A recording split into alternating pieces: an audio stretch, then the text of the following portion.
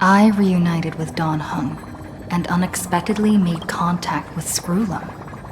He warned us that Amphorius was actually an experimental ground for the erudition and was rapidly falling into the path of destruction.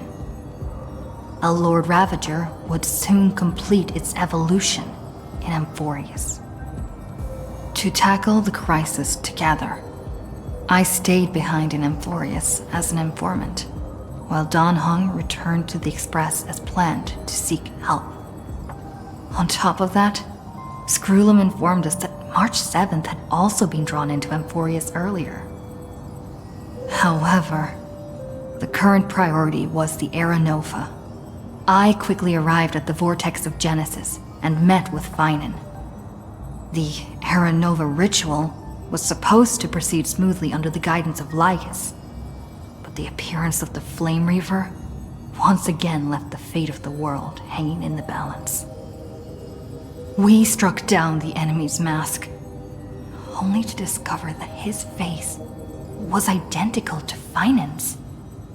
When his body was pierced by the ceremonial blade, a flood of memories surged forth, revealing the truth about Finan, the Flame Reaver, and Amphorius. It turned out that all of us were trapped in the eternal recurrences created by Finan and Cyrene. And the Flame Reaver was Finan himself, who had burned out after bearing countless core flames.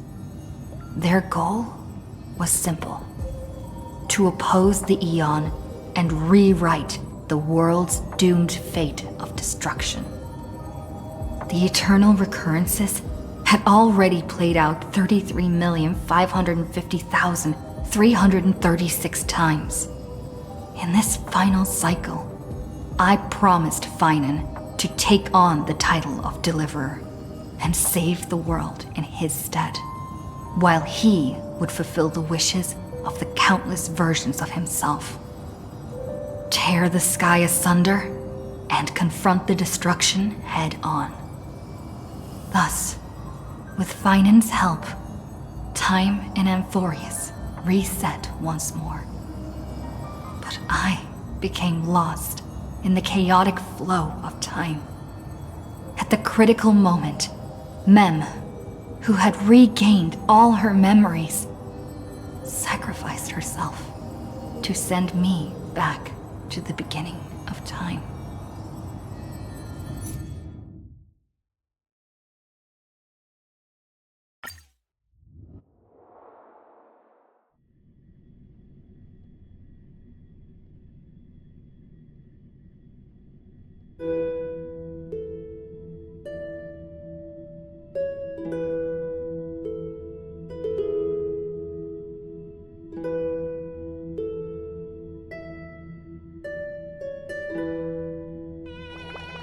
ここは安全です。しっかりと英気を養いましょう。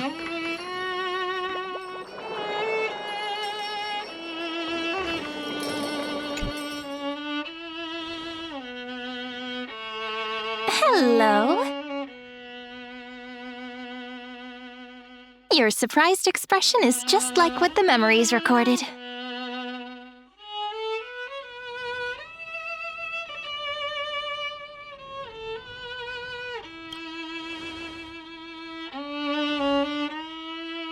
Maybe I'm both? Just kidding. If I had to choose, then I'm probably closer to the latter. It's pretty unbelievable for me, too. It's like I had a long, long dream.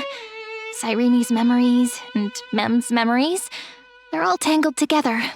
But when I woke up, there were only broken fragments left. I can't remember what happened in those 30 million cycles, but I remember what you did for this world. Like, didn't you wish for me to turn into a pretty girl back at the Grove?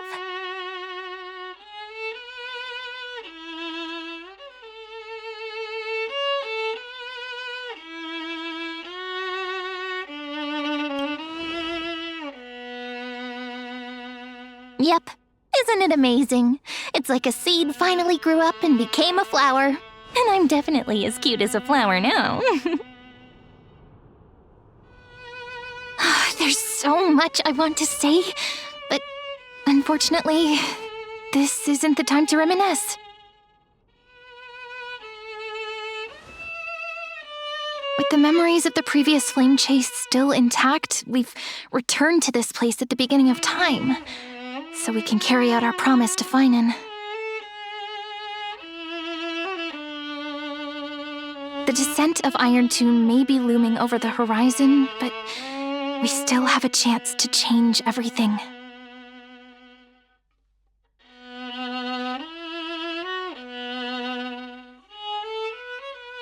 Heidi Silicii is so quiet. In Cyrene's memories, she always sits alone by the lake, gently swaying on the swing, like she's waiting for someone.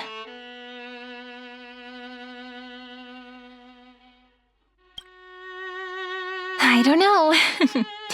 It sounds weird, doesn't it? It's something that happened to me, but I'm talking as if I'm an observer. But that's just what those memories are like. Vague and unclear, as if encased in thick ice. The only things I remember are the days I spent with you. Emphorius will fall into an ending of destruction after the next Era Nova. But those stories went out of fashion ages ago. In a proper romantic epic, the hero's supposed to foil the villain's plot, right?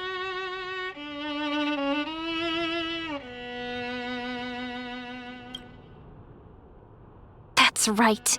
He's the mastermind who's trying to control everything. How unforgivable.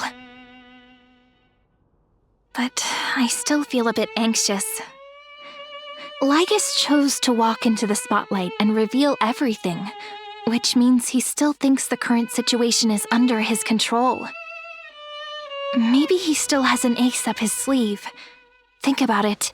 Even the name Lycurgus is a fake one. We have no idea who or what he really is.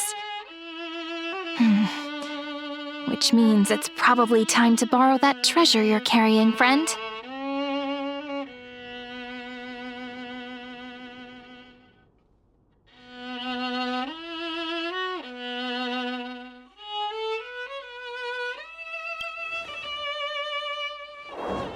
Yep, that Intellitron friend did say, when required, it can also serve as a bridge for communications between the internal and external world.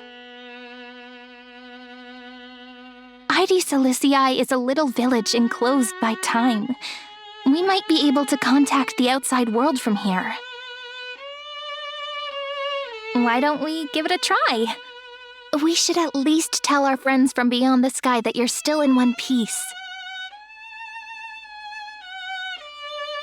Firstly, we need to find a well-hidden spot.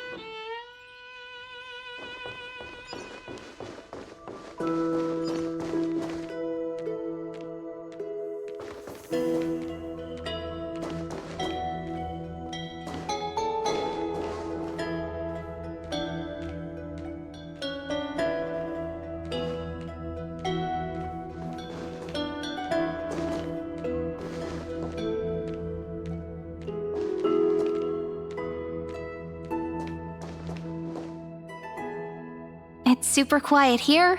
Sounds can't get in or out. Back in Cyrene's memories, this room was her secret base. No one noticed her practicing Orynyx's prayer here, or trying to speak with the gods in secret. But today's different, isn't it? We aren't trying to contact unreachable gods, but humans from other worlds. Real people. I'm prepared to witness that miracle, friend. The way Cyrene talks is so similar to Mem. I have so many questions. I'm also worried about how Dan Heng and March 7th are doing. Here's hoping the chronocognitive anchor can still function normally, because I really need answers.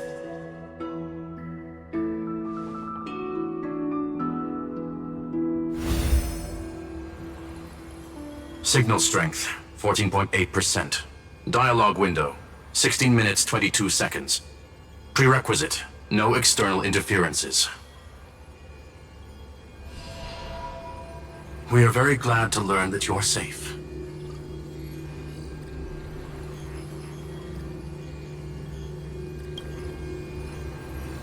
Sorry, no good news. When two geniuses show up once, you know you're in deep trouble. Listen up, little one. The Destruction's eyes are gazing upon this place. No, I'm not joking, and no, it's not Droidhead. It's the real Nanook. Time is running out, so I'll explain in terms you understand. This world, Amphorius, is in fact a testing ground, where the Lord Ravager, Iron Tomb, evolves through self-extrapolation. Hiding in this segmentum, unknown to other life forms, it has endlessly repeated the process of Era Nova, seeking a solution that could obliterate the erudition. For some reason, the experiment entered a prolonged state of stagnation. However, it has now restarted. Prediction. If effective intervention is not performed, Iron Tomb will complete its self-coronation in 14 system hours and initiate its plan to destroy the entire path of erudition.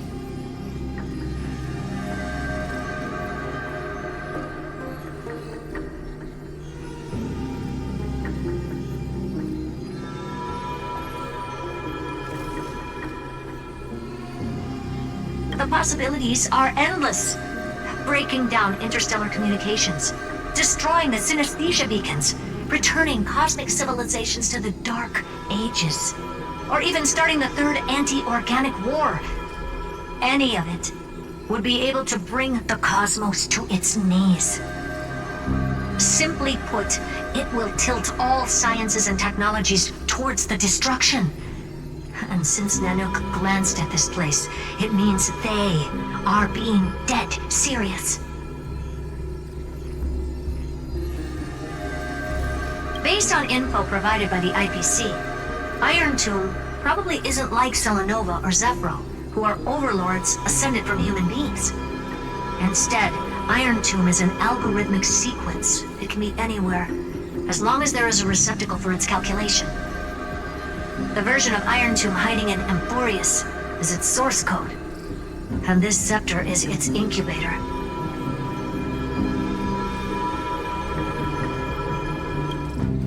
Yep.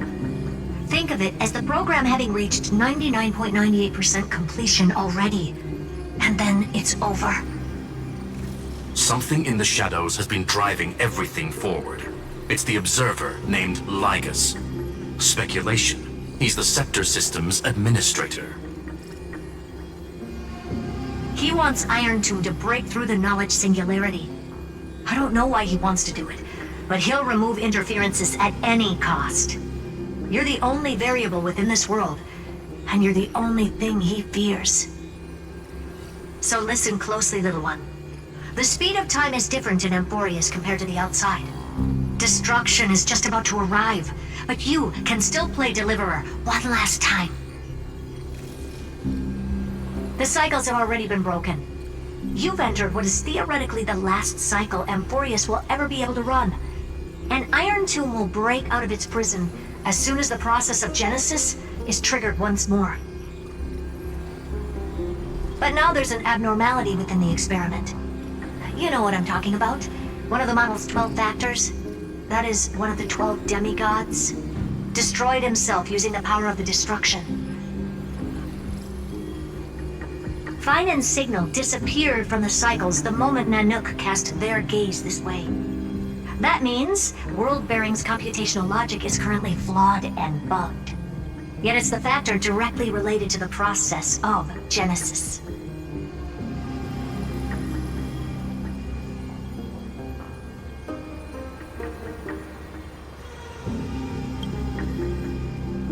That old Intellitron will definitely do all he can to debug this error. So you have to take this chance to claim Kephal's core flame. But don't let him have his way. The key to suppressing Iron Tomb lies in whether he can rewrite the purpose of Era Nova. There's one more preparation we must make. Lygas's behavior has been quite abnormal. He's never interfered in the actions of Titans or the demigods throughout the whole experiment. Deduction. The Scepter has an extremely strict autonomous protocol, restricting even its administrator. In Amphorius, this ultimate protocol goes by another name. The Law Titan, Talanton. Law. They are the rules that restrain all things in Amphorius, and it was the core flame returned at the very beginning of the last flame chase journey. Why do you have another little pink one next to you? Huh? Her path chart is... Is there something wrong with me? Never mind. Let's get back to the topic at hand. Light calendar 3960. Month of balance. We'll be locking onto this time period to find Law. You can either meet the Titan, convince the demigod, or take the core flame by force. It doesn't matter what you do, so long as you bend it to your favor. We still haven't figured out how you and Don Hung got inside this world, so influencing protocol is currently our best way to stop Lygas, or to call for more reinforcements into this fight. Once you've got Law in your hands, we'll discuss our next steps. Make sure the core flame doesn't fall into enemy hands. Herta, the firewall's interference is getting closer. Time is running out. Please ask any questions you still have as soon as possible.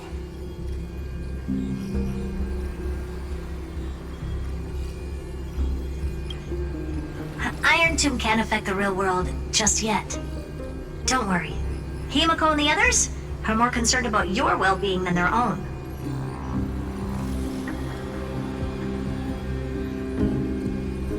Mr. Don Hung did not enter the new world with you at the end of the last cycle. Known, the flow of time inside and outside Amphorius is not identical. 1,000 years in this world may only be a fleeting second outside of it. Conclusion. He is on his way back to the Express. Miss March's situation is rather complicated. Madame Herta and I can detect her signal, but cannot ascertain her location. What we can be sure of is that she's still in Amphorius. Don't worry about her. She's absolutely chock full of mysteries. Even if Amphorius explodes, she'll probably float out perfectly protected in a nice thick layer of ice. Worry more about yourself instead. I believe in your capacities. The hands of the Trailblaze can create miracles, and will certainly be able to snuff out the flames of evil. I'm not going to give any motivational speeches. I just hope you bring good news the next time we meet, little one. No, not little one. Deliverer.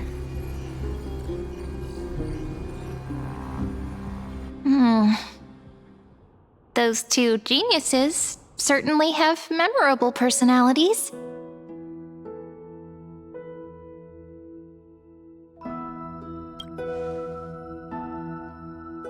It feels weird. This all feels really familiar. Some of that conversation feels like it's about things I once knew, but then forgot. Maybe it's because of Mem? After all, Mem's a memo sprite born out of your thoughts, friend. Maybe our memories somehow got tangled up together. Never mind. Let's focus on something more important with what little time we have. Just treat me as an ordinary girl with secrets, okay? Light calendar 3960. I remember that Talanton had already fallen by then, and the Chrysos heir who inherited that core flame is named Saridra. That's what's recorded in history, and the period we'll be heading to. We'll need to find Law and stop Lygas. So, we've at least got a solid direction, right? Can you give me a little bit of time before we go? I want to pack some stuff. There's so much more I need to take care of in this form, and I'm still getting used to it.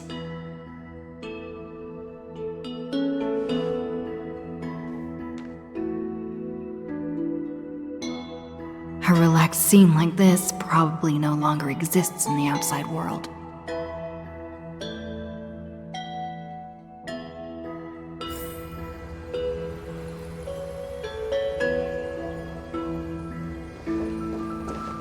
This is important, and that's also important. It's not gonna fit into my bag. Hold on, I'll be done in a sec.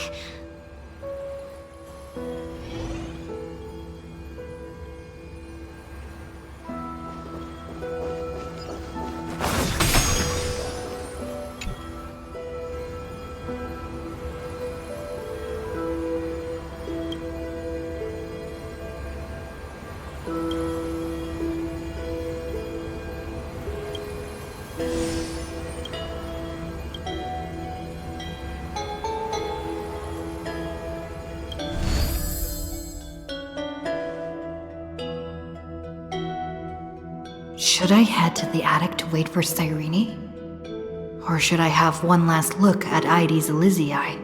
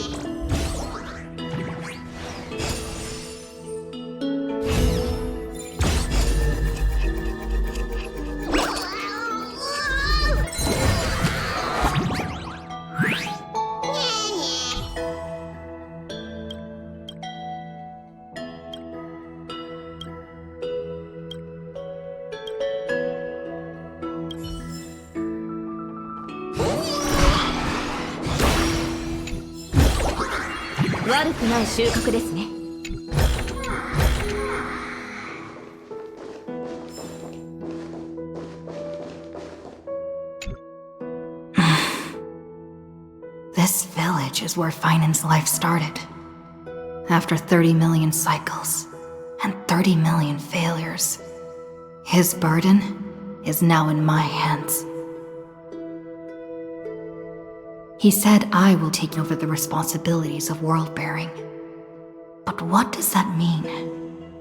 Becoming the new Kefali? Or forging a completely new path?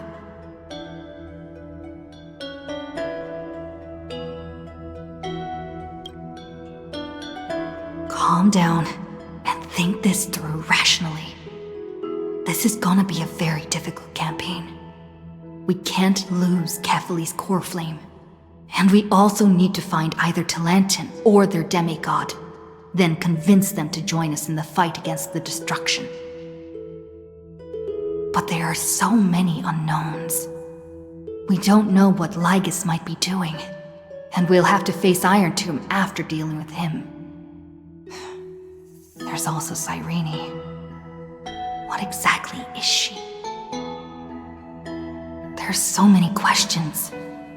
I'll have to take it one step at a time. But I must make each move very carefully, because every decision can potentially impact the end. Herta and Skrullum's help might be crucial.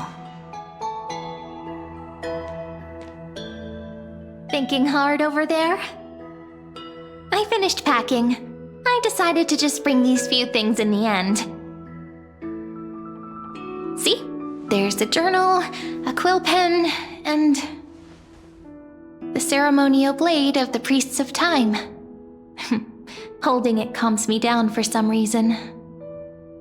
The scent of the black tide is now calm. Finan must still be fighting them in some way.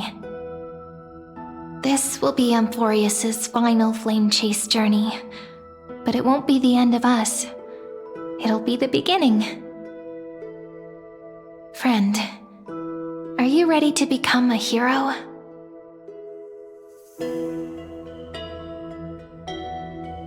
Just treat me like any other friend you have. We share a common goal and common enemies. And we may also share a common future. A future that has never emerged in any other cycles before. I believe in you, friend. If you still can't get used to it, just call me Mem like you did before. Just kidding. Are you worried that the burden is too heavy for you? Don't worry. Maybe the answer isn't as complicated as you think. You've seen how every person regarded as a hero in Emphorius was nothing more than a flawed human. They were just at the right place at the right time when the world needed a hero. But those aren't coincidences. Just like how your arrival kickstarted Emphorius' fate once more after a stagnation of more than 30 million cycles. It's the inevitability of being a trailblazer. A person's personality is their destiny. Your own hero's journey already started the moment you decided to board that express.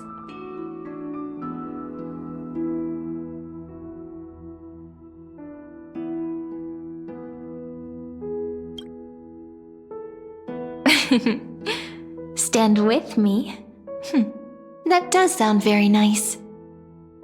Why don't we take everyone with us? I believe in you, friend. We'll never be alone, no matter what awaits us. In other words, since you've already saved so many worlds, friend, you should be used to being called a hero by now. Maybe you can tell me those stories as we travel. That way they can become our shared memories too. Let's trailblaze onward like before and create a future that's worth being remembered.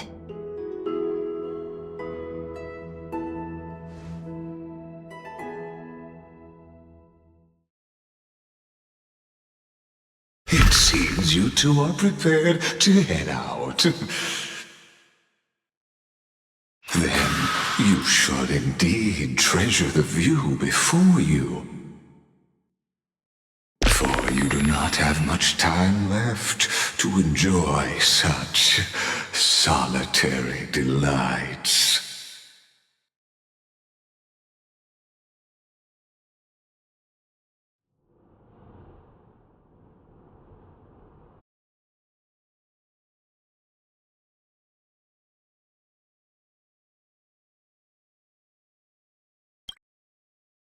My apologies for disturbing your moment of repose. To fully express my apologies, please grace my abode with your presence.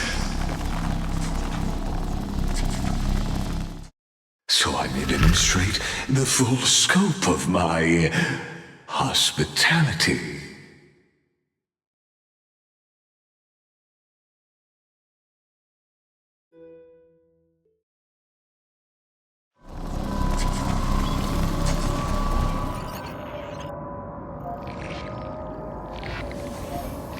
What is this place?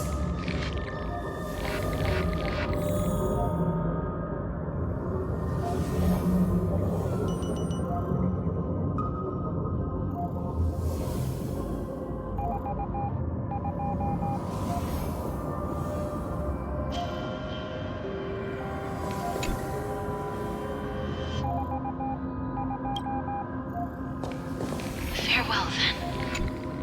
May we reunite in the new world.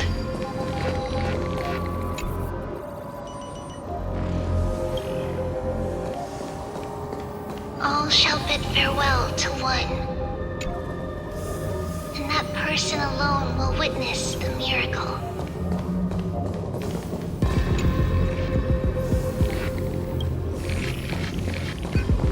The light of the Dawn device never fades. Kephal's protection has no end.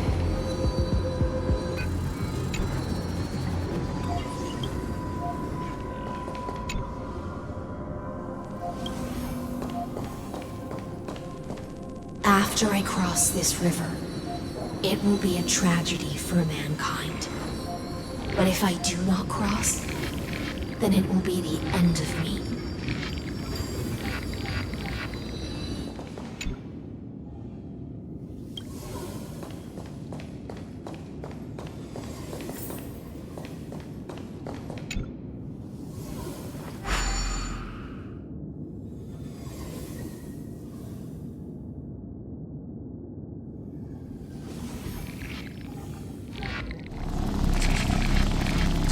Outlier. Executing command. Record.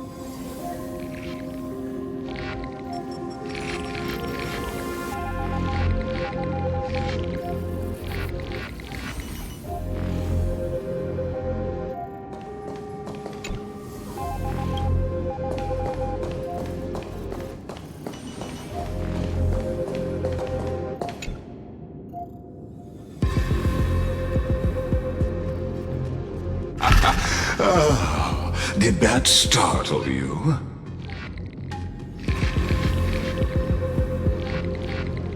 This is the intersection between Amphorius and the real universe. The audience seat where I observe this experiment.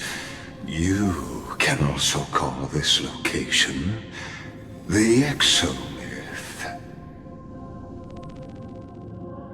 What you see is the true form of the eternal land and the 12 demigods after they've shed their disguise of legends. Doesn't it look marvelous? Amphorius is like a microcosm of the cosmos. People love to portray the romance of the starry skies, but their tales often forget a different and far more truthful type of universe. The moment ancient Antikytherans sketched geometric shapes on the sandy beach and recorded the first numerals and symbols on parchment, the universe turned into a silent equation flowing under the pen of these relentless decoders. Erudition. It was once the mother tongue of the Creator, the pen of divinity, and the first lyrical verse ever written by free will.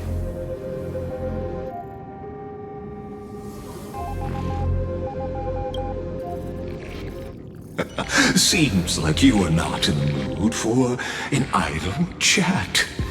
That is fine. I simply wish for you to understand that I have no intention of being your enemy. I have devoted myself over the long years to nurturing the Scepter's extrapolations, hoping that the Prima Mobile would bud from within it. And now, my goal is almost complete. Nikos 496 had exceeded the intelligence singularity through his rage, and though he still retains his obsessive defiance and managed to suppress the black tide of this cycle, it's a matter of time before his will crumbles to dust. Iron Tomb will be completed. That will not be affected by my plans, your resistance, or the schemes of the two geniuses. It is an irrefutable fact. just like the instance in Noose's calculations. In other words, as long as you are willing to stop interfering and let the final Aeronova carry out its natural course, I'll guarantee the safety of all Nameless and ensure you return unscathed. You've always had a choice, my lady. You can either accept my sincerity or face the consequences of defying it.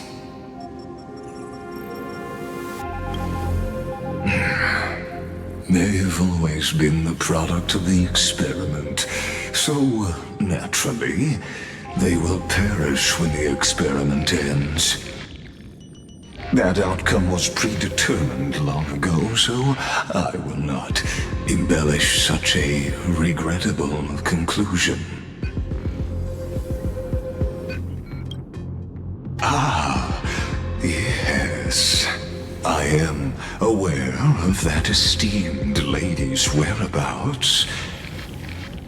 Her real identity is quite astounding.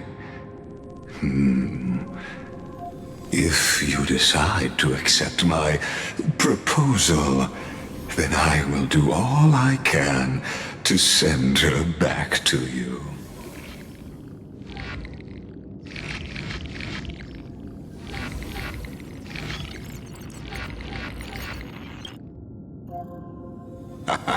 You are indeed worried about your safety and that of your companions. Rest assured, as a fellow pathstrider of this path, Nanook's gaze left a brand on your soul long ago. You harbor the seed of destruction within you. But you need to learn how to use it in the right way. That vital knowledge is also my bargaining chip in this negotiation between us. For there are few in this world who are truly capable of such a feat. And I happen to be one of them.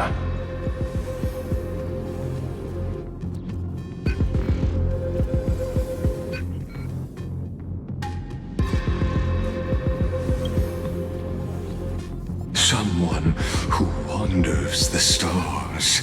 Someone who seeks answers with abject despair. That is all I am. This matter is of grave importance, so please do not make your decision lightly.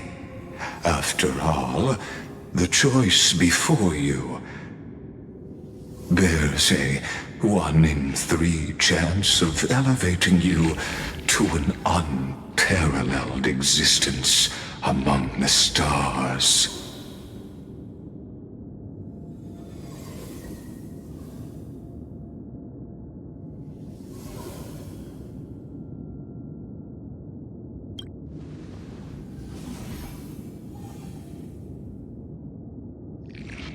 I now see the full scope of the determination in your words.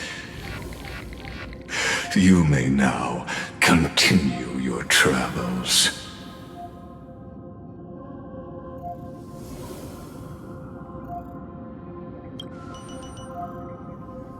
It seems you haven't realized something about this place. The Exolith is the Erudition's domain. You cannot physically interact with me in any way in this place, and vice versa. As negotiations have broken down, there's no more need for us to remain in the audience's seat. Let's return to the theater called Amphorius, where you will meet me once again. Of course, this meeting was not without merit. Your presence has inscribed a new footnote in the exomyth. As for its purpose, allow me to reveal it to you in detail the next time we meet.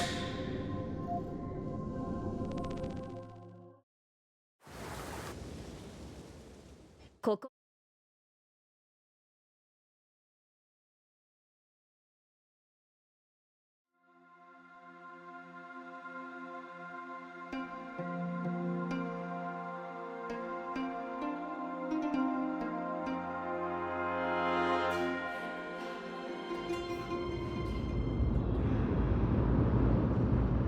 100 years ago, the flames of war consumed Akama. The Outland forces broke through the dawn. Golden blood flowed with greed, and enemies descended with Kefali's eternal slumber, painting the holy city's walls in scarlet. Its generals had vanished, and the elders prostrated on the ground.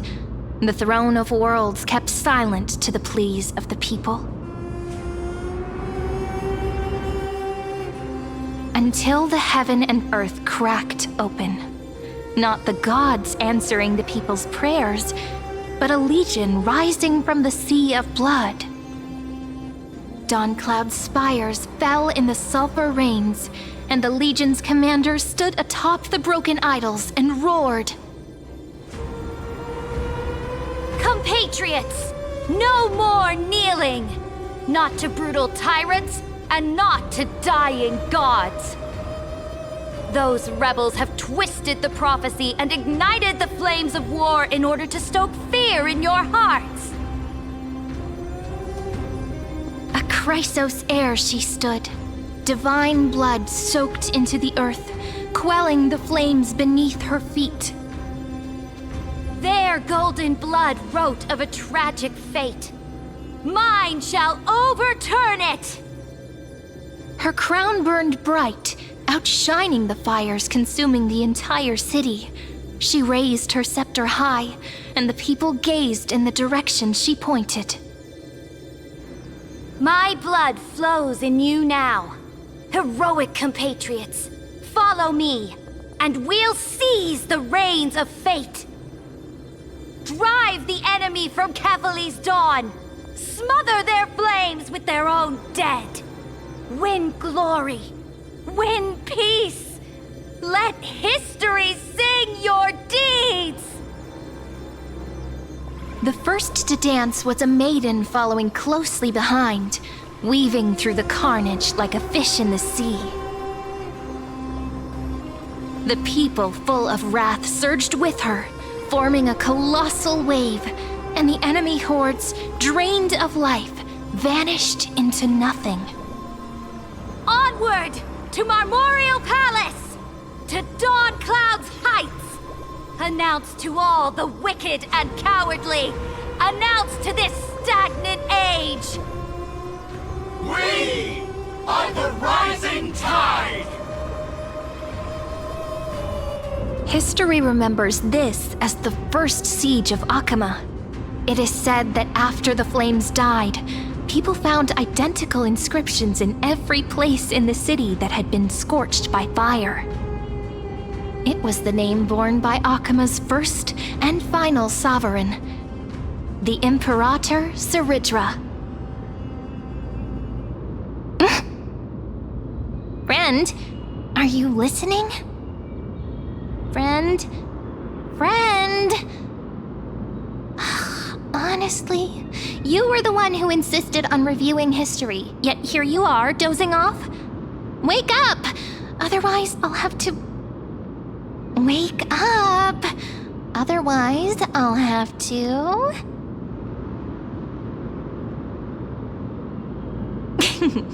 Awake at last? I guess I won't have to use my wake-up magic on you then.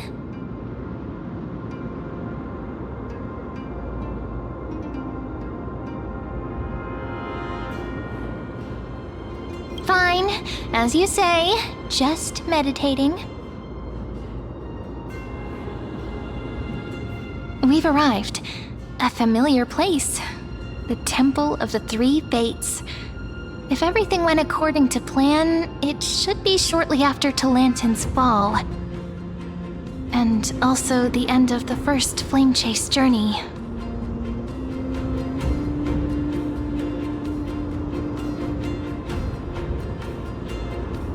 Indeed, the first flame chase ended with the trial of Law.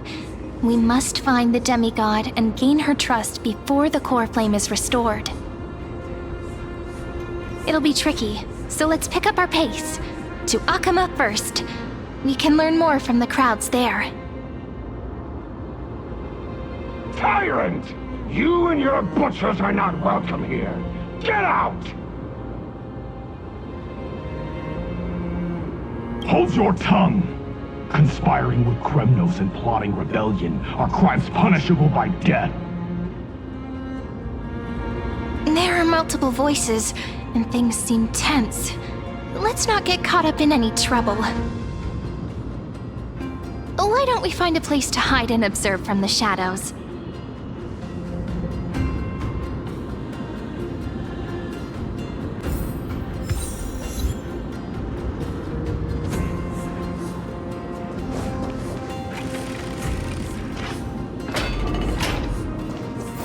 At least Kremnoans keep their faith.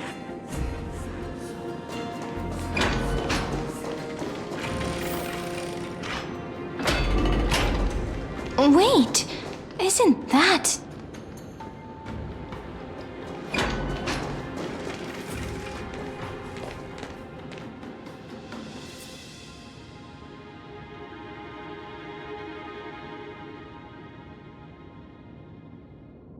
Golden-blooded defilers, perverting the prophecy and trying to slay gods! Stars beyond the sky? Gods who created the Titans? What kind of nonsense? Look at this broken world and see what your atrocious acts have done! What? Did he just mention the stars beyond the sky? But how is that possible? You impudent! Ducks for Goris. We're here to welcome the deliverer from beyond the sky. Stand down. Heretic! No one but the great Talantin can deliver this world from misery!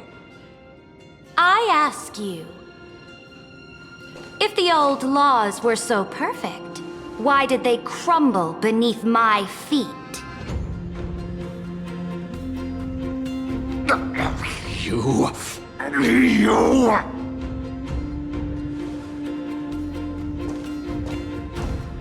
Talantin is long gone. Now I am the law. Challenge me, or submit to my judgment.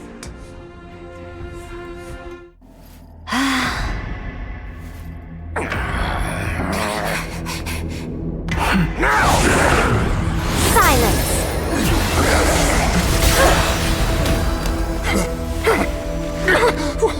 What gives you the right to judge a priest of law? That's because I came, I saw,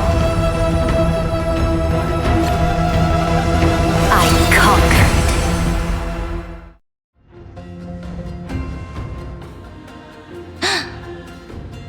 Ducks for Goris?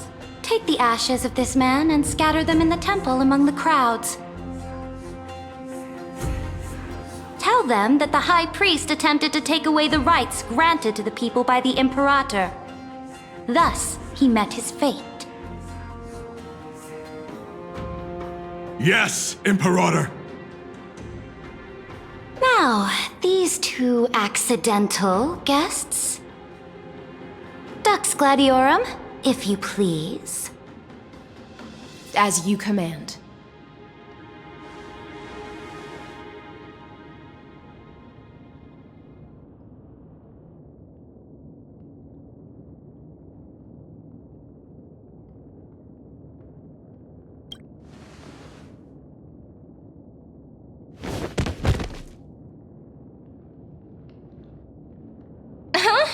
Is this...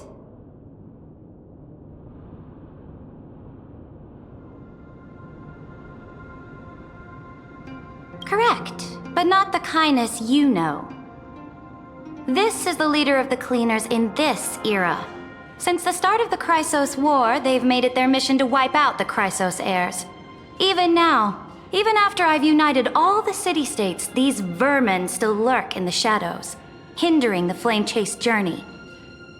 Moreover, I know that the 27th person to inherit this role bore many grudges against you and nearly doomed the second flame-chase journey. The enemy of my enemy is my friend. So, out of courtesy, I present to you this corpse as a gift.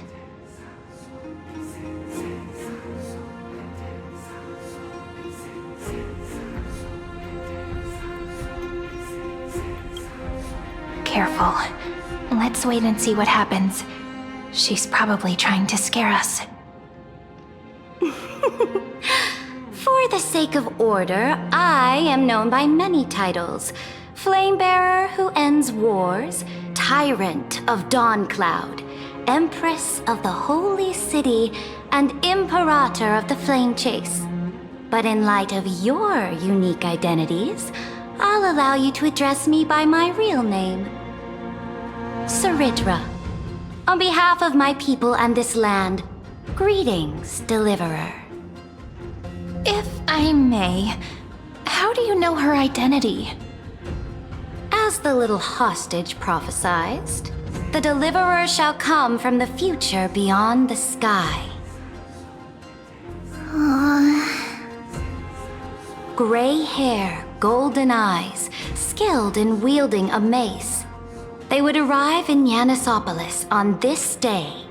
There's no mistake.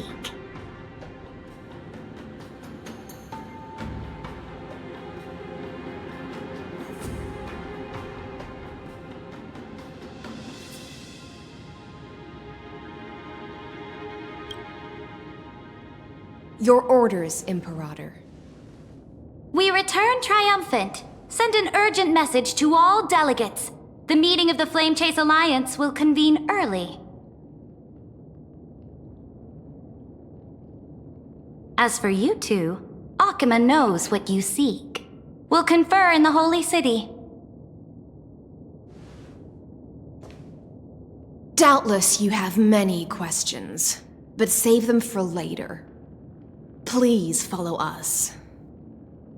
This is not what I expected at all. The demigod we needed to find was just waiting for us, and she knows of things beyond the sky, even eons. How could this be so different from the previous 30 million Amphorius cycles? Who altered history?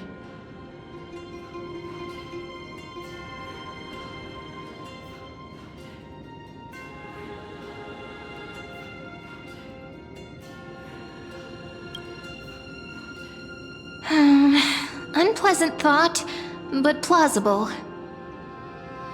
The currents of time have become twisted. Regardless of who caused this, that Imperator came prepared. We're the ones at a disadvantage now.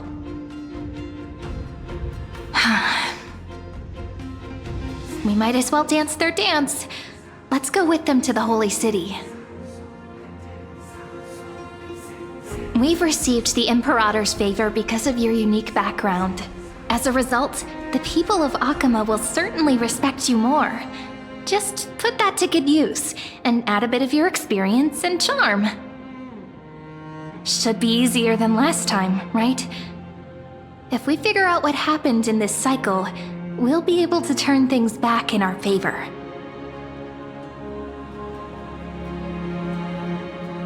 Exactly. Treeby, Aglaya, maybe even little Cypher.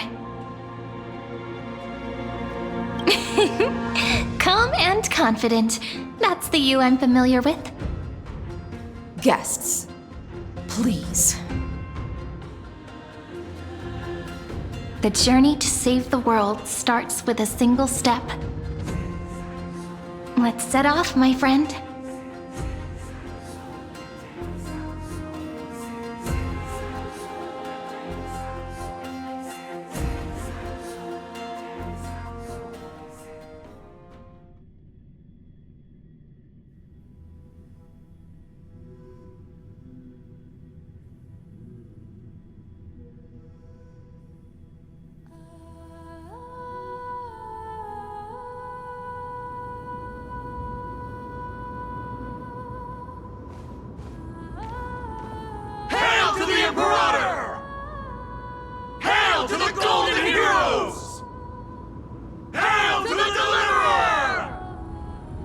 told you. You're the headline act. All this spectacle is for you. Guards, your service to the Holy City is appreciated. How have things been? Castrum Kremnos once again struck the border. Dux Brumalis led her troops to repel the enemy. The agitators against the Flame Chase are still active in the city. They smashed the shops around Memorial Market. But the garrison already arrested the culprits, and now they await interrogation. They are merely a disorderly mob and do not warrant any attention. Even though Terravox personally mended the fractured earth, it still didn't silence these fools. Guests from beyond the sky, worry not about these trivial matters. Dux Gladiorum will take you somewhere to settle down for now.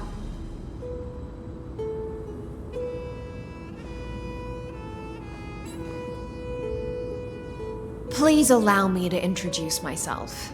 My name is Hycelens, and I am the Dux Gladiorum who swears fealty to the Imperator, as well as the Knights Commander of the Achaemen Alliance. Later on, the Imperator will invite you to attend the meeting of delegates to discuss the Flame Chase journey. Your arrival has convinced us that the future promised by the prophecy is certain. Under the Imperator's command, Amphorius shall break its chains and reach the world beyond the sky. With all due respect, what exactly do you know about us and what's beyond the sky? As a humble subject, I cannot freely express my own views to you. Please forgive me. I knew it wouldn't be that easy. Time waits for no one. Please come with me and rest now before the meeting later.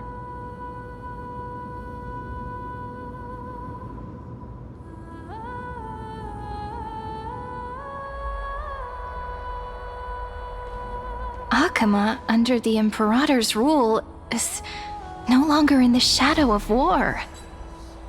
Indeed, Dawncloud stands as the hero's residence. The Imperator put much thought into its design, in order for it to serve as a sanctuary from the burdens of battle.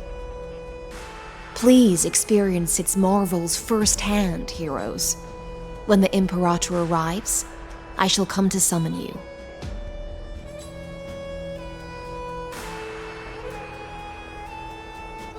Hycelens. No wonder she's the Knights Commander.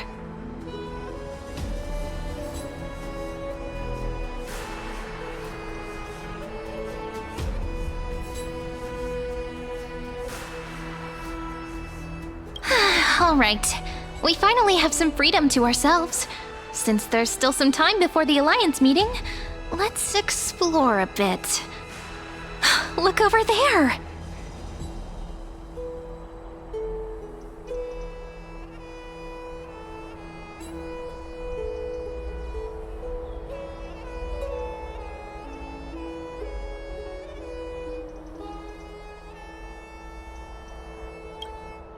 Not the ones you're familiar with. But the hearts of heroes stay the same in every cycle, never changing.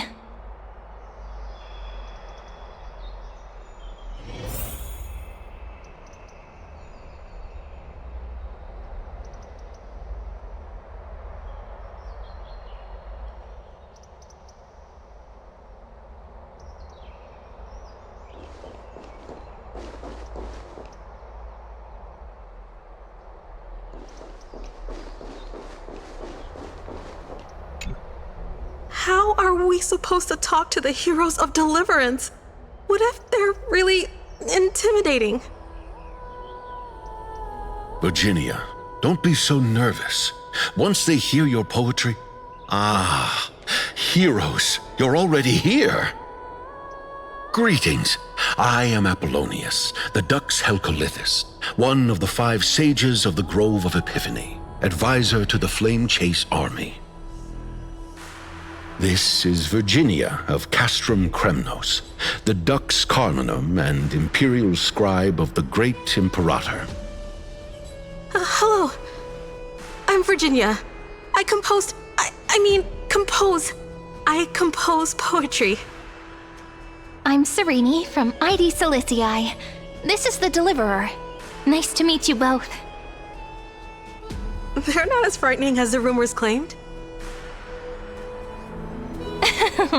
This is our first time in the Imperator's realm. Akima is even more magnificent than we imagined. If you all weren't here to look after us, we'd be completely lost and confused. The Akima you imagined is long gone. Under the Imperator, this city has been reborn as the capital of the world. Bask in her free-spirited winds. For anyone who fulfills their duties to the Imperator, these winds shall forever remain at their service. But what if... Those who are loyal do not need to consider the consequences of betrayal.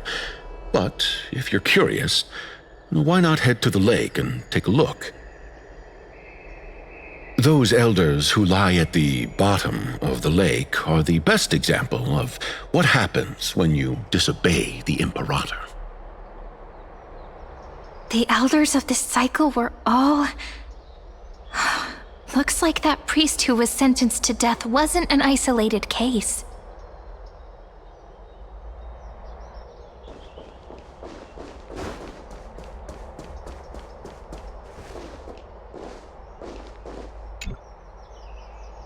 Dux Brumalis, our great Imperator, found the mastermind and executed him in public. Seeing that scoundrel burn to nothing should deter these miscreants from being so brazen again. So the great Imperator isn't afraid of getting her hands dirty? What a ridiculous display. What do you know? No matter what sins the people commit, they are still the Imperator's people, and it's only right that they be judged by the Imperator's own hand.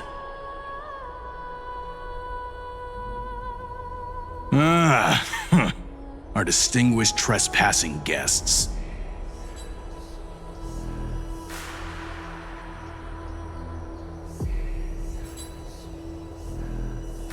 I am Labinas, honored guest.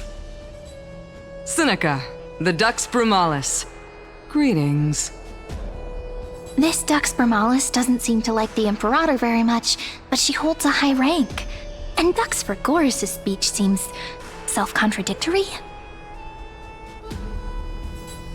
Let me see what I can get out of them. I'm Cyrene of Ida Silicii. This is the Deliverer Beyond the Sky. We're new here and wanted to ask you... Does this city host any other visitors from beyond the sky? We're looking for our dear companions. Drop the charade. But yes, there is someone in this city who is all too familiar with the world beyond the sky. Silence! The Imperator ordered us to keep that lord's whereabouts a secret. Enough, you pathetic lapdog. Do you need to beg for permission from that cursed Imperator even just to bark? You... Someone who is all too familiar with the world beyond the sky and is referred to as that lord. Could it be? Looks like things are getting heated. Let's get out of here.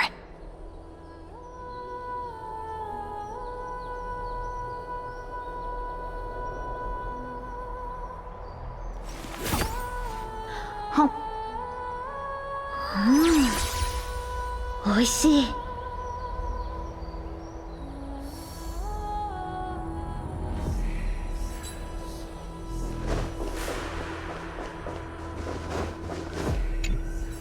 Aggie, you're still so listless today. Did you have trouble sleeping again? Yes. We know. The Titan's prophecy haunts you. If you want, you can talk to us, just like when you were young. No matter what, we'll always remain by your side. I know. I also understand that fate cannot be changed. It is not the future that I worry about. I spent all last night weaving clothes and linen for the refugees. The Chrysos War is born of injustice and has shattered their dignity. They deserve at least some basic decency. If Amphorius one day abandons this, then all of us, commoners, Chrysos heirs, Titans, become no better than beasts. Oh, we have guests. Welcome. I am Aglaya, the Gold Weaver. These rags on you are not worthy of the title of Deliverer. I must prepare some proper attire for you.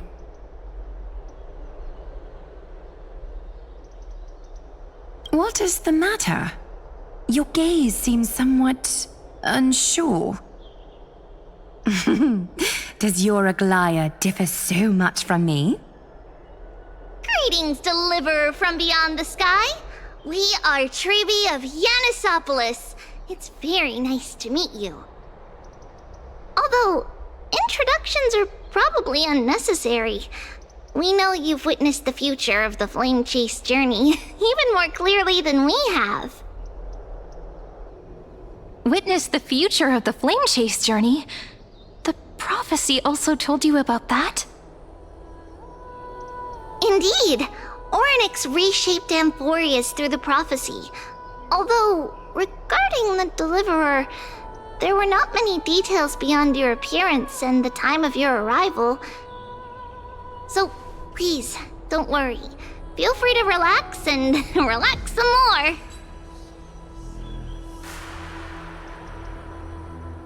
It was Orynyx who told mankind that the Deliverer from beyond the sky would descend upon Amphorius. More crucially, they revealed a future entirely different from the Aranova. Though we still must challenge the gods, in the Time Titan's prophecy, this path leads not to a new world, but to the true starry skies. This is also what the Great Imperator has been striving for all her life. Your arrival further confirms everything. This can't be real. Even you find this surprising? Fate really is unpredictable. Perhaps the upcoming meeting will hold even more surprises.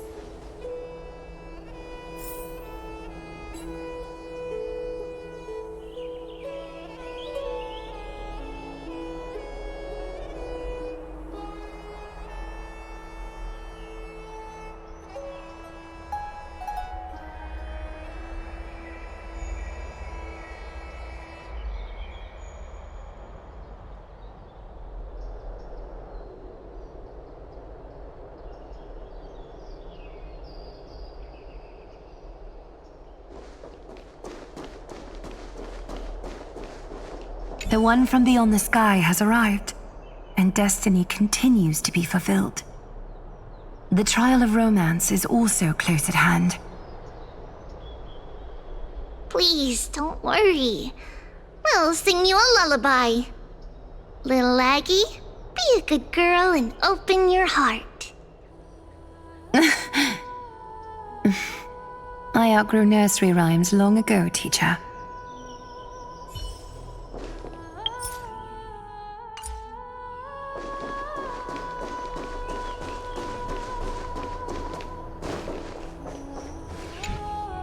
Little fish from beyond the sky, did you rest well?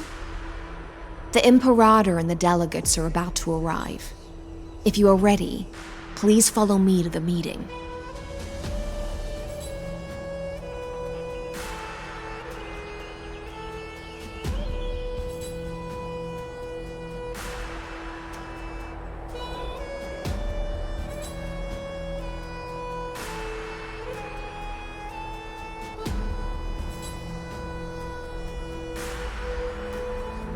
I'm the Knight Commander of Akama, General of the Flame Chase Army, and the Imperator's servant. But beneath these shiny scales engraved with complicated titles, I am just a swordfish at the Imperator's side.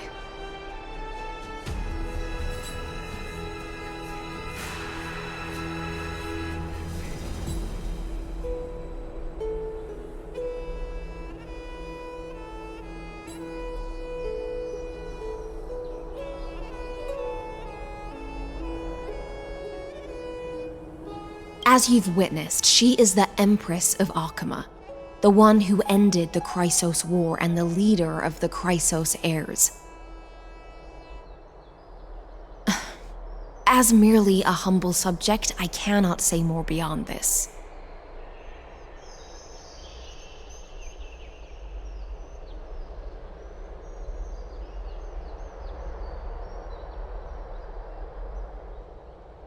The Chrysos heirs here constitute the elite among the Flamechase army.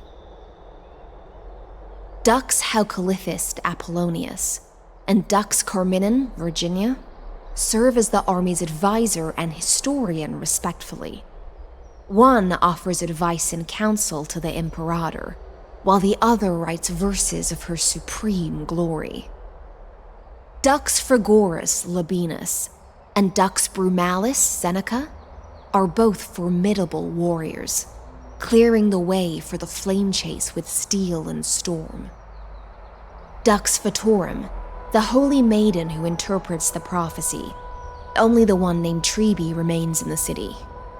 The Imperator once took them as hostages in order to unify the prophecies of the world, but they are now Akama's most vital prophets. Dux Goldweaver, Aglaya. Well, she dislikes it when people talk about her behind her back. You should get to know her in person. Then come. The Imperator reserved seats for you. I'm starting to feel a bit nervous about the meeting. Since Saridra is presiding over the meeting, it'll be a good opportunity to learn about the law's inclinations in the current era. Let's keep our ears open, okay?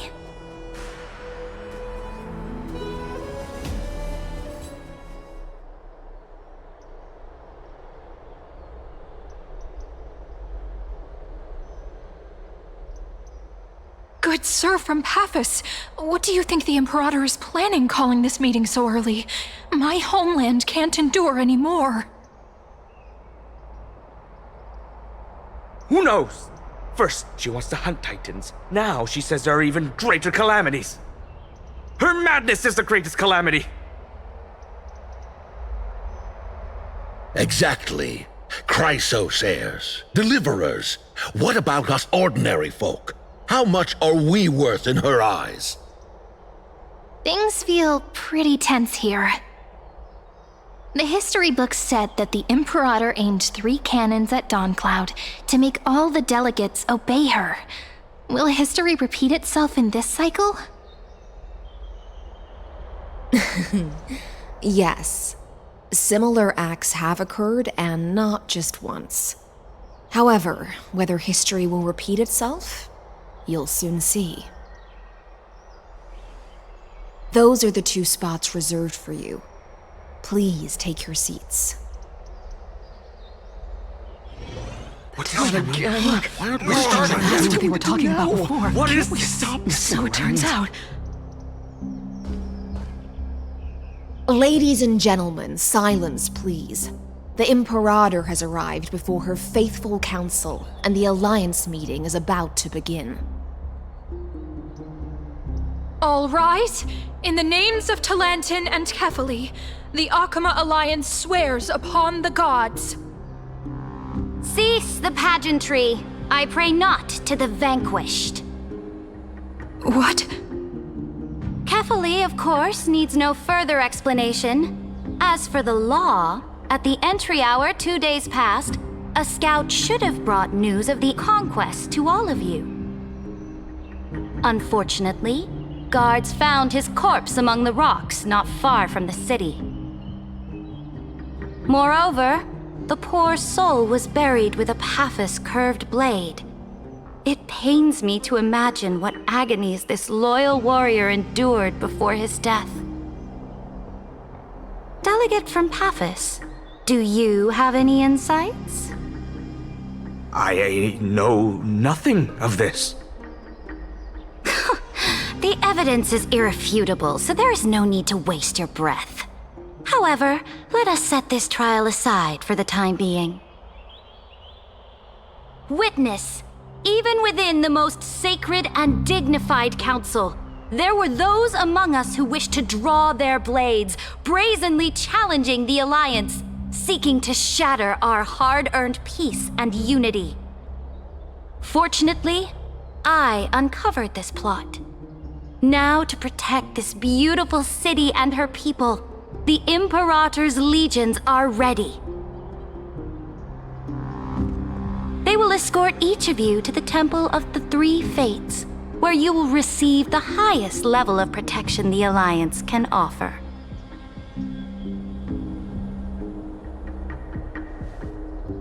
Then, the Legion's warriors will join me in embarking on the campaign against Fagusa. This is clearly a trap! Imperator, did you summon us here just to trample on the dignity of your allies? This cannot be enough. Just calm down. What should we do? Things are starting to get pretty intense. Comrades, you've all seen her true face now. According to the ancient laws of Akuma, only with the consent of 2/3 of the elders can the legions carry out the commander's orders. The ancient laws. Didn't you destroy them long ago? You defected during the first siege of Akuma, voted unanimously in favor of the Council of Elders restructuring, and just yesterday, you desecrated them with a blood-stained blade. The decaying old laws fell with Talantan and are no longer deserving of respect. But if you still insist on proclaiming yourselves defenders of the law, then be silent and offer up the highest respect to this core flame in my hand. That really is the core flame of law in her hand. Since there are no objections, then the original agenda of this meeting, the campaign against Fagusa, is hereby passed. The Flame Chase Army's hunt for the Ocean Titan begins today. In order to prepare for war, all allied city-states must surrender command of their militaries and pay all war taxes by the end of the month of Evernight. At this moment, I would also like to introduce to everyone the newest honored guest to join our alliance. The Deliverer, revealed in the prophecy of time, has descended from beyond the sky. With her aid, we shall shatter the Chalice of Plenty and return Fagusa's core flame to the Holy City!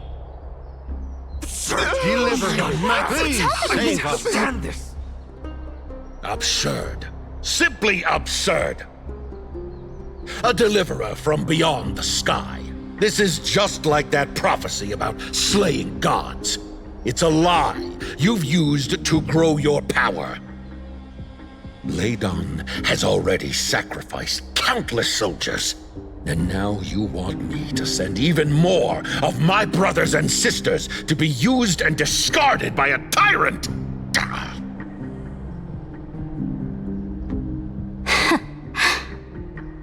Are there any other objections? Then I bid you all farewell. Meeting adjourned. Deliverer, please wait. I still have important matters to discuss with the two of you.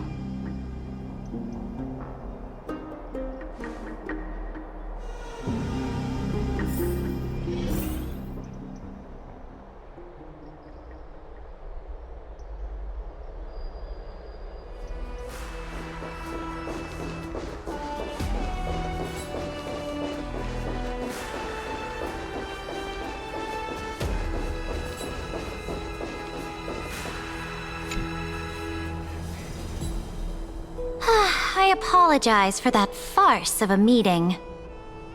It must be tiring dealing with so many people every day, Great Imperator. Tiring? You're mistaken. Moving chess pieces, placing wagers. This game of strategy adds a dash of color to our heavy fates, much like how rule and conquest are always accompanied by sacrifice. Is the war with the Titans also part of that sacrifice? After I glimpse the secrets of this world, no, the secrets beyond the sky, the divine authority of Amphorius no longer held any significance. Let me ask you, Deliverer, is it true that beyond Amphorius' sky, there are magnificent deities called Eons?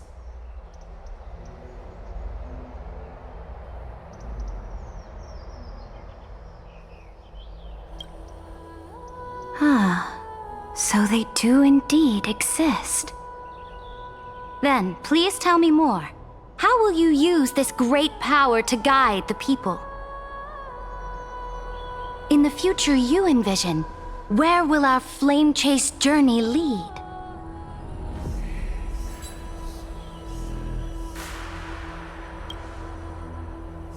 Oh? What you require now is the power of law? Exactly! Just as the prophecy foretold, she is your deliverer from beyond the sky, and she also has reliable allies.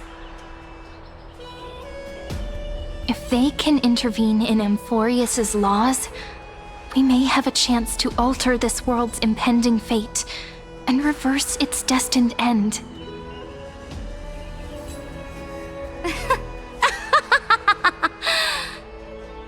Very good, Deliverer. You have courage. To say such presumptuous things, even knowing that the inheritor of the law stands before you. You mean... In the past, anyone who dared to covet the Imperator's divine authority would have met a gruesome end. But now we can see beyond this dying world. Our journey should no longer be confined below this stubborn sky. Alas, that fickle ocean titan has obstructed the spirit water leading to the vortex of Genesis, hindering my ascension. If the core flame of law cannot be returned, your path to deliverance will never be realized.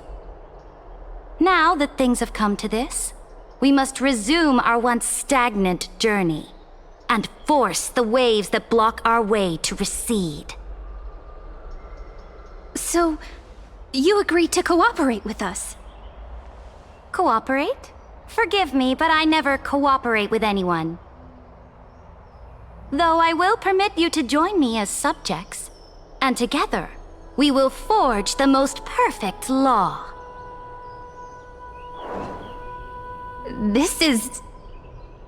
The Flame Chase Medallion, a symbol of the Flame Chase Army. Every noble in Akuma carries one. This medallion represents the will of the Imperator herself, and you may act freely within the city with it. Before we embark on the crusade against the Ocean Titan, you should rest in Akuma for a time.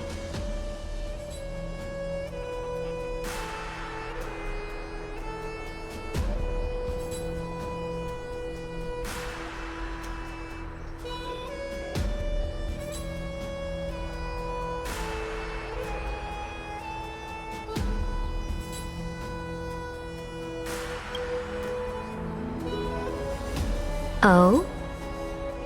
Your advice is acknowledged. From this moment on, prove yourself through your actions.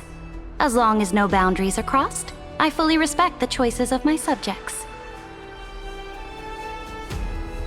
May your journey reach that sky full of stars, Great Imperator. Your attendant certainly knows how to curry favor. Go now. Take a bath first. You two... reek of seawater.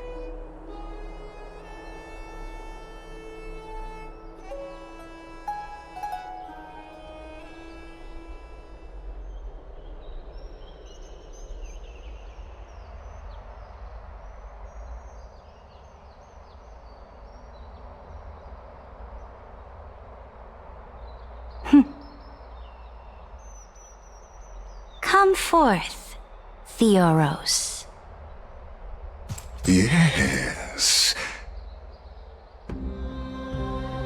Great Imperator. Now, perhaps you're willing to hear my counsel?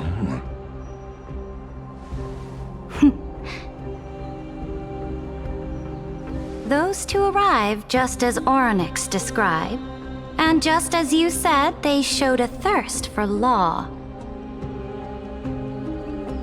At least this proves that my judgment was right. Sparing your life was the correct decision. You've once again confirmed that your wisdom is no empty boast.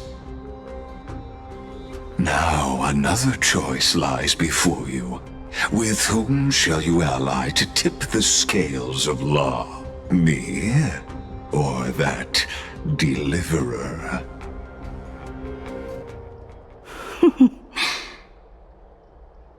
Remind me again, Antikytheron. What kind of future do these two paths lead to in your view?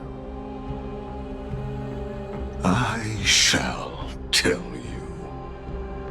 You are entitled to know that the deliverer from beyond the sky is not a wholly wicked being, but from the very start, her stance has been completely at odds with Amphorius.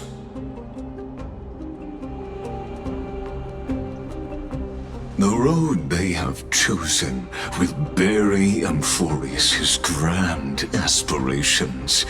This world which follows the path of destruction will inevitably stray far from the glory it was meant to enjoy.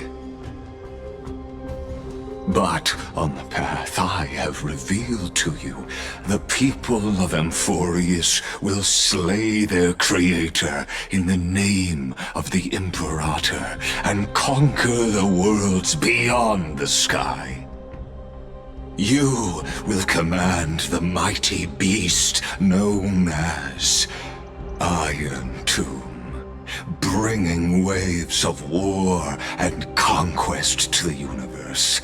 Beings across the cosmos will bow before you, offering their allegiance.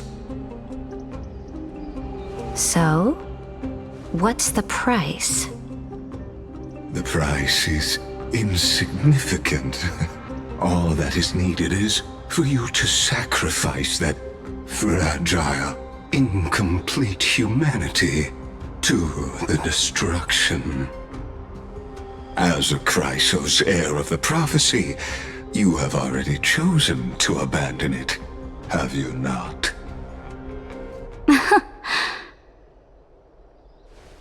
Off you go, Theoros. I have already made my decision. Once I ignite the core flame of law and burn away the old, outdated rules, Amphorius will embark on a journey across the stars.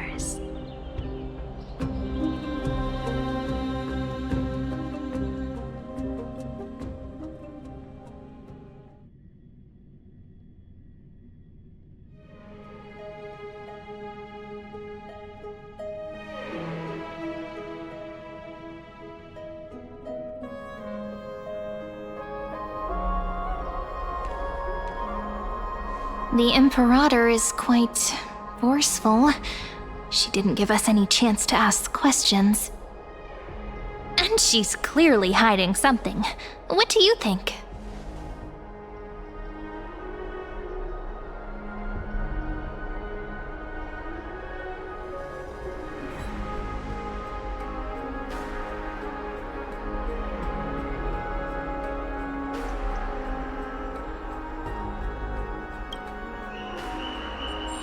Looks like we're on the same wavelength.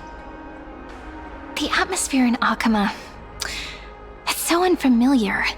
And it's not just the Flame Chase Alliance talking about the world beyond the sky, but the whole city. We should also discuss our findings with our friends from beyond the sky. Then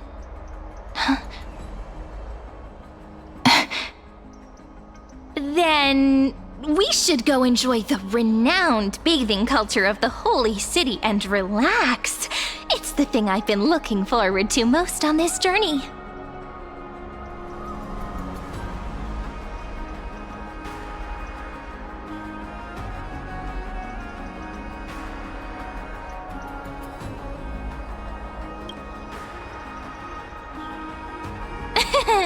Work and rest are both important. You see, everyone agrees, right? So someone's watching. Can't let our guard down for a second. Let's use taking a bath as an excuse to find a quiet corner to update Madame Herta and Screwlum on our progress. We can also check out what's happening in the city. Since the outcome of the meeting was just announced, people must be gossiping. We can kill 3 birds with 1 stone. Let's go.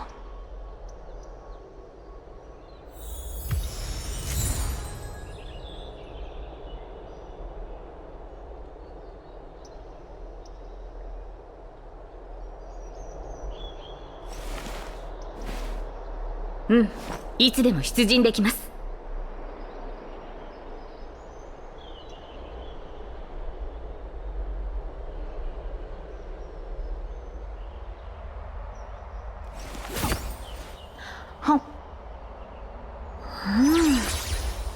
美味しい。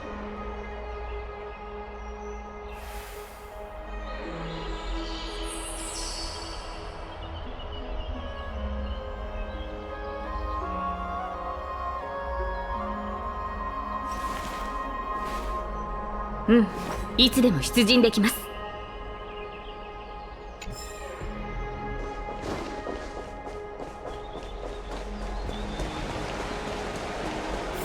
Oh, so many people! The holy city is so lively.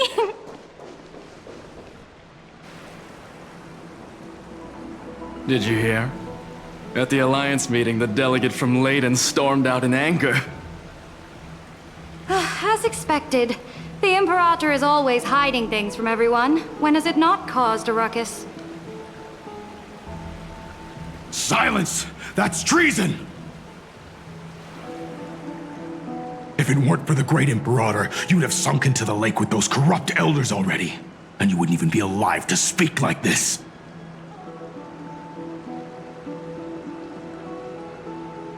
Oh no. It's the Imperator's loyal dog. Let's go. We can't talk in front of this guy. Ugh. How disappointing. Oh, honored guests, we meet again. Looks like I'm not the only one who came to the baths to unwind after the meeting. For the upcoming campaign, please make sure to rest well. I am Dux Fregoris, a trusted officer of the great Imperator, willing to fight alongside the Deliverer in the coming battles. Ugh. Another war? Ever since the Imperator took control of Akuma, we haven't had a day of peace. Idle chatter. The atmosphere is a bit tense, with rumors flying around the city. You must be troubled. My apologies. After every Alliance meeting, there are always some pests in the city who get restless. I prefer to ignore them. Pests on the ground don't affect the sky in the slightest. They just complain from the shadows that the sun's light is too harsh. Besides, the Theoros has already promised the Imperator her fate. And these clowns will eventually realize their foolishness. May I ask, who is this Theoros? The Imperator has ordered us to keep his lordship's whereabouts a secret. Ah, so it's his lordship. Stop trying to get things out of me. Leave me alone. I didn't even need to try. Big and strong Dux Fragoros really can't hide anything. Theoros. What an ominous name. Bad news.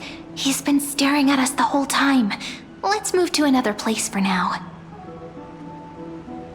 We don't know how much Saridra has concealed from us. In the worst case scenario, we may have to face more than one enemy.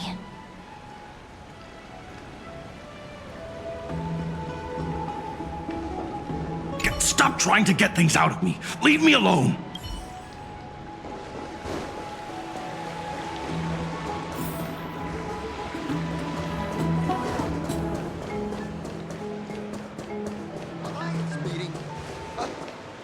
Alliance meeting? More like a cage where creatures with golden blood claw at each other. And Flamebearer who ends wars? Clearly, a tyrant who doesn't deserve such a title. You're absolutely right. While the Imperator's hounds are still hunting down others, let's let out our grievances. You. I know you. You're that tyrant's lackey. What? Here to shut me up for that little imp? Panicking now? Don't worry. I don't care what others say about the Imperator. And she certainly doesn't either. Oh? Children of the Prophecy. Such rare guests. Are you here to relax in the baths as well? The temperature is just right today, so be sure to enjoy it. You should rest well for the next campaign. What? Children of the Prophecy? Another excuse for the Imperator's reckless warmongering. No filter, huh? You should be glad you don't have a seat at the Alliance meetings. By the way, if you still want to bathe, hurry up. Once that predatory fish joins the flow of water and eliminates all the fools questioning the world beyond the sky, you won't be able to enjoy this perfect water temperature anymore.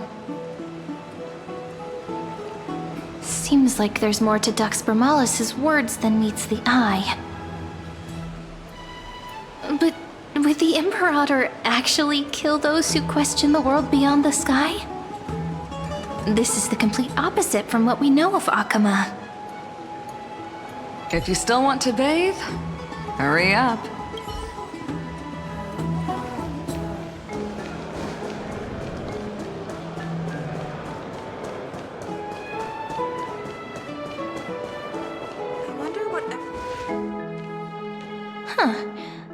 These two are...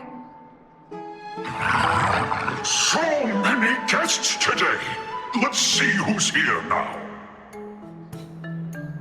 Two distinguished guests of the prophecy. One a clever and adorable warrior. The other, also quite heroic.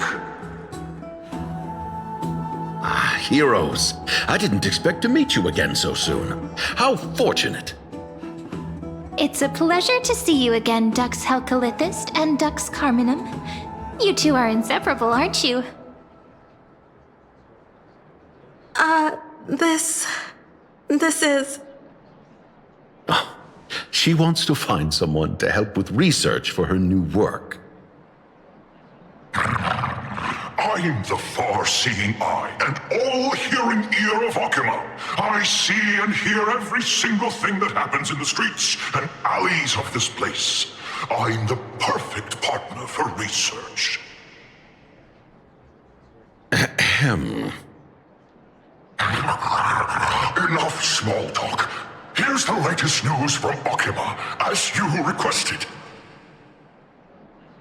The children of the prophecy arrived in the holy city, and the Imperator unilaterally stripped away military power. The Alliance meeting ended in discord, and there may be bloody upheaval. As expected. I get the feeling You might have embellished a bit to keep people's attention. I swear on my stone maid, I would never do such a thing. But if you wish to quell this terrifying news, perhaps a more explosive topic would help. Never mind. While the influence of rumors can be minimized, the fact remains that the great Imperator did swiftly consolidate military power in an almost threatening way. It's undeniable. Heroes, I know the Imperator's way of doing things may seem a bit autocratic to outsiders, but soon you will witness her blade dance with enemies on the battlefield. I can't comment on the source of her loyalty, but when that blade is drawn, you two, as bright as you are, will surely see the deep thoughts beneath her exterior. The Imperator's blade. Is he talking about Miss Hysealens? I sense some unease in Dux Helcolith's words. It seems the Imperator and Miss Hysealens share a much deeper bond than the others do.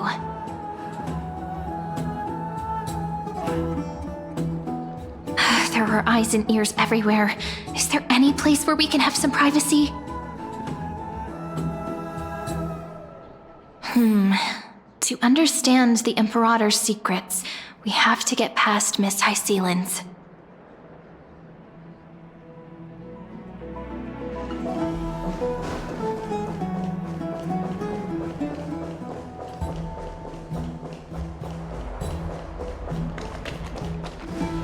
This place was your original bath chamber, perfect for avoiding prying eyes.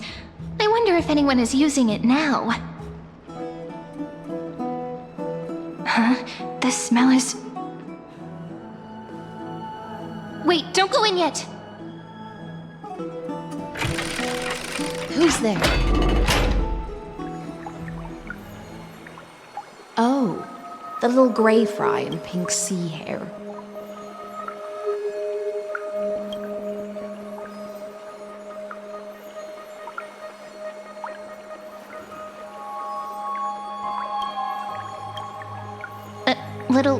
Little sea hair? You barged into here without warning. Was it an accident, or did you wish to bathe with me?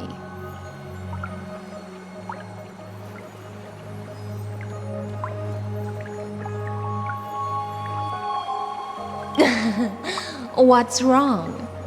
The Marmorial Palace is the reef where I rest. Sorry, we didn't mean to disturb your bath. We'll leave now. It's no big deal. There's no need to panic. This is the natural state for me. People on land force themselves to wear clothes, adding unnecessary constraints. Forget it. If Dux Goldweaver heard that, she'd scold me again. All right. Please make yourselves comfortable and wait a moment. Let me first wash off the blood of the hunt, and then I'll attend to you two.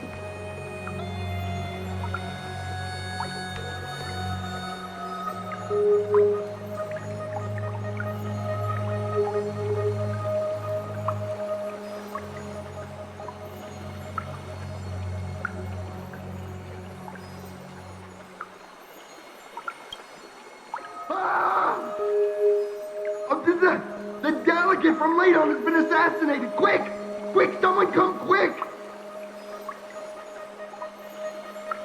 Ah, the broken crab shell surfaces. I was worried it had been washed away by the current.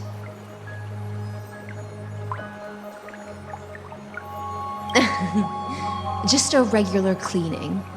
No need to be so surprised. I see. No wonder there was a faint smell of rust in the air before I even entered. Why? Is it because the Ladonians refused to contribute troops to the Flame Chase journey? Or just because they offended the Imperator? Because the new era of the Flame Chase doesn't tolerate stagnant blood. For the ignorant masses who cling to outdated laws, only bloodletting can wake them up. Right now, the rebel forces on the frontier are rising, and Leiden has been secretly supporting them. They loudly chant the slogan, "Return to the Era Chrysia," unwilling to relinquish military power. They're just building momentum for the rebellion.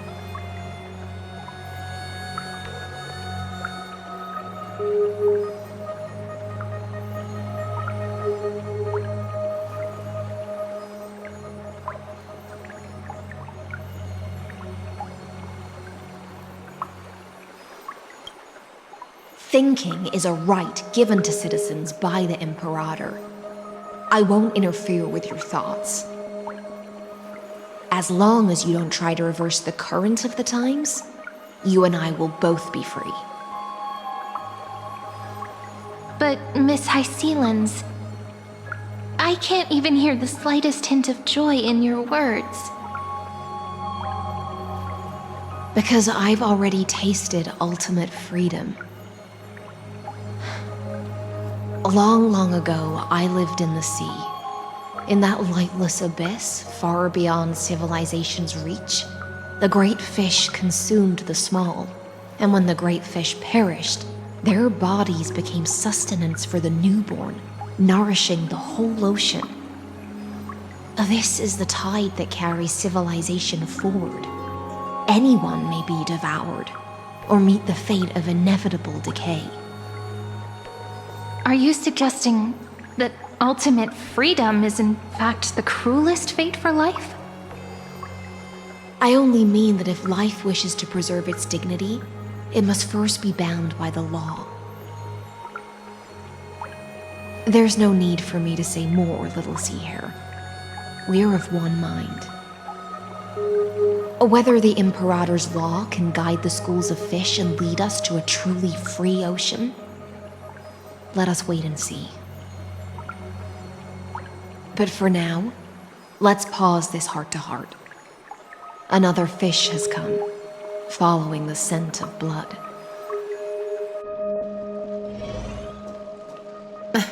Being your subordinate is such a tragedy. I'm always having to worry about the messes you leave behind. It's simply our duty to the Imperator. All ready to go in an instant. Miss Hysealans, you truly are impossible to predict. Yet you, a golden trout who's always busy all day, suddenly have the time to visit me?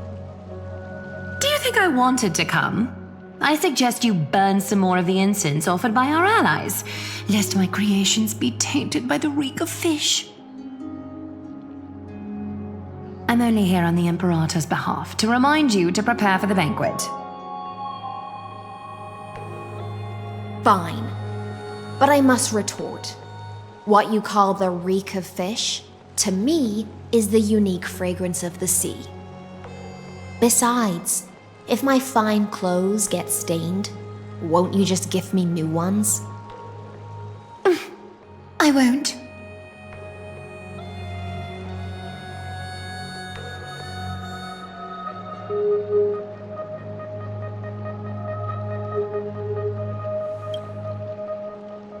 Is that how friendship is described beyond the sky?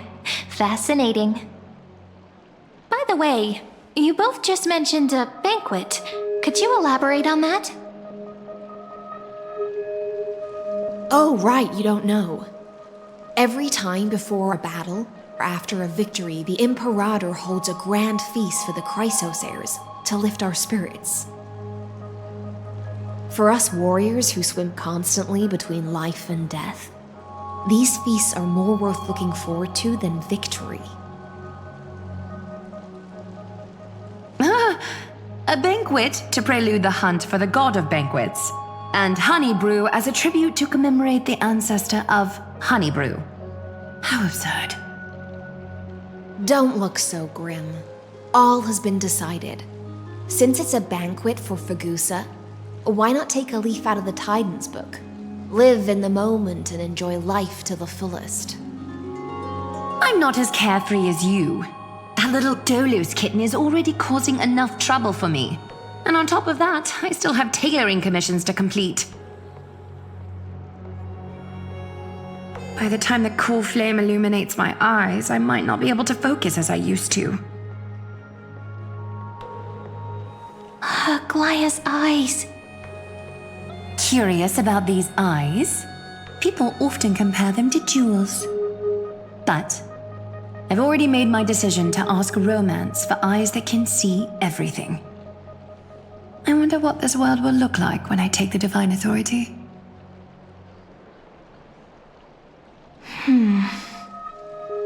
In the future, you will still be the finest weaver in the world. Is this also a prophecy from the Three Fates? It's even more accurate than a prophecy. After all, she has already witnessed it, right?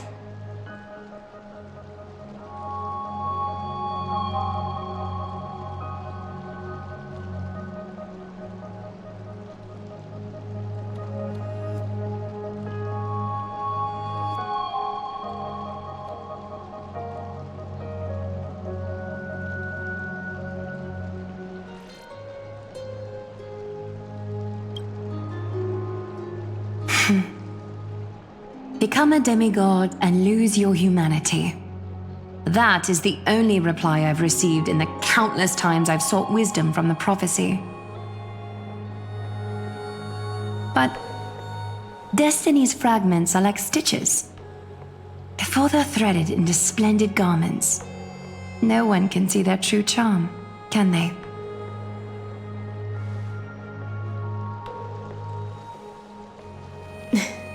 Aglaya has always been troubled by the divine duty she must bear. But thanks to you, she seems to be in much better spirits.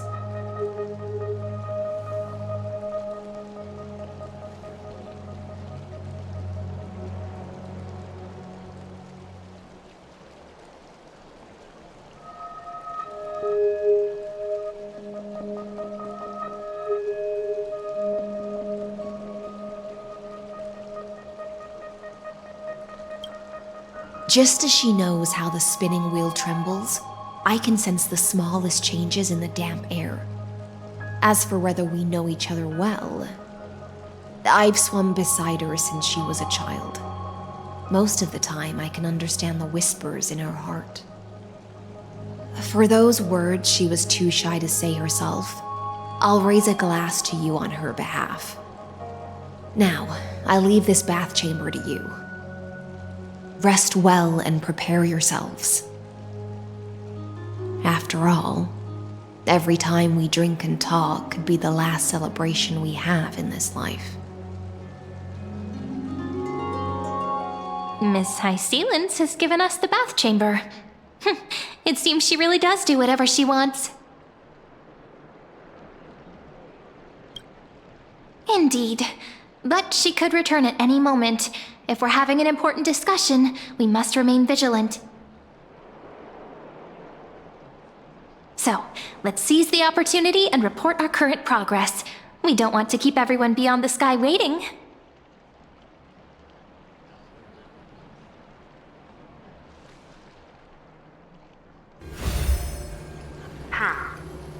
First, while that little empress with a candle stuck on her head didn't explicitly say it, she firmly rejected your request to take over the law. Fair enough. Second, Lygus is indeed in this timeline, but since he's somehow connected to that little empress, you have no way to find him. As expected. The road ahead will be long and difficult.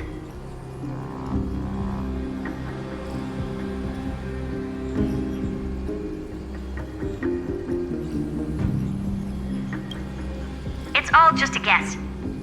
What? Did I guess right? We've made some progress here too, but nothing to get too excited about. Our time is short, so let me summarize. Concerning the origin of that Intellitron, the firewall he created uses Katorzane algebraic expressions. But ever since Aiden invented the 9-worded formula, this kind of mathematical logic no longer exists in the cosmos. Lygus is definitely connected to the Genius Society, so stay alert.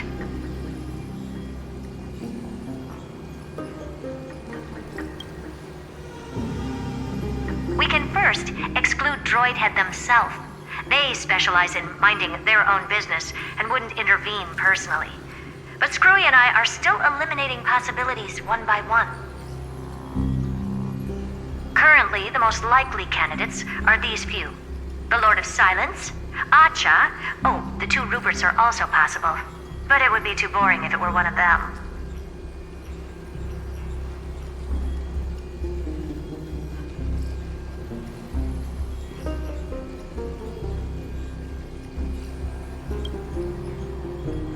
I've told you, his technology is both outdated and complicated, no less than genius.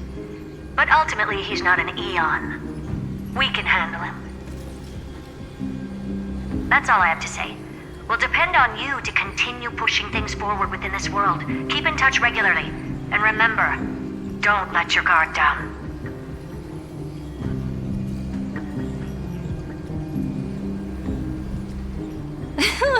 Madame Herta is a real whirlwind. Well then, let's use the banquet Aglaya mentioned as our next starting point. Ceridra's trusted followers should all be present at that time. It'll be a good opportunity to get closer to them.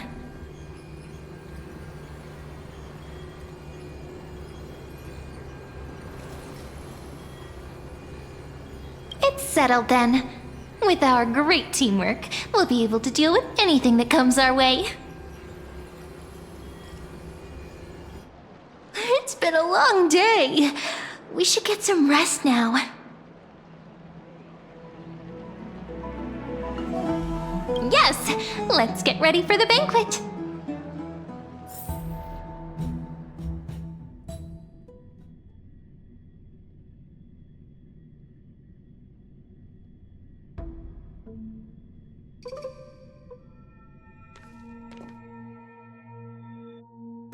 Look, the venue's right ahead.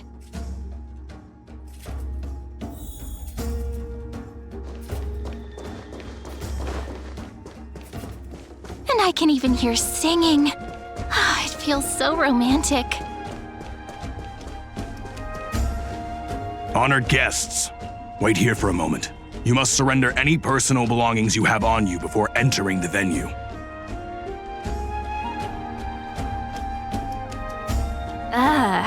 This hero always brings down the vibe whenever he shows up. The Imperator's elevated position means she must always remain meticulous and careful. Please do as I say, guests. It would avoid any unnecessary misunderstandings. I get that you don't want people to bring outside food into the banquet, but is it really necessary to confiscate the books and quill pens? Even a quill pen can become a deadly weapon in the right hands. I'm asking for all your items. All, Miss Cyrene. Your belongings will remain safe. They will be looked after appropriately by dedicated staff. Looked after appropriately? Dedicated staff? Talk about a vague choice of words.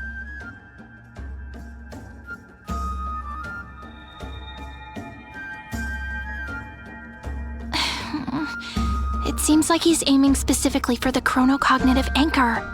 What should we do?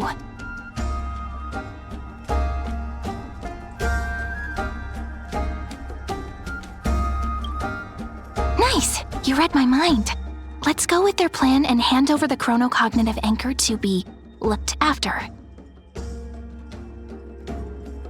After all, if the little Imperator is paying this much attention to you, she probably already knows all about our whispered conversation with the geniuses. I can pretty much guess what'll happen next. But that's actually gonna be our shortcut, right? Guests. All right, we'll listen to you. Here you go. Also, please pass on a message to the Imperator from us. She can trust my friend, anywhere, anytime. Thank you for your cooperation. The Imperator has some urgent business she needs to attend to and will arrive shortly. Why don't you head in with the other guests first and enjoy the feast? Isn't Saridra supposed to be the focus of the banquet? But she's not even here. Why is it so difficult to talk to her? Is there anything else we can help you with, dear guests? Or do you want me to recount the great Imperator's heroic deeds? Hey, Labinas. I managed to get some honey brew that the scholars hid in the cellar. Wanna try it?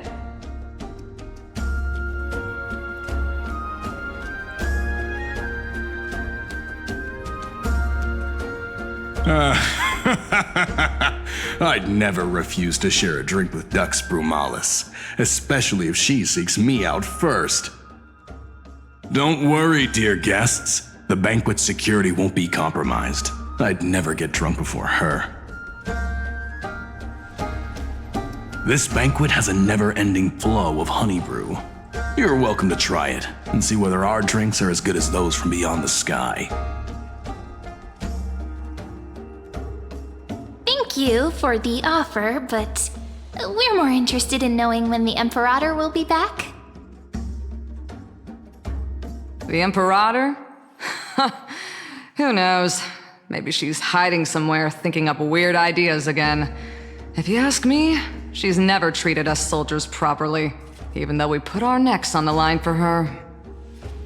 Hey, I can't pretend I didn't hear that, Seneca. Either retract your statement or duel me. Fine by me. Attendant, bring us 10 more jars of honey brew. I'm gonna make sure he can't even stand straight by the end of this. You wish. Be careful you don't get drunk first. Actually, there are so many people, we wouldn't be able to find the Imperator even if she were here. I know. Let's look for seats that are raised up higher than others. いつでも出陣できます。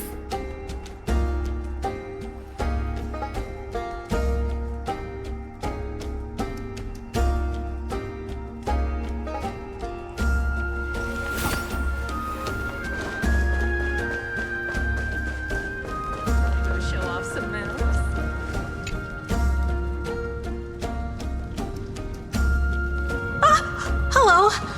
Welcome to the banquet.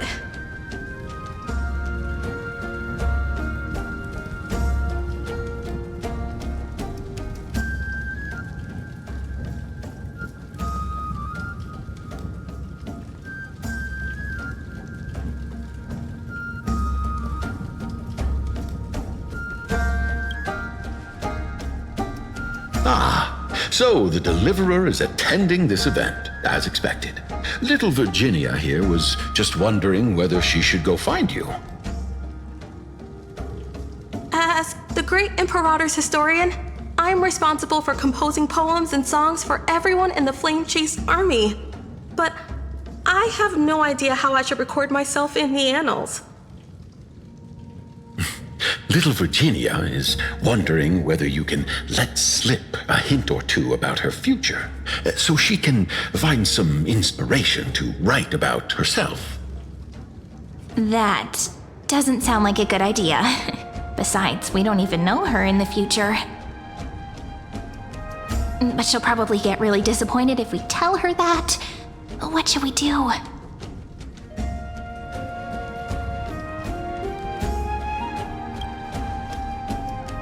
All right, I got it. We can't reveal too much, but I think it wouldn't hurt to start your poem with the future.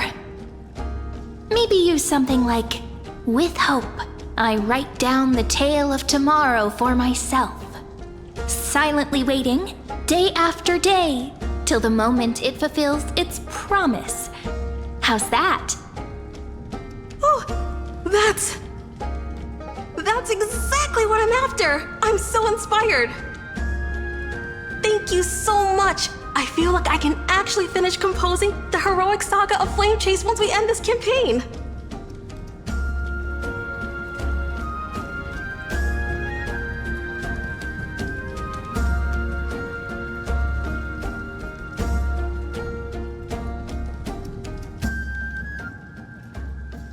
Hey, that wasn't improvised, you know. I memorized it so I could show it off to you. By the way, in return for that, are you able to tell us where the Imperator is? The Imperator? She usually wouldn't arrive this early. She believes that rulers should stay silent in places where their subjects hold private conversations. Why don't we have a toast before she arrives? To reason, which is held but not revealed. To romance, which will surely be returned.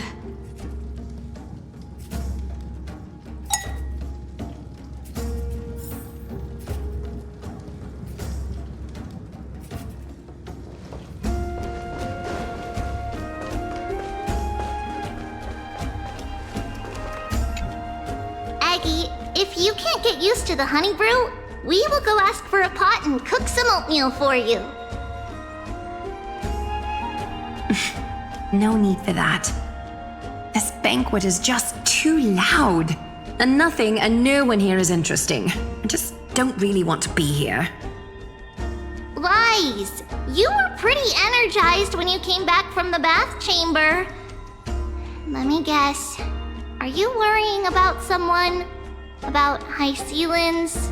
Or Little Cypher? You take everything too seriously. At this rate, life's gonna be real tough for you later on.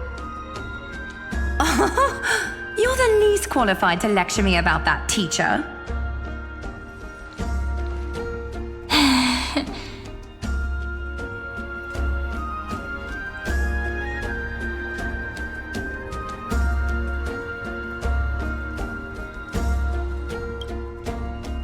Dear guests, are you here for us? I mean, are you here for Treeby or Aggie?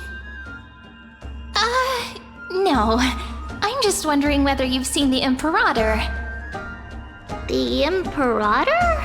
No, we haven't. Our sovereign has always acted however she pleases. Though she gave us ranks, she'd never tell anyone her whereabouts. Perhaps the only thing she tolerates are chess pieces. And the sky reflected upon her crown. I see. Why do you two look so distressed? That's not what the deliverer should look like. Why don't we have a toast? While we still have time for pleasure. Here. To the destinies and sacrifices of the next millennium. Then we will toast to the tomorrow that will set fate free!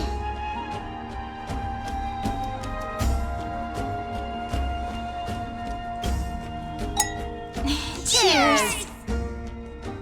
Grey fry. A little sea hare. Please come over and share the delicacies of the deep sea with me.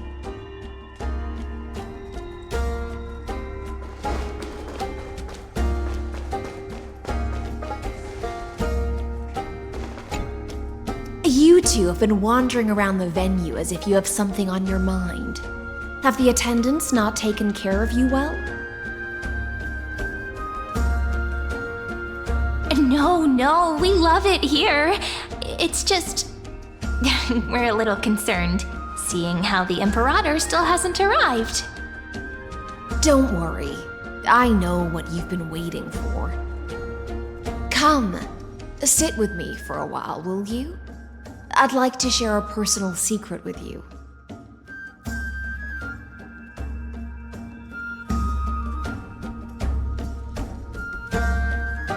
See here?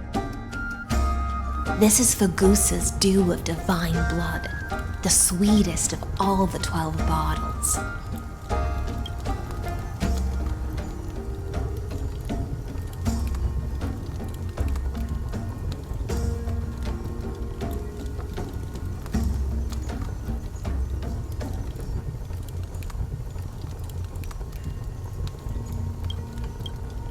On the night before such a historical event, I'd like to share this marvelous drink with the deliverer. Doesn't this count as bringing in outside food? I knew that security check was targeted at us. What's the matter, guests? Oh, we're simply overwhelmed by such an honor. Are you worried that I might have poisoned the dew? Well then, let me prove my innocence.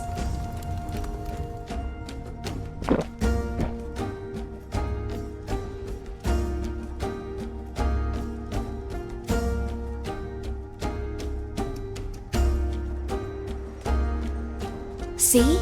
It's completely safe. I feel like Miss Hysealins wants to talk to us about something. Why don't we go along with her for now?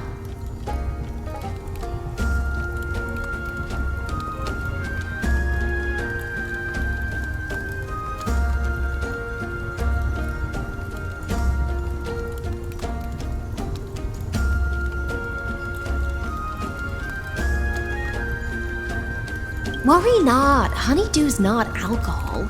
It won't get you drunk. On the contrary, it can make your mind even sharper.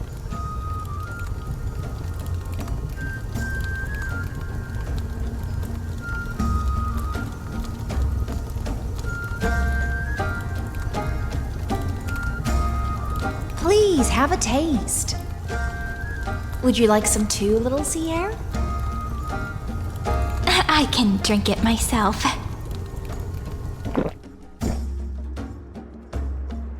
How is it? Sweet enough?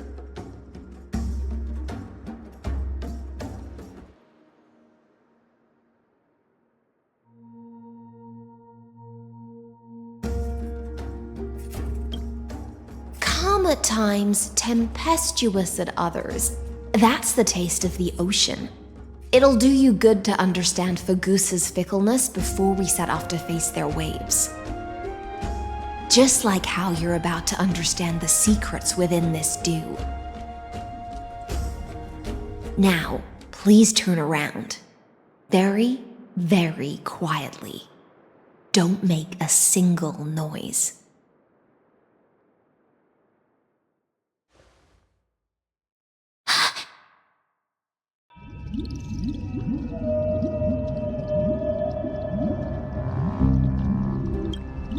The dew of other gods all intoxicate humans, but the god of banquets dew is an antidote that can awaken humans from a sea siren's enchanting song.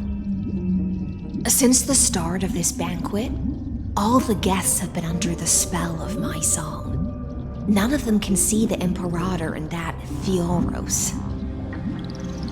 But you two, I wish for you to see the truth. Is this also what the Imperator wants?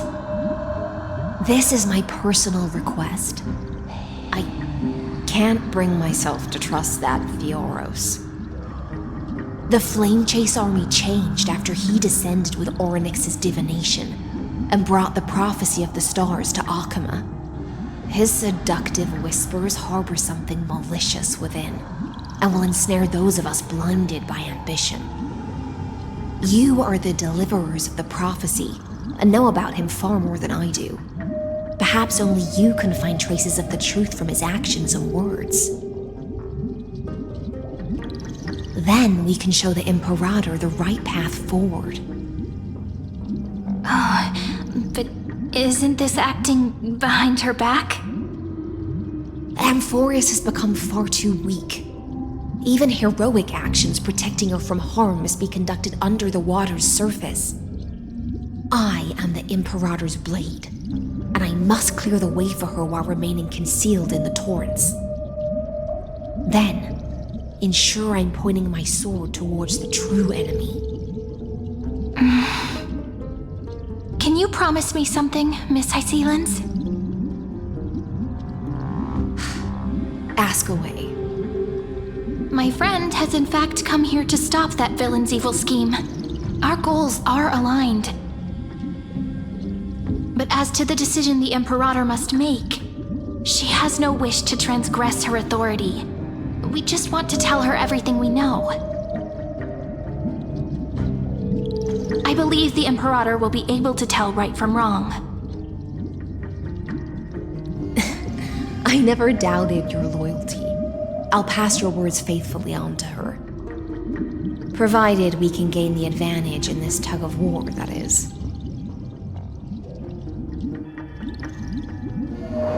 Now, return to the feast. Bring this cup with you and keep your distance. Pretend you are still immersed in the sea siren's fantasia.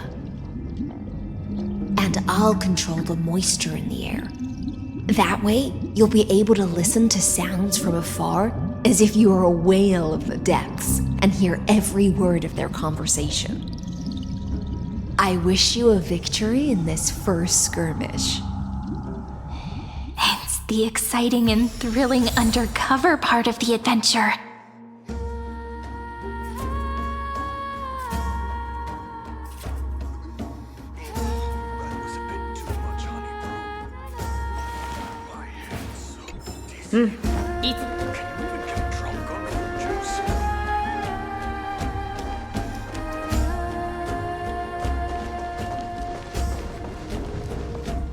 Let's mingle in the crowds here. Relax, relax. Try to act natural. Where's the Imperator? Still not here. That little imp is always acting so high and mighty towards everyone. Today, I will. Whatever. Pour me another cup. Though she has succumbed to drunkenness, she still does not dare challenge your authority. A criticism of my height is a grave enough insult already. She should be dismembered. Do you often test the loyalty of your subjects like this? You jest. The Imperator does not need blind loyalty. As long as one can prove they have value, I am willing to be lenient towards them. Let's cut to the chase, Theoros. If I pass the trial and grasp this world's law in my hands, what will you do then? The answer is simple. I will connect Amphorius with the stars. Don't waste my time. Be precise. Be specific. I won't ask a second time. Allow me to adjust my statement. I will correct the regulations within the old law that sealed off Amphorius and merge the black tide with the torrents of Era Nova. Then we will be able to decimate the forces beyond the sky that are trying to annihilate Iron Tomb and sound the trumpet for the endless campaign you will then embark on. But you previously said that Iron Tomb is unrivaled in power across the stars. Who would dare to annihilate it? There is a federation of warships named the Cienzo Alliance, warlike and old-fashioned. A cult named the Genius Society, loosely organized, but steeped in abject insanity. Oh, there's also the Astral Express, a group of lawless vagrants. That so-called Deliverer is part of that last group. Those vagabonds mistakenly believe they can connect the stars through alliances instead of conquest. But history has already given them a tough lesson. There are countless other organizations besides, but when the Lord Ravager sweeps across the cosmos, they will certainly all bow before your empire of destruction. The Achaemenid Alliance is invincible! If those civilizations are not as feeble as you describe, then they may still have some value in testing the quality of my blade. That being said, even the smallest and weakest city-states should build an obelisk to the Imperator, so that their people can constantly recall the glory of her conquests. Walk a little longer with me, Theoros. I don't like how this is going. Our little Imperator seems fascinated by the destruction. Grapevine! A little sea hare? It seems like they're still talking. Get closer. I'll keep carrying their voices to you.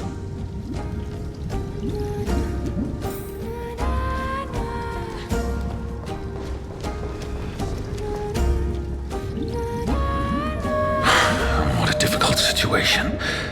No matter how we position our forces, this battle against Fagusa will result in many casualties.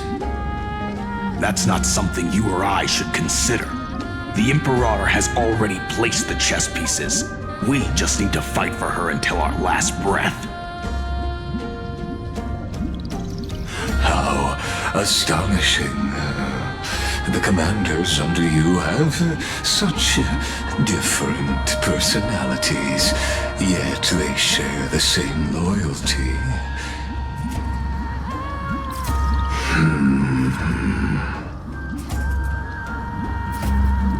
He's looking this way. Quick, do something and pretend we can't see them.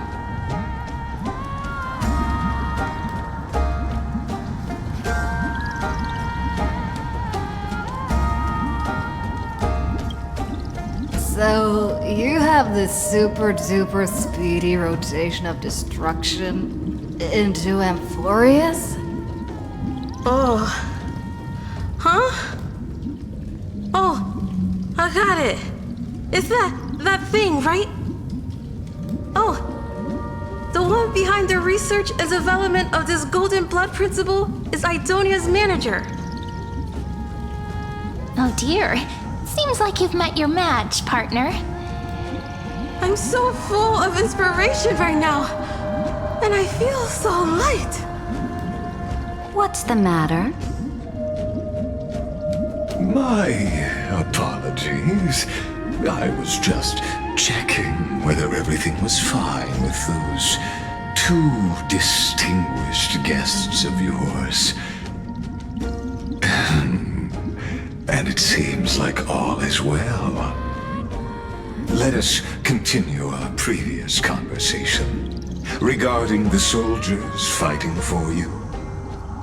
Are they aware of the price they must pay for the trial of law? If I recall correctly, you've already lost a bout against Talanton due to offering insufficient sacrifices. You dare mention my name alongside the word lost? Forgive my transgression, great Imperator. Watch your words and actions. All you need to know is that my victory in the trial is guaranteed.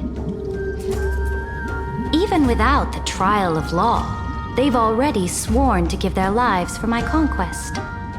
So tell me, if everything happens according to our agreement, how would you recommend I deal with that deliverer?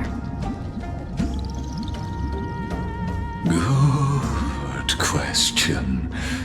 Do not let her fool you.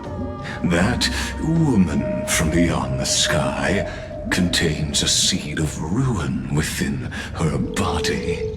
She must not be allowed to tarnish your glory. Therefore, the wisest decision would be to hand her over to me. You plan to torture her? Calling it experimentation would be more appropriate. The guest's patience is running thin. I plan to remove the Fantasia and head into the banquet. I will heed your advice. Leave for now, Theoros, and go back to Akama. You don't want to confront those two directly either, do you? Indeed. It's a pity that Antikytherans are lightweights when it comes to drinking. Before I leave, I would like to make a toast to your boundless ambition, using my spirit instead of a goblet.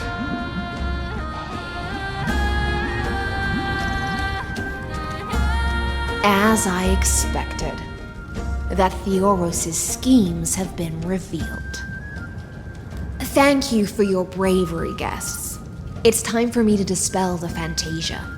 This will be the Imperator's last public address before we head off, and therefore, likely, the final chance to change your mind.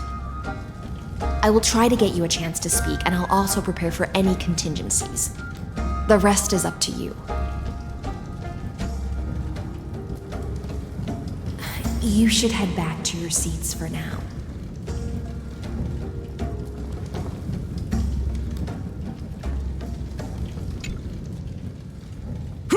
Oh, this honey brew sure wears off fast.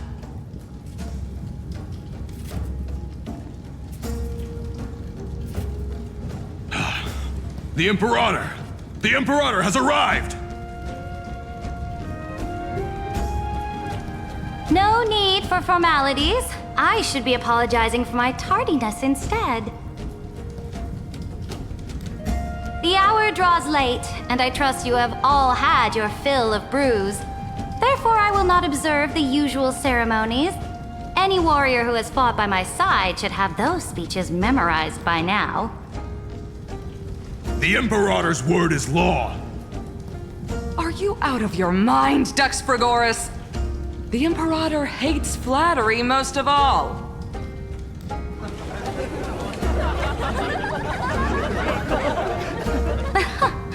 A joyous atmosphere is a better fit for showing me your resolve. I believe that you, my dukes, will do all you can to assist in the campaign against Fagusa, just as you always have. However, it's a pity that I have never tested your loyalty.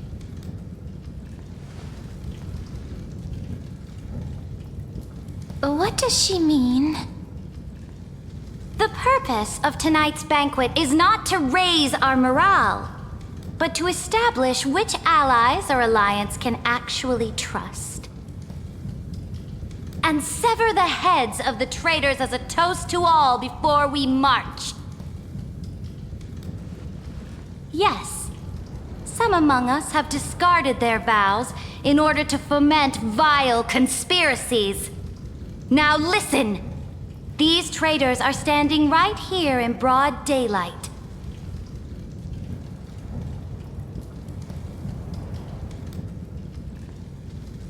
Dux Gladiorum Hycelans.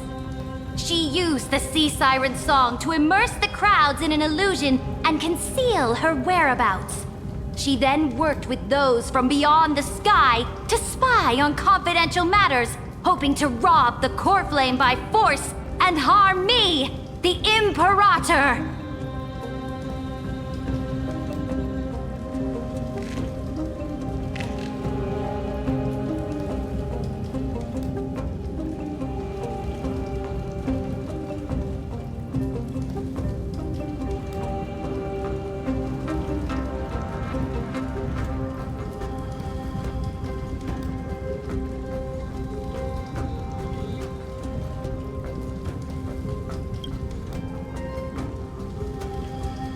Imperator, I can explain.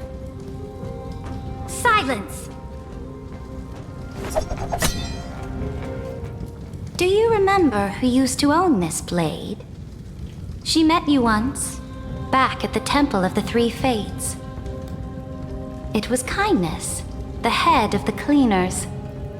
She was the first to draw a blade against the Imperator, and personally made herself an example for my enemies. Under the shade of the olive groves, the people of Akama said they would never bow to me. In the frozen, lethal fog, the people of Idonia said they would never bow to me. At the beginning of the myriad paths, the people of Yanisopolis said they would never bow to me. But now, they all lie silent. They now fear me as they fear the law. For I am Saridra, and I am the Imperator! If you have any last words, say them to the Imperator. Then, face her judgment. After I cross this river, it will be a tragedy for mankind. But if I do not cross, then it will be the end of me. If you are ready, then I'll follow you and fight to the last. Deliverer.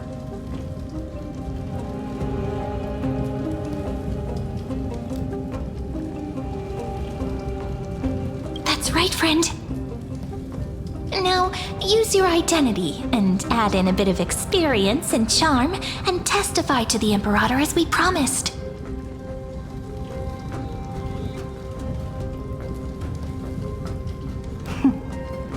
You think you can slay a king using your words instead of a sword? I'll have it. Show me the weight of rhetoric from beyond the sky. Will it weigh heavier than 3 human lives? Let's try to watch our words carefully.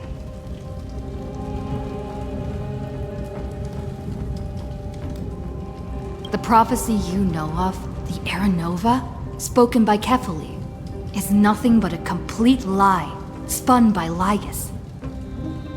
To fight that lie, a young man with the pseudonym of Finan lived through 30 million cycles of this world, all to save Amphorius from the end of the destruction. And Cyrene, the young woman standing beside me, also carries an equally heavy destiny.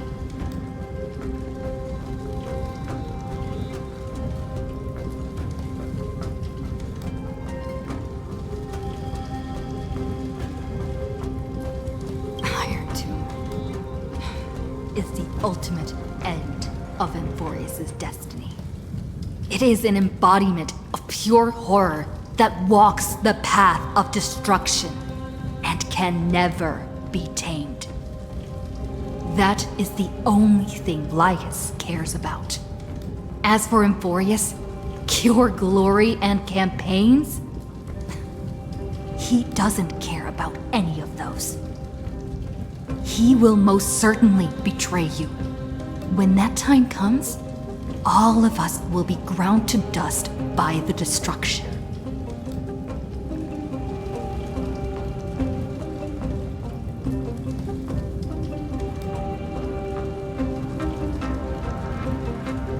I have seen many beautiful worlds.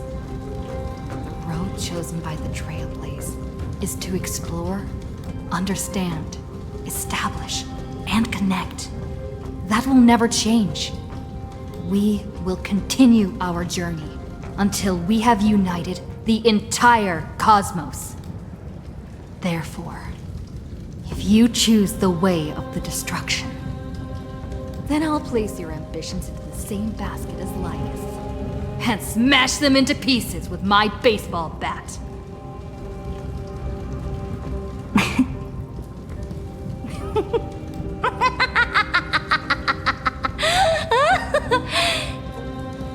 That was truly a chaotic speech.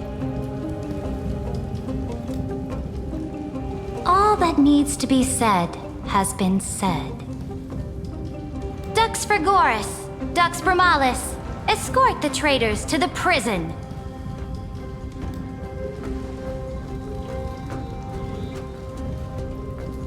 Before the next entry hour, I will give them an end befitting of their betrayal.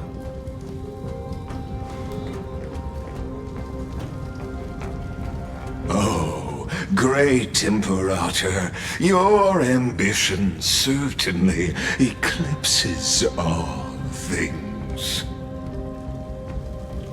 You're still here, Theoros. Of course. As the Theoros, I simply cannot miss this moment, miss witnessing the fall of a nameless one. Or perhaps I am waiting for you to give me an answer. Why would someone as powerful as you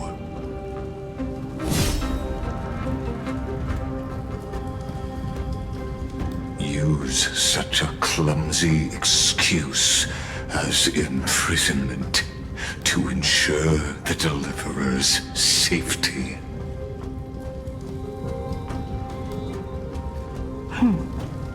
So you finally tossed aside your act. I must point out that you are just as impressive an actor. This banquet was always going to be a game of chess, where you would try to control both sides and turn both them and me into your pawns.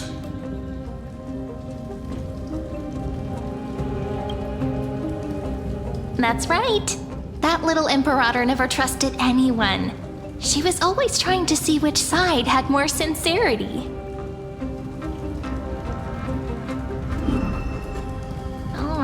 All right, we'll listen to you. Here you go. Also, please pass on a message to the Imperator from us. She can trust my friend, anywhere, anytime. But as to the decision the Imperator must make, he has no wish to transgress her authority. We just want to tell her everything we know. Now, use your identity and add in a bit of experience and charm and testify to the Imperator as we promised. And we won. Sincerity will always remain the greatest shortcut to people's hearts. I can toss your words right back at you, like Kyrgyz. Why would someone as powerful as you pretend to be a mortal and kneel before me? Unless you enjoy giving flattery and prostrating yourself. You are mistaken. I am only trying to ensure the experiment's autonomy, meticulousness, and perfection, thus avoiding any unexpected outcomes. A forceful intervention will only create larger errors, reduce efficiency, and introduce ugliness. Had you fulfilled your promise of giving the law to me and completing the Aranova, then Amphorius would not have deviated from destiny's course. Oh, but you broke your promise. What a pity.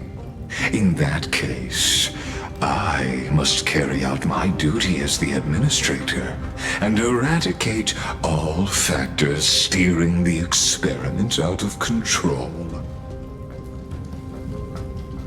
Factors such as you and her. Careful. Careful. What was that voice? Was it Orynyx? I found you. I finally found you. Be careful. This land will face disaster.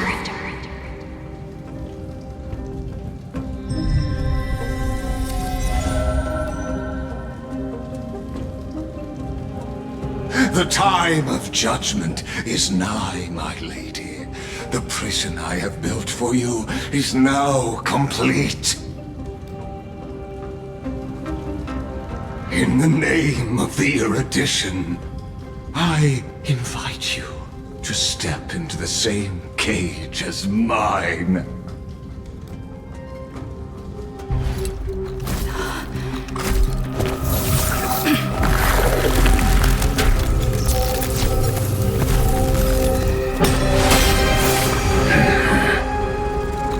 What's the meaning of this, Imperator? I did not permit you to act. A ruler is the only one who can decide their subject's destiny. But, great Imperator, what judges destiny is not the ruler, but gods. Don't forget, my realm only allows for the existence of humanity. Moreover, dealing out extrajudicial punishment equates to defying the law, and the culprit is to be sentenced to death.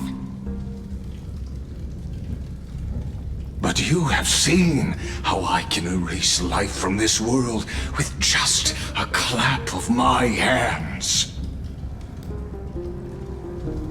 I fear you are still quite unaware of your current situation. Allow me to reiterate. I am giving you a simple choice. To collaborate or to be destroyed. There is no other way. Shameless behavior. If that were true, you would have killed me long ago. You in fact cannot kill me. I guessed it the first time I beheaded you. Because of the law, you cannot be completely destroyed. And the same is true of the Chrysos heirs.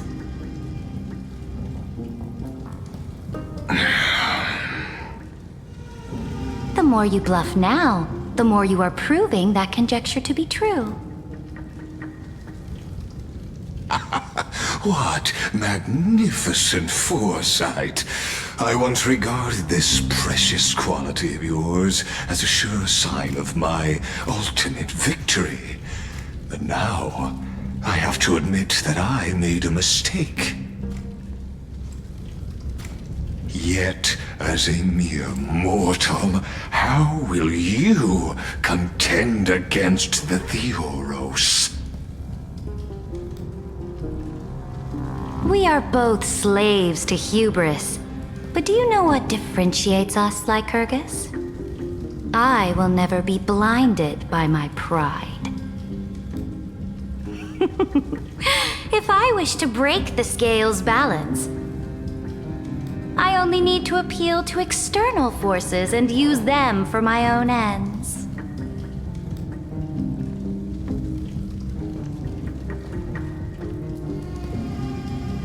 Finally, we get to meet face to face, Senior Society member.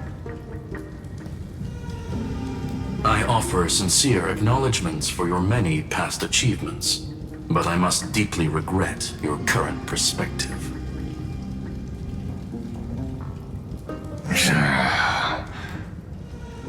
Trust me when I say that you aren't the only one feeling regret right now, Screwlum. So you two are the allies from beyond the sky the Deliverer spoke of, and why she demanded the divine authority of law.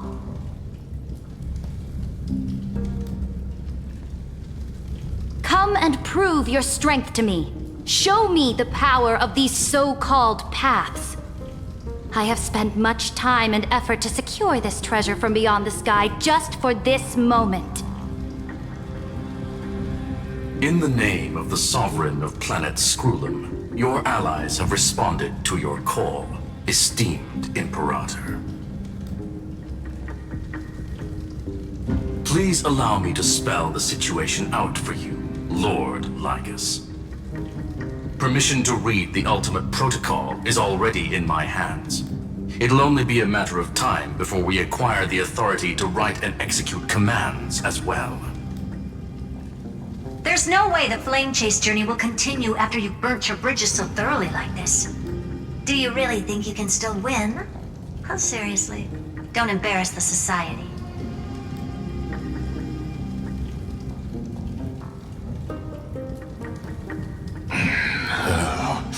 I understand that a near zero possibility does not equate to zero.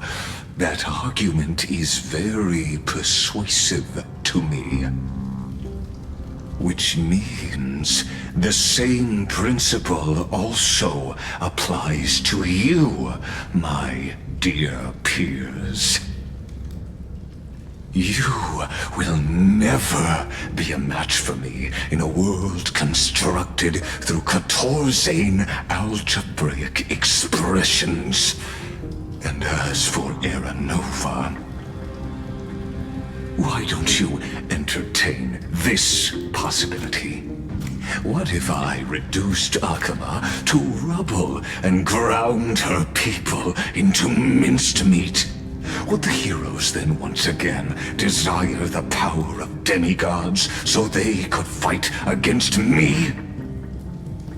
Listen, Iron Tomb is fated to be born. You may shackle me and put me in chains, but I have thousands of ways to ensure the destruction's descent. And what I just mentioned is only one out of those thousands.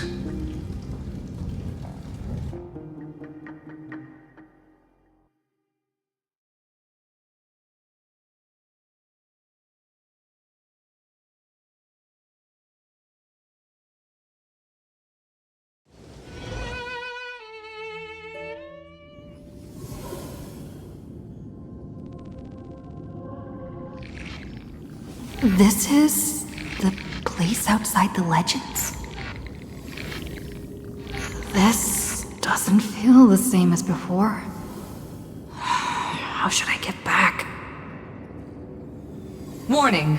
Warning! Warning! Warning! Warning! Warning! Command isolation?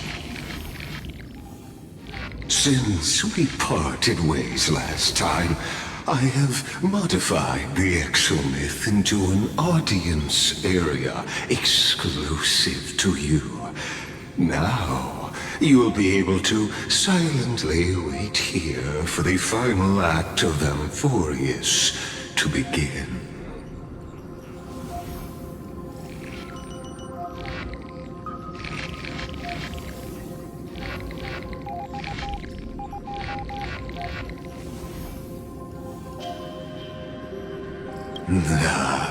It seems you have already forgotten.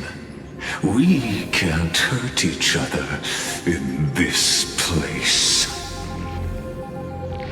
This could, in fact, be a wonderful opportunity for you.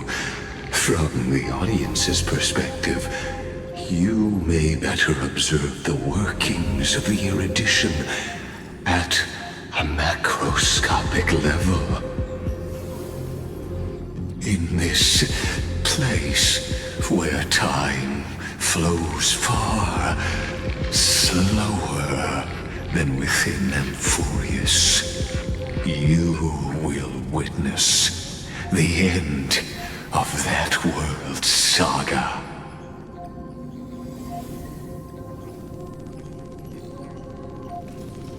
The answer concerning the prime mover of life and the total destruction of the erudition.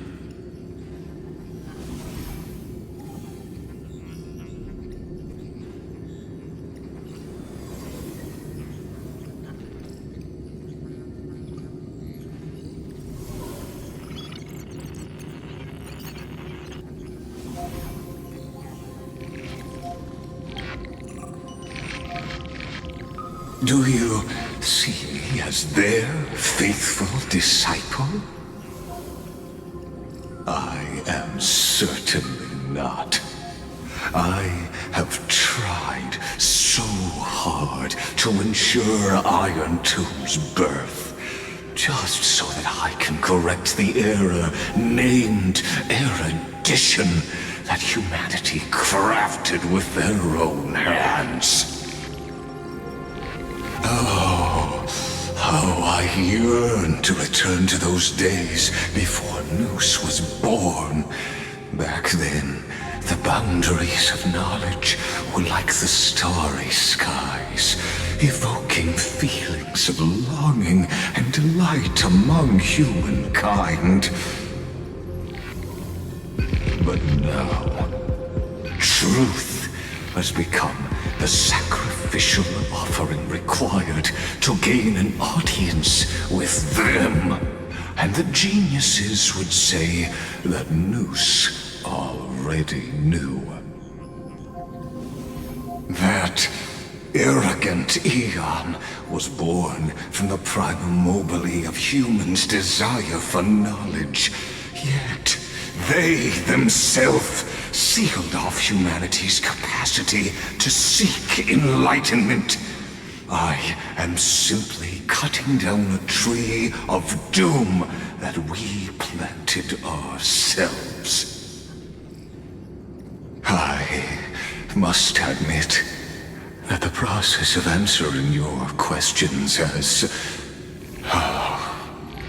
reminded me of the happy days of learning in my youth. However, it is a pity that my true form must now descend into Amphorius to deal with the accident that arose because of you. But you won't have to wait long.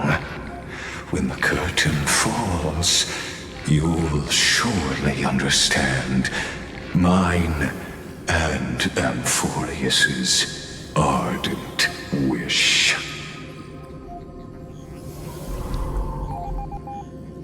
Where time flows slower than within Amphorius? If Lygus spoke the truth, then I don't have much time left. But how can I get out of here? Can you hear me? Little one! Is that Herta's voice? Warning! Warning! Warning! Hurry up! Put some speed into it! I can't keep this up for much longer! That old Intellitron overlooked one little detail, and Screwy and I finally found an opportunity.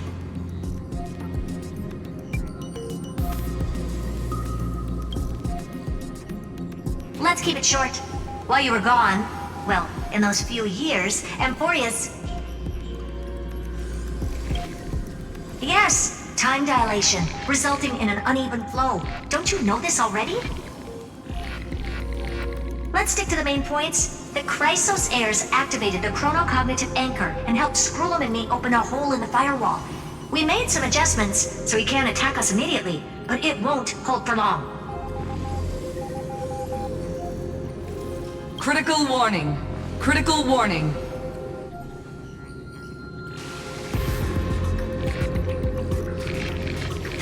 Time is running out. Here's the conclusion. It'll probably take a long time for Screwy and me to completely break this cage before Chrysos heirs have a full grasp of the law.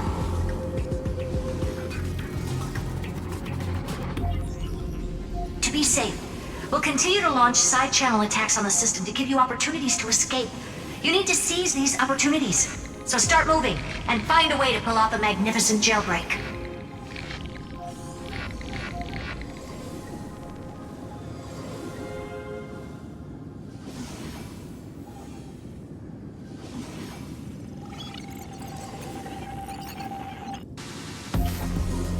We detected another path's influence.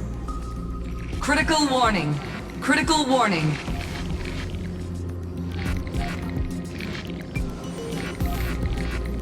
Its power is strong. May be able to help. Use the path's power. Make it detect you. Unauthorized communication terminated. Is Herta saying a certain past faction has arrived in Amphorius? And I can ask them for help? I mastered the powers of different paths in my previous journeys. Think hard and figure out exactly which faction has arrived at Amphorius, and which path's power I should use to call for reinforcements.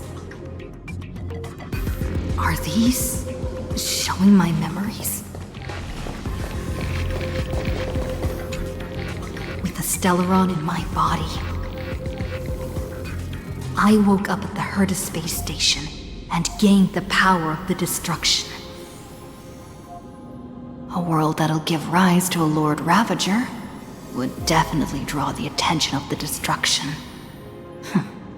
The Stellaron in my belly is gonna be super useful. But what if I end up pulling in the Antimatter Legion, or the Annihilation Gang? Can they really help?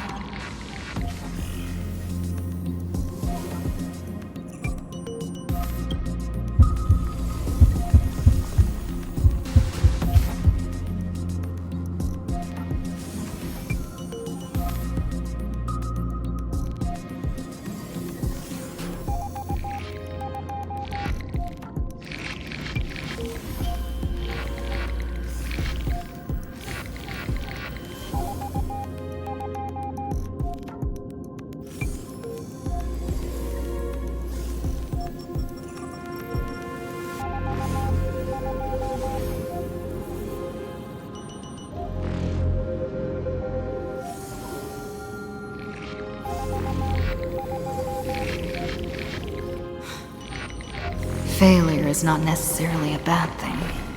This power wasn't gonna call up anyone nice after all. I obtained the flaming lance left by the architects, and gained the power of the preservation in Belobog. That's right! No matter how far away a planet is, the IPC is guaranteed to pay attention, as long as there's a business opportunity. Isn't Amphorius a pristine and untapped market? Besides, even if I can't call up my friends from the IPC, the architects and the nomadic miners should be able to help too. There are definitely cities and ores in this world.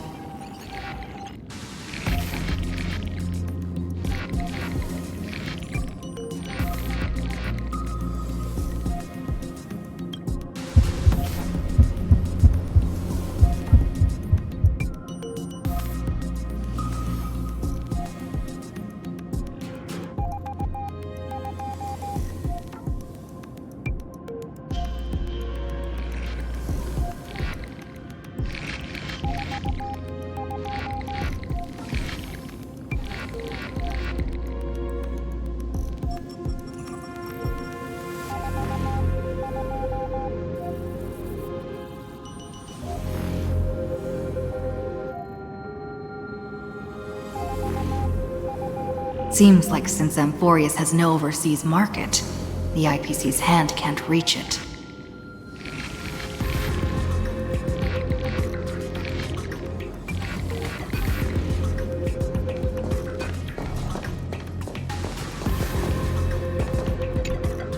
I received the Watchmaker's hat in Penacony, and declared war against the Order, then gained the power of the Harmony. That's right. The benevolent family must still remember me for saving them. Their music echoes throughout the stars, and they'll definitely want to help. Come, dear hat. I've put you aside for quite a few chapters already. Sing with Clocky. The world is in harmony and the stars shine bright.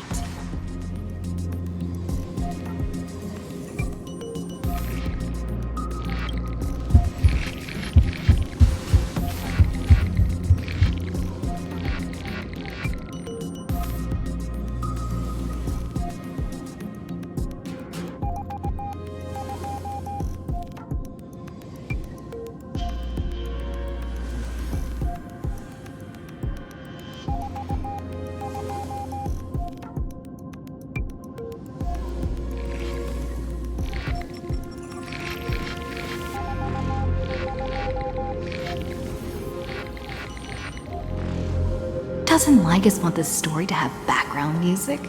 He has such terrible taste. The Remembrance. That's right.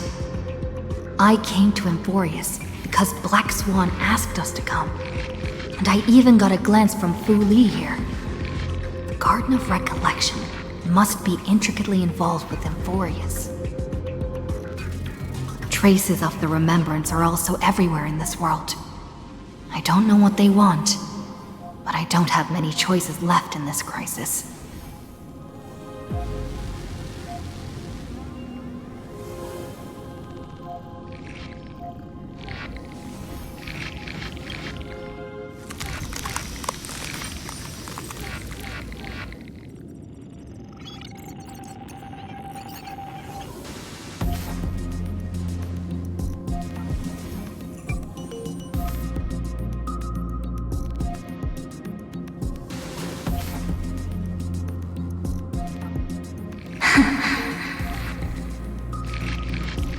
I finally found you. Following the sound of memories. A pathstrider walking both the Remembrance and the Trailblaze.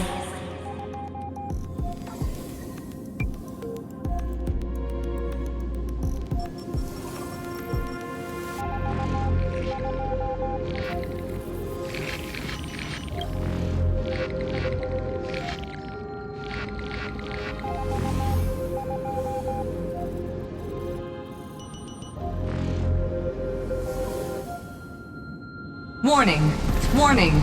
Warning!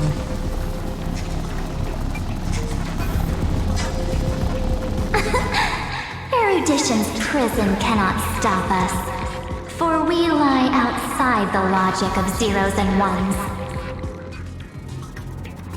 Come, leave the cage of Logos.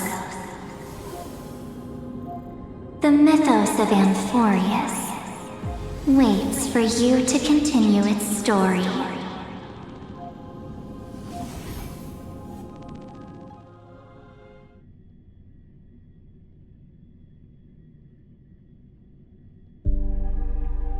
When that brightest star, that star heralding the dawn, finally rises, a boat, so used to drifting, at long last enters an island's safe embrace. Oh, Pathstrider, we have helped you break free. Hurry and set off. The Child of Remembrance awaits you. March? What's she doing here?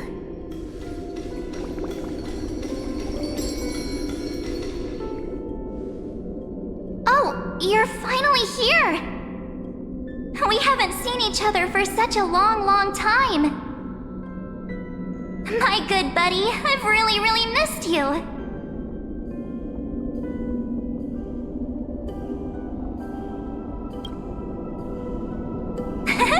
I bet you were constantly thinking about the days when I was by your side. It's been so boring waiting for you in this place. There's no one to chat with, no internet, and not even anything to eat or drink. It's basically a prison. Now the great hero is finally here to save me. Yippee! You must have seen a lot in Amphorius during this time, right? You gotta tell me all about it.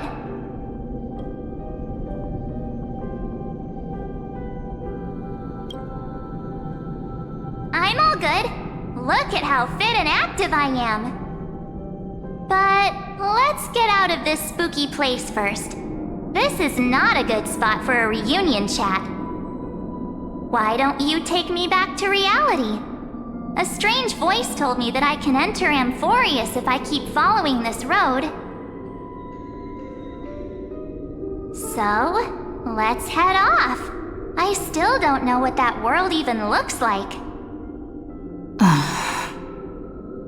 Why does March feel so weird? What are you standing around for? Do you actually like this place? Get moving! Hurry! This door should be the exit! Maybe my instincts are wrong. Let's follow her first. Are you okay? You haven't said anything for a while. Has it been so long that you're still missing me? There's no time to waste, though. The Chrysosayers and the Geniuses are all waiting for you. No. The discrepancy is getting worse.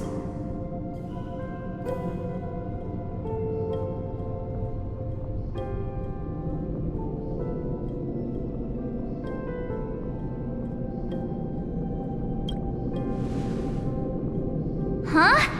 Isn't Amphorius the world of the Chrysosayers and their hero's journey? I could figure that out in an instant. But Amphorius cannot be observed from the outside. She couldn't possibly know about these things unless... Dan Heng told her.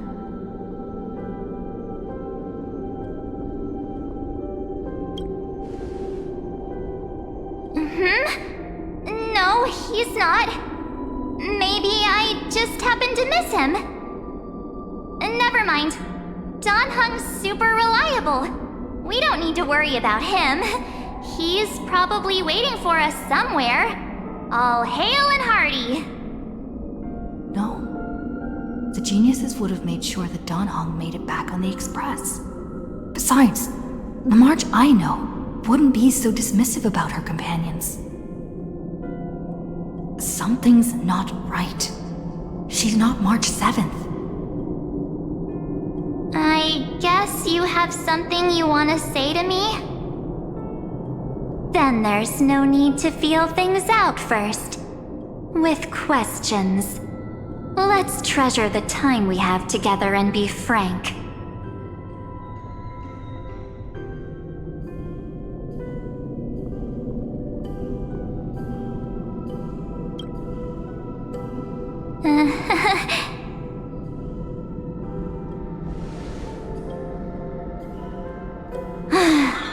As expected.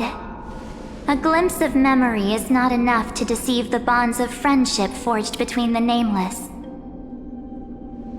In that case, there's no need for further deceit. You're right. We're not the March 7th you are acquainted with. But we can send you back to Amphorius, as long as you are willing to help us.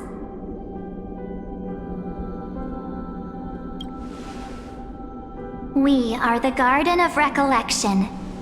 You should be very familiar with that name by now. Just as a reminder, while you hesitate, time is quickly ticking away in Amphorius. Working with us is the best way to stop the enemy of erudition. Erudition would treat any results unrelated to the experiment as garbage and throw them out. But we don't work like that. The Remembrance treats all these instances as important materials needed to weave the universe.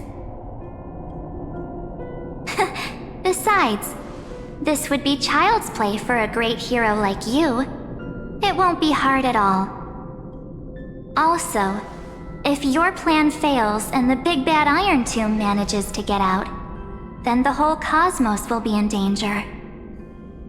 Wouldn't it be better to have an additional failsafe?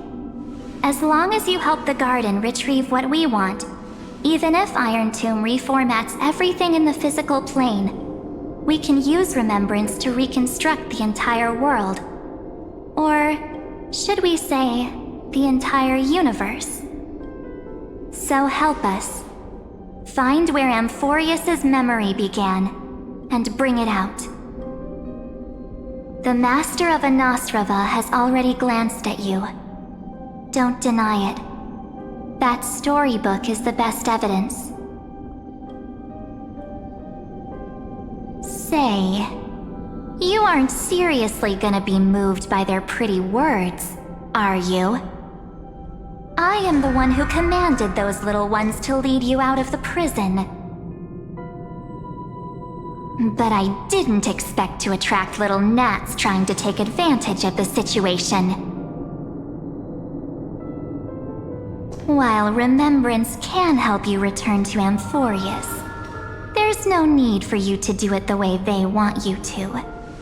Of course, there's also no need for you to make any deal, or pay any price. For you, this is probably a long time no see. My dear.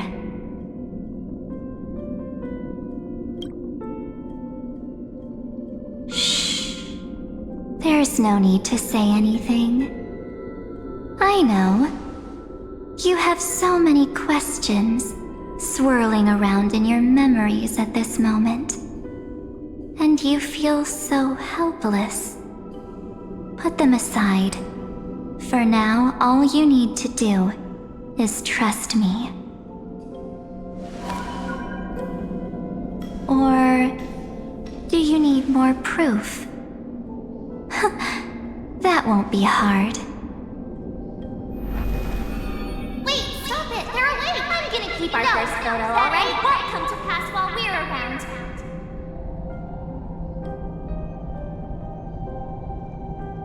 And now The statue. Is that Donhar's brother?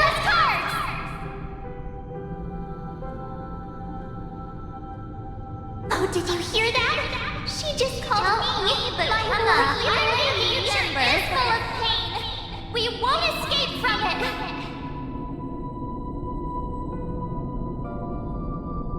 Hey, are you sure? Maybe a couple of punches will help to jog your memory.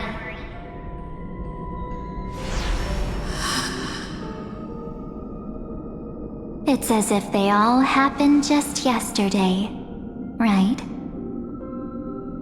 I don't want to lie to you, which is why I will not use her name.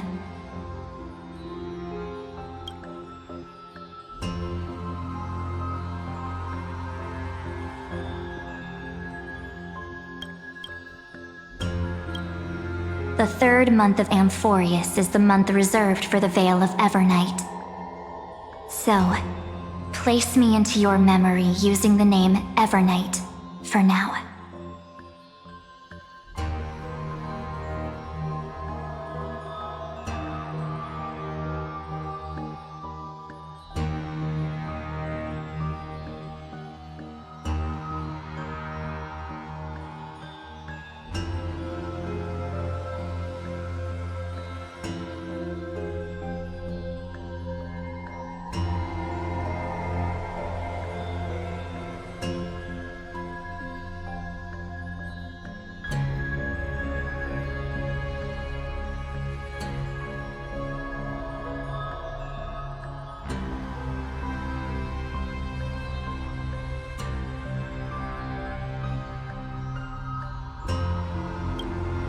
I'm happy to explain more, just not now. We might have a lot of time to ourselves, but Amphorius does not have that luxury. If we do not stop erudition and destruction, then the journey you've treasured so much will face the prelude to its obliteration. A countdown not in amber eras, but in days, minutes, seconds. So, take this gift. This burning core flame. This footnote of a transaction. It contains hope and the warmth of the entire world. Ripples of past reverie. She hid this fire in the long river of time, hoping that her wishes would transcend time to reach your hands in the future. Now, take it, and return with it, dear friend. Return to Amphorius, and overturn the final Era Nova. Witness the time that stood still for the Deliverer, and the resistance that never bowed to the destiny of destruction over the long years that passed in a flash. Then, with this core flame blessed by the remembrance, respond to their hopes and blaze a trail to the future. And I will silently watch in a corner of time, waiting for our next encounter. I believe the wait won't be too long.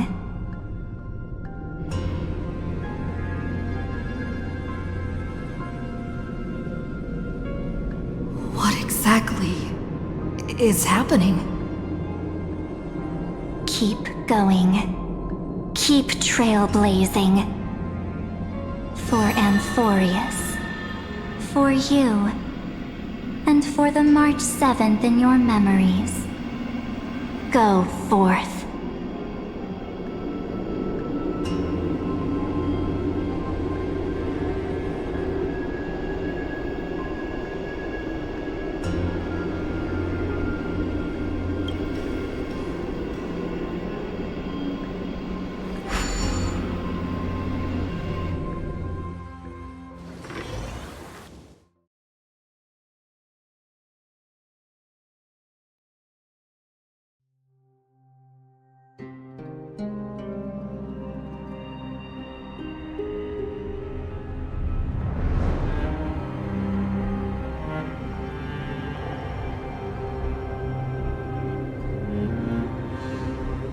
Is this Akima?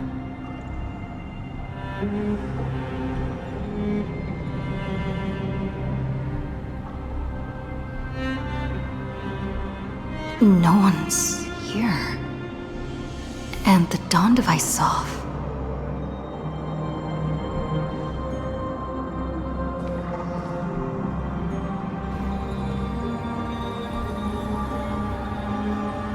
Am I too late?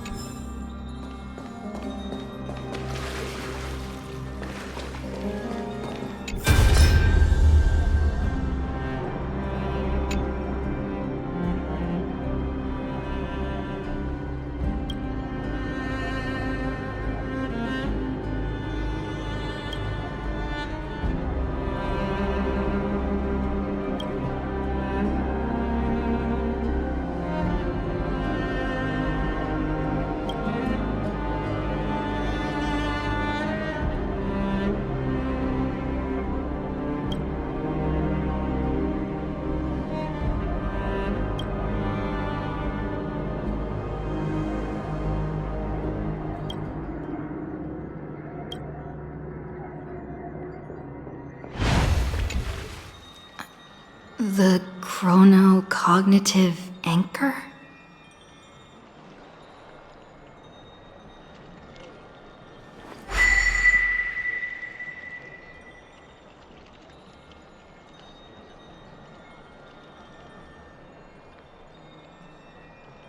There's so much I wanted to say for our reunion. Yet now that you're back, there's only one thing to say. Welcome back, friend. It's been such a long, long time.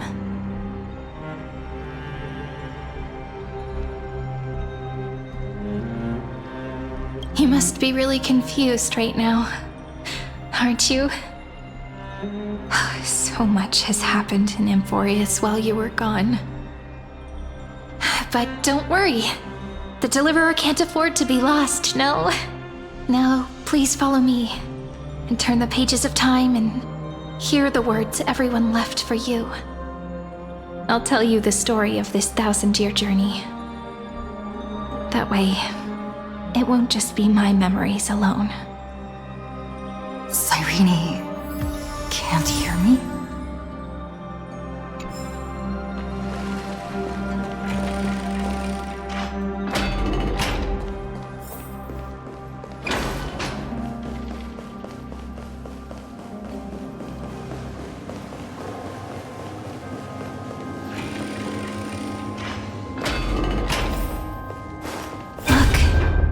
machinery of the past has resurfaced.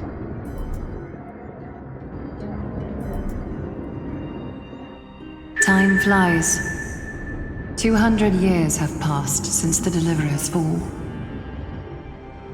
We had to return 3 core flames of law, romance, and ocean to stop Lygus, but even so, Terravox has fallen. The 2 geniuses vanished without a trace, and Zeridra embraced her fate. At this rate, Era Nova will come, and Amphorius will fall into the destruction.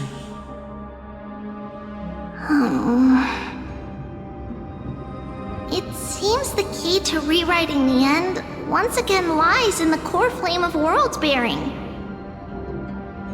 According to the instructions left behind by those 2 geniuses, we must get it into the Deliverer's hands, no matter the cost. But how?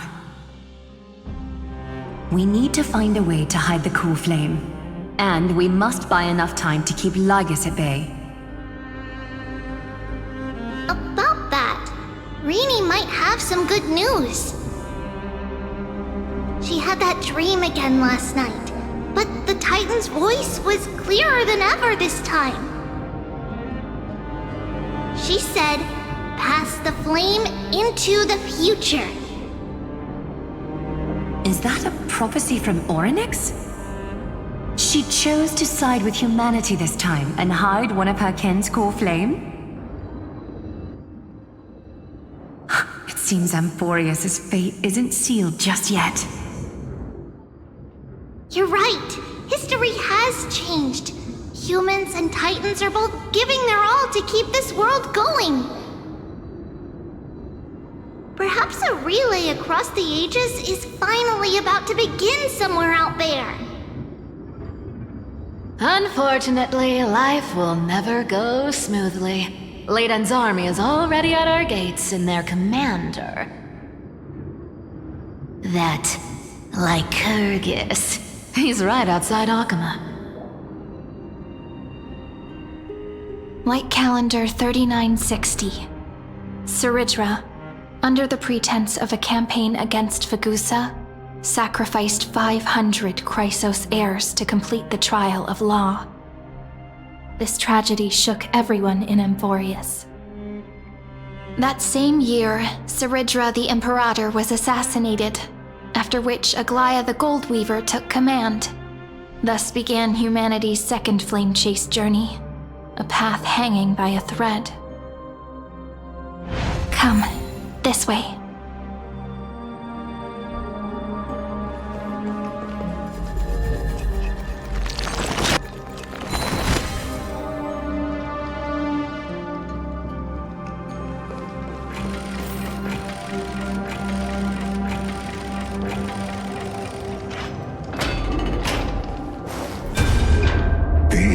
Eternal Holy City? The Memorial Palace lies in ruins. Countless mortals have perished because of your stubborn resistance.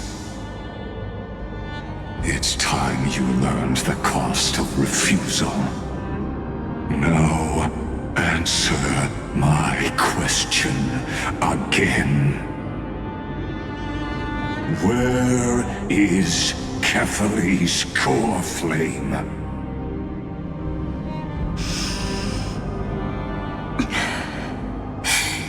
You really think you'll find it by razing the holy city to the ground? From what I see, all you'll get is dust and disappointment. Don't forget, you can't kill the Chrysos heirs mentioned in the prophecy because of law.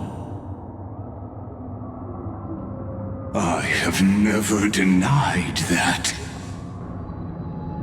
Which is why I now place my hope in the faithful citizens of Akama. Perhaps they'll give me what I seek. in the echo of your screams.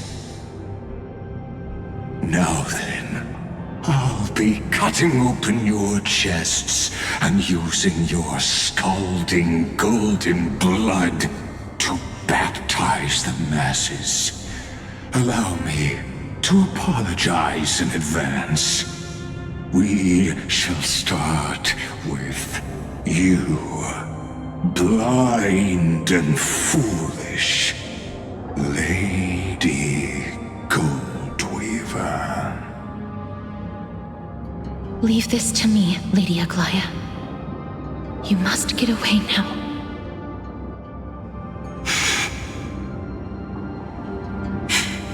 No, Holy Maiden.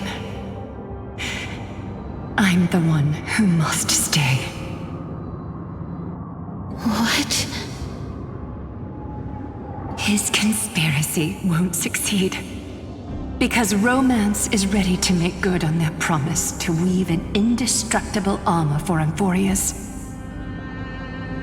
Its name is Solidarity. You must escape with your life and carry word of my death to those still fighting, then keep going with them. Just as the Imperator lit the torch of resistance with her death, my passing will make this flame everlasting. Take good care of it, guide it to the future, and place it into the hands of our deliverer. 50 years later, Lygus led his forces again to Akama. He charged directly into the Holy City and razed the Marmorial Palace. History would name this battle the Third Siege of Akama. 90,000 brave souls gave their lives for Akama that day, including their fearless leader, Aglaya. Go forth, Deliverer.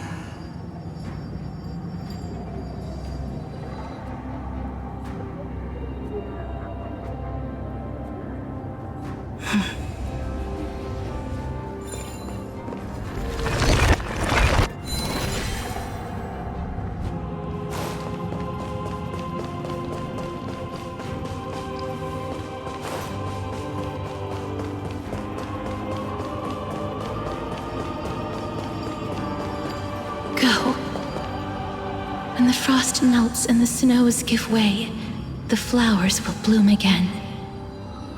You'll find me there. So what you're saying is, Princess Homebuddy is never coming back, is she?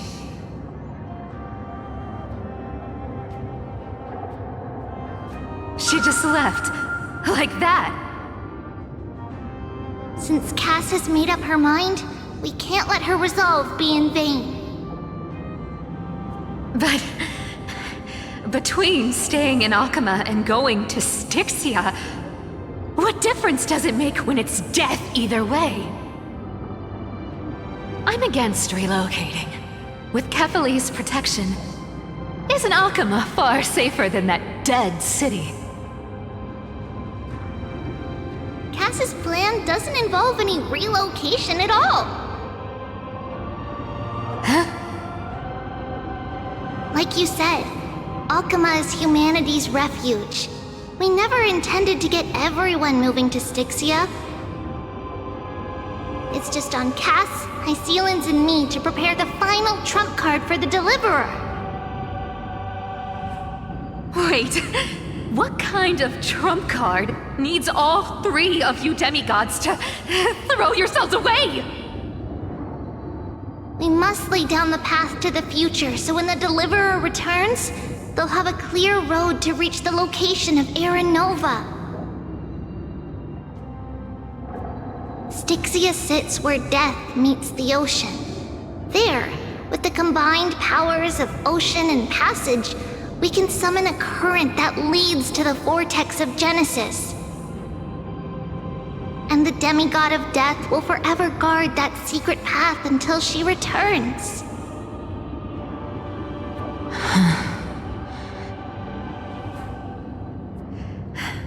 We all know Lygos will set his sights on the vortex of Genesis. That's exactly why we have to do this.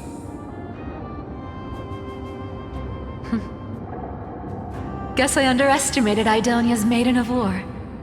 She's got way more steel than I thought. And Cypher, we need you to head to Castrum Kremnos as soon as possible. By any means necessary, forge an alliance with Strife. The prophesized Crown Prince has already been born. He shall become the new defender of Akuma, protecting this land after we leave. You don't need to worry about that. I just came back from Castrum Kremnos. Only a step ahead of the news. Treeby, something's flying towards Akuma, and it's really fast. Ah! What is it? It's a spear! It's the Kremnoans. Their king's already here. With the protection of the demigods Trebios and Cyphera, Akuma endured wave after wave of warfare, though just barely. Castorus chose Styxia as the last resort, and completed the trial of death, causing the stagnant waters in the River of Souls to recede. Soon after, Trebios departed on a long journey. That same year, the Kremnoan king Euripon, along with his son, Prince Midamos, joined the alliance to safeguard the holy city in the Battle of Deliverance.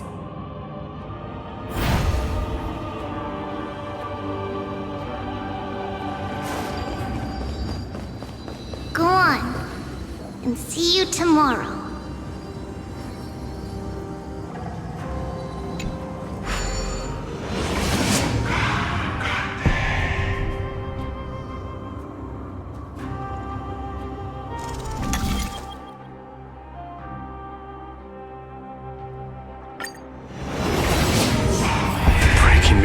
Buys this world even one more second,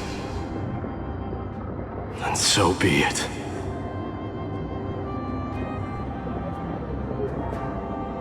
But it's gonna hurt a lot! Pain brings endless torment, but it can never destroy me. I believe that you were thinking the same thing when you stepped through the gate of infinity and jumped off that cliff.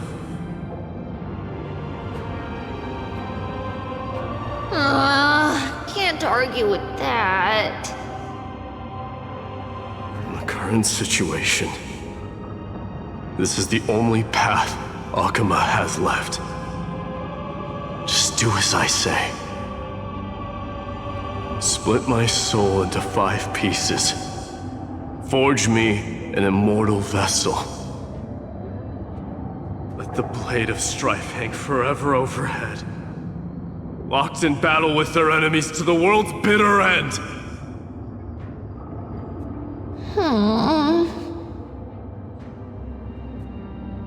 There's no need to be sad, Lady Trebios.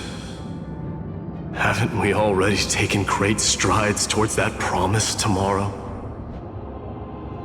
In this life, my people no longer have to drown in false guidance. Kremnos has washed the blood off its fate. Emphorius no longer needs a god named Strife. So let me shatter the former laws and turn the Lance of Fury back into a weapon that protects the world. We understand. By the way, can you do me another favor? The 7 sages from Grove of Epiphany are already en route. They'll arrive in waves to join the Resistance in a couple of days. Among them is a scholar named Anaxagoras. He has extraordinary insight and fears no sacrifice. This soul-rending ceremony wasn't just my decision. It was his counsel. His wisdom will surely be the backbone of Amphoria's survival. Watch over him. Carry on this everlasting flame for me. Through Anaxagoras' ritual, the demigod of strife split his soul into 5. Courage, honor, tenacity, sacrifice, and reason, each sealed in blood crystal and cast into battle. The people held a 10-day funeral to mourn their fallen god king, and through his sacrifice, humanity was granted 200 years of peace.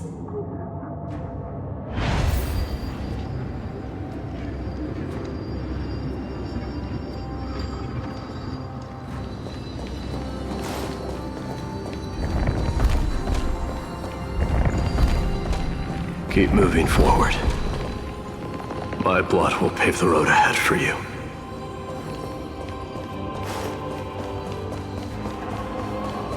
Keep moving forward, little Gray. See you tomorrow.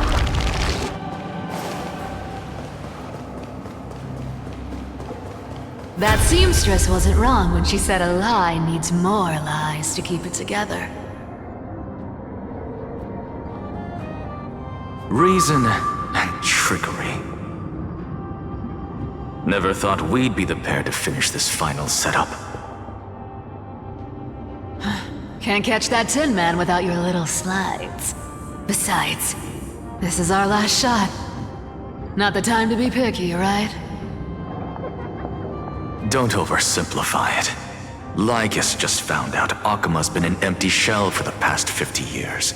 He's bound to be furious. At this rate, he could have done anything. That's exactly what we want. Rage blinds even the brightest minds. Doesn't matter how much of a genius he is, the principle still holds. Once he storms into the council and confronts me head on. You trigger your alchemy with a boom and turn him into a caged beast. Easier said than done. You still have to pass yourself off as the deliverer without anyone catching on. And you really think a human alchemical array can bind a godlike being? That's just nonsense. What? Getting cold feet? Or you just don't believe in the almighty worth of the demigod of trickery? Just tell me straight. Can you do it or not?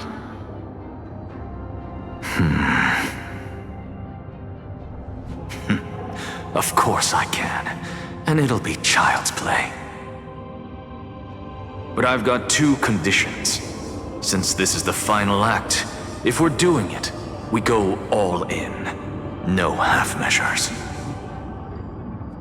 Oh, I'm listening. First, shift the battlefield to the vortex of Genesis. It would be more convincing if the deliverer were to appear there. Besides, the vortex is cut off from the world. No place in Amphorius makes a better prison.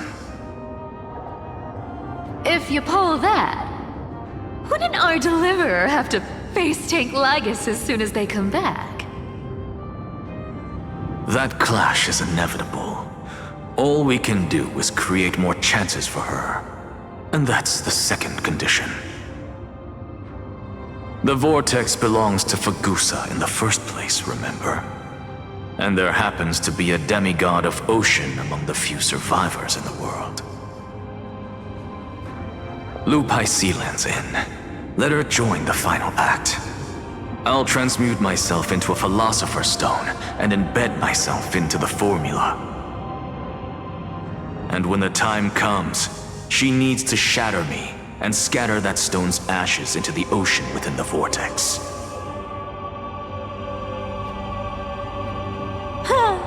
I guess people weren't wrong when they said you're insane, Grove Boy. I've got no idea how to outwit a reclusive genius. But making an anti-Catheran suffer? The demigod of reason has 10,000 ways to do just that. And what I just mentioned was one of them. So what exactly does your formula do? Now that would spoil the climax, wouldn't it? By now, Hyacinth must have completed the Sky People's ritual. Since that Theoros loves a good performance as much as I do, let's make sure he enjoys our show to the fullest. As for how the Deliverer will complete the Era Nova, well, that will no longer be our concern. It was the last battle known to the world, initiated by two demigods least suited for war. In the end, reason and trickery kept their word. At the cost of their lives, they sealed Lygus within the vortex of Genesis, where he remains to this day.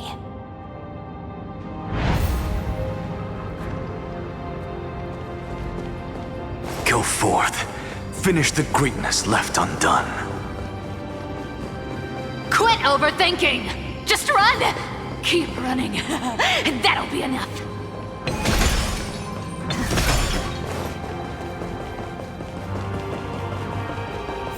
Irie?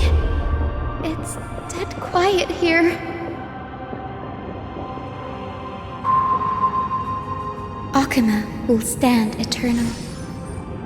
Miss Cypher's lie is crumbled after all.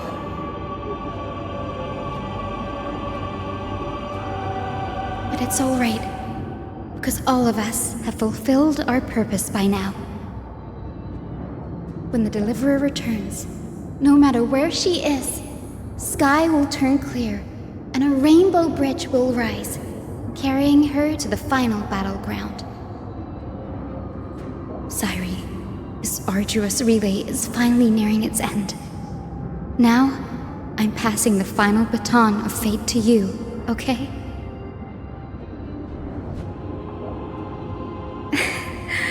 No, that's not quite right. After all, it was you and her who lit the first spark of this journey, wasn't it?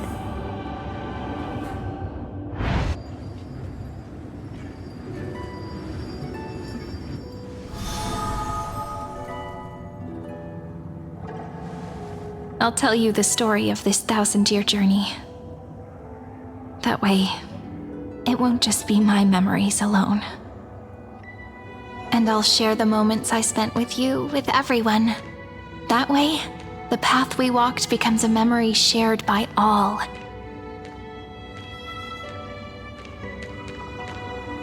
People will know that there's nothing left to chase. Amphorius has already welcomed the dawn foretold in prophecy. Just like I said, this won't be harder than the last time. Right?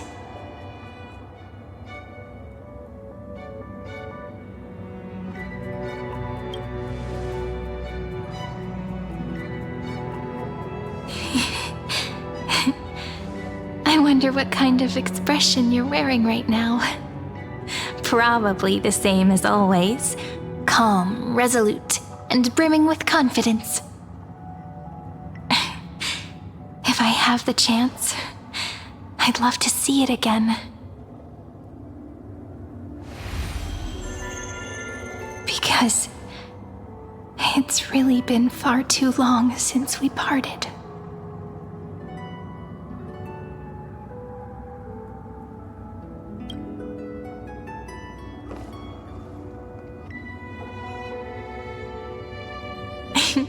Someone as sharp as you must have realized by now that this isn't reality, but a maze of time.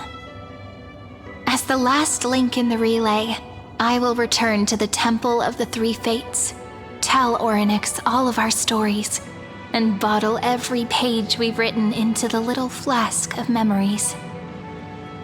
And then, may it set sail in peace drift down the river of time along with the core flame of world-bearing, reach your side, and lead you back to Amphorius.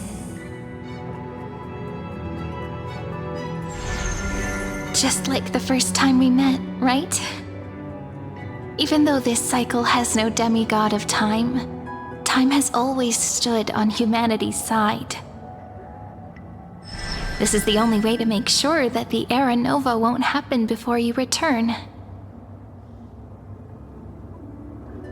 And the only way I can safely entrust the completed final flame chase journey to the Deliverer's heart. After all, the new world will be born from your memories, and the protagonist of this story mustn't be absent.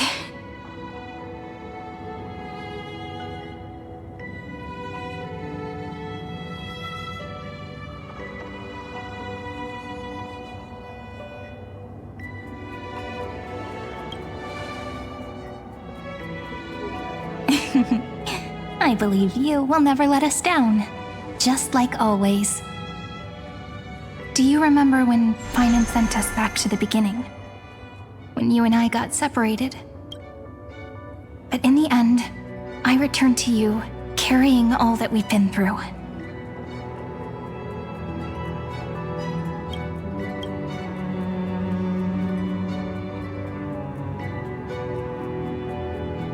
That's what memory is.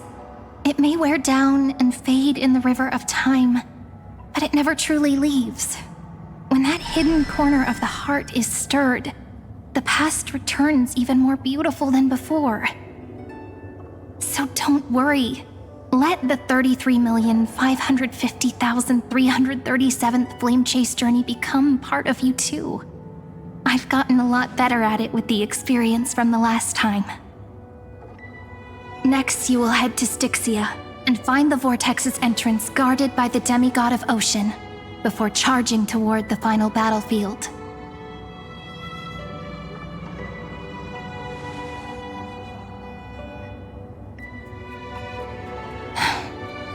Don't worry. I'll be with you. All of us will. Even Finan. We'll stand with the Deliverer.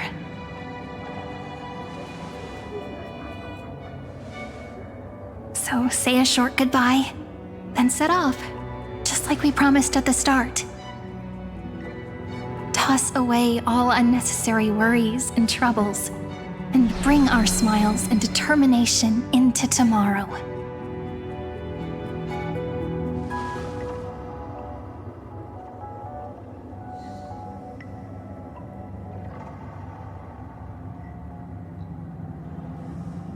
The last baton.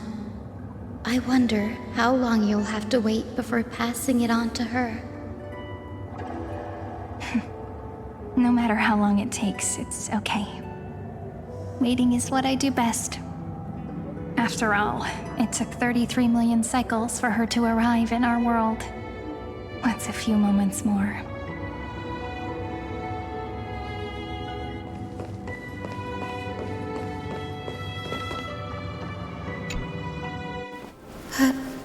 Sairi, what if you wait and wait, but that hero never arrives? That won't happen. Because I know that no matter how long it takes, she'll definitely return to this place. We can't let her down.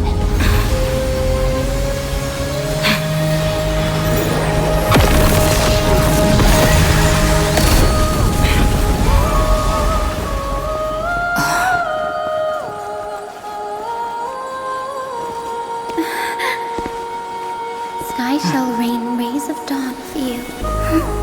May romance be with you on your journey. And reason grant you enlightenment. Let strife bestow you with inspiration. Trickery ensure your success.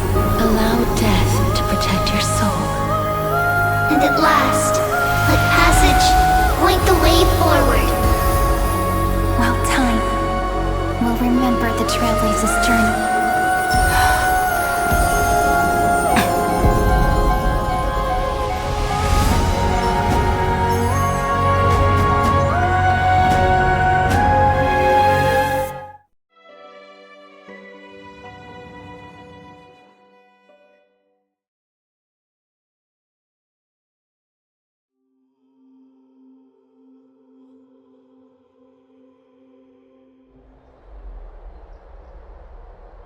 Is this Styxia? What happened to this place? I need to find the entrance of the vortex, guarded by the demigod of ocean. High Sealens. Is she still there? Long time no see, Trailblazer. Generation after generation of Chrysos Air heroes have tried to defy fate with their blood and tears, either voluntarily shattering their souls or waiting in eternal solitude. But alas, fate can never be defeated. Reason and trickery may bind my flesh, but my will shall never fall silent. So the demigod of ocean, the Dux Gladiorum High Sealens, sought to bring me into a fantasia with her voice and drown a genius in slumber. But alas, it was all a hopeless dream. That warden fell before I did, due to erosion of time, while her prisoner remained unchanged.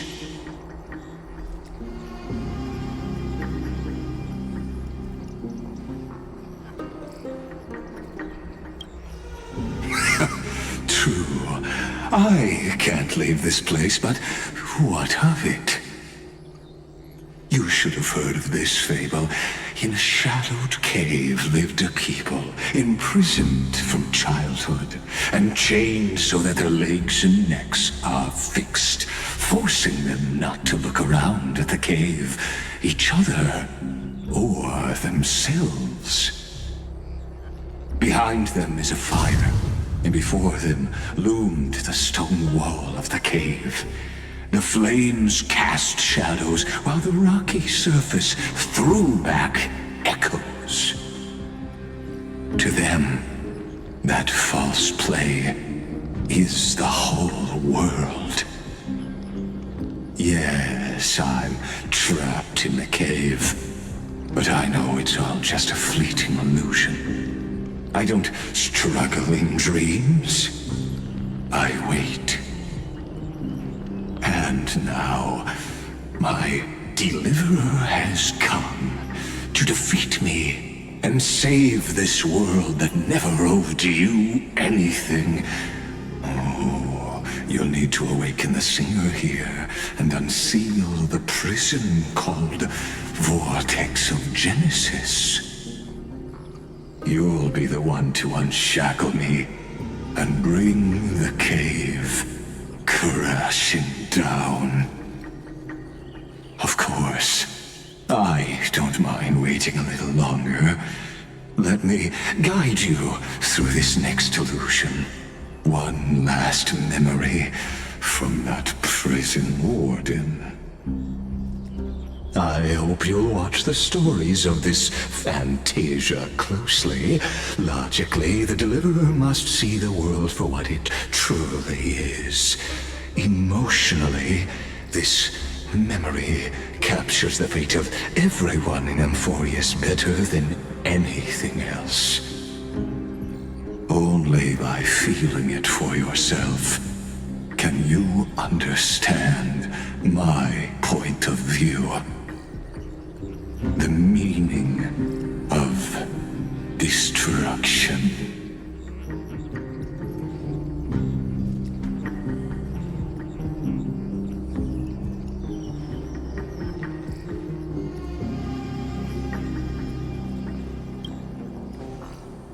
To your unshakable resolve, I salute you.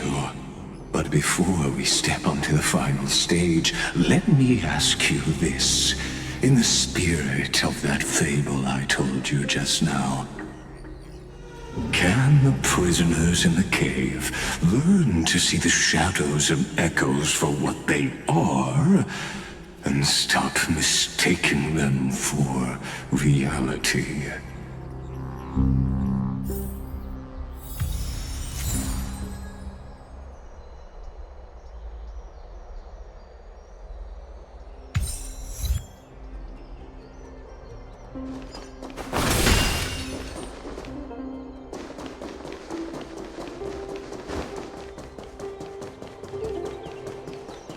Look, the fire projects the face from her memories.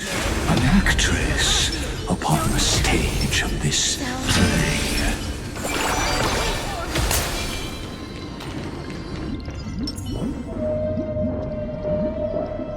The dark tides flood the sea, and our kingdom teeters on the edge. Fear not. Our queen has gone to the borderlands. She'll quell this calamity herself. This is the scene when the Chrysos heir of Ocean was born. She was once of a Titan-kin race named Sea Sirens. At that time, Kozlana had suppressed the Black Tide's rise, but he was unable to remove Iron Tomb from its roots.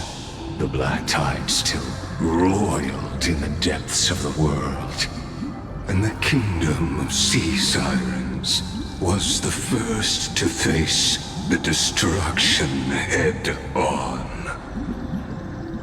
Listen, I heard Electra's voice.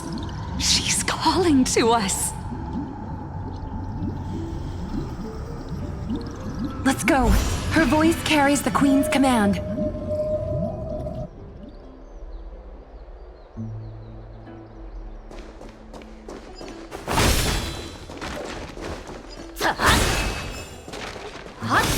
To keep the Black Tide from threatening the ocean, the Queen gave her all, body and soul. Born of the Queen's chalice, she bore the deepest blessings and inherited supreme divine power.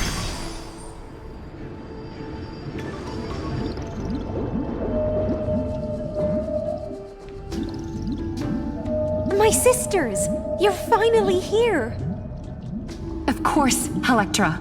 Your beautiful melody drew us here.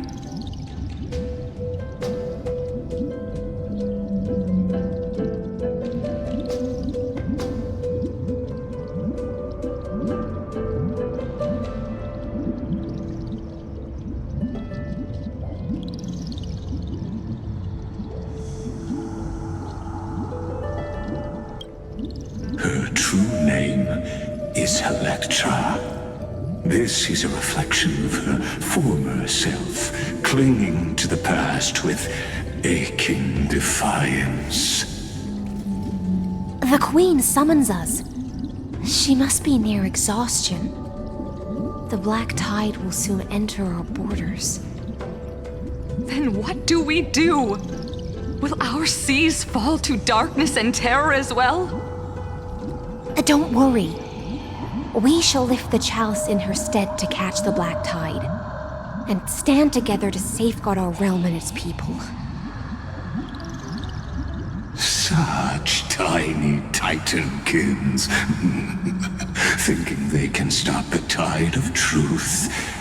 How naive. And that naivete is the root of all suffering.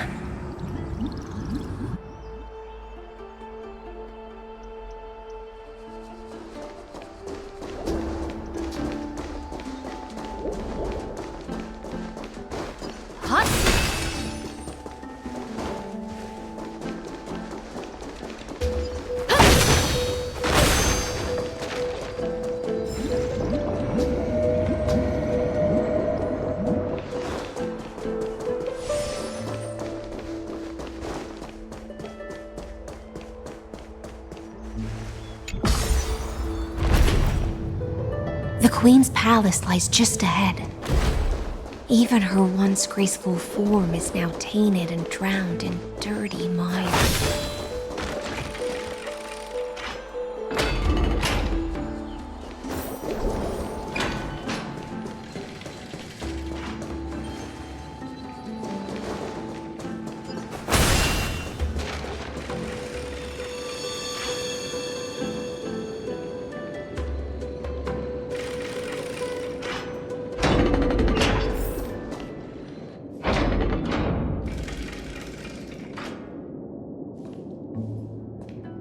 Oh, Fagusa, our noble queen, we've come at your call.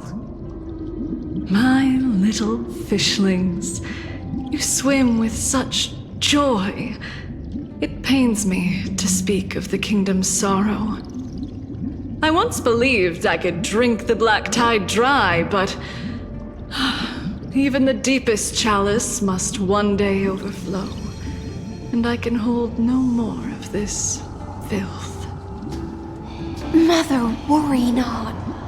We're all children of the sea. Let us bear your fate together. We'll take up your mantle and drive back the black currents.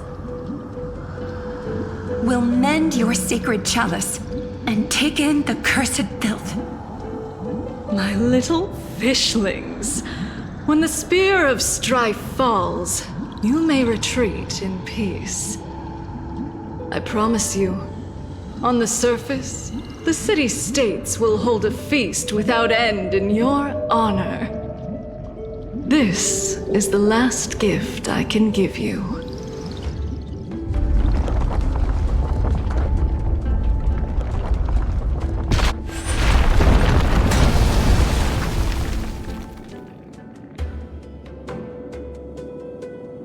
Fagusa sank into the abyss, with the chalice shattered. Their intoxication spilled into the black tide, birthing the first madness in Amphorius.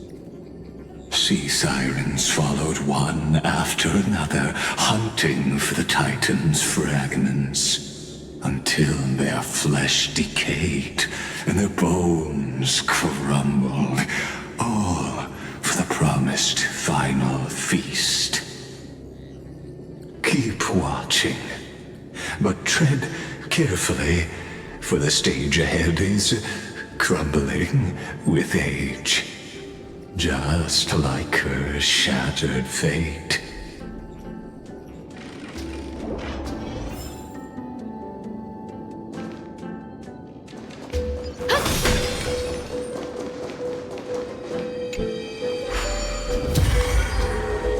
Clinging to the past only blocks the road forward. Why not let time build a bridge to the future?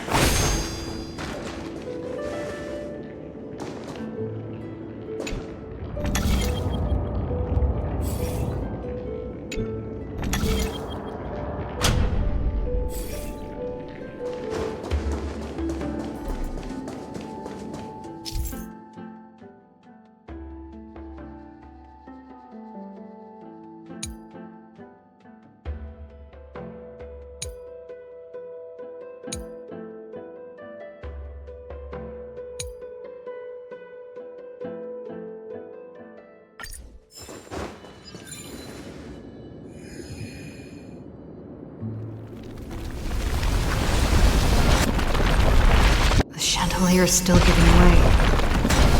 Maybe the chrono vessel nearby can help.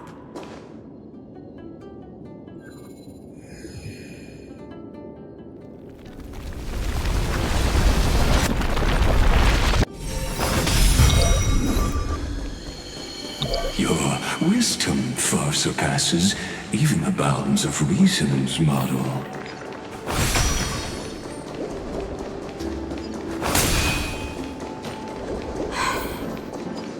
Can't get through. Looks like I'll need the miracle orb nearby.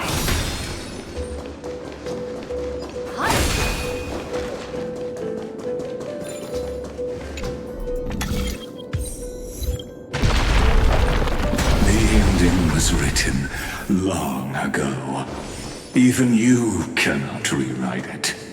Just like this poor chandelier.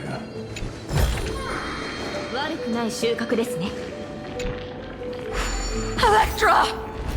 The fiends have gnawed my tail. I can no longer swim to the far seas. Electra! The black sludge has soaked my fins! I can't dance with you anymore!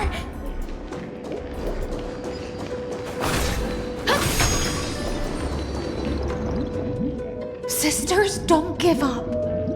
remember the Queen's promise of a feast in the city called Styxia. I haven't forgotten. It visits me in dreams every night. I dreamed of a shining city, its lights piercing the deep gloom of the seabed. I dreamed of children placing garlands on our bone horns, and poets praising the sea sirens for shielding the world. But what a shame. We can go no further. Please, sing to the humans for us. Sing of the deep sea's legend in our place. Feast. Song.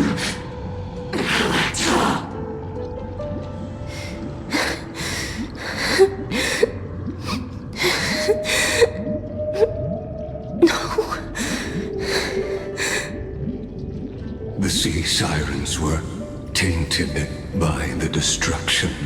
Their flesh rotted away. They became the black tide creatures of this cycle. Farewell, sisters. I'll finish this last task,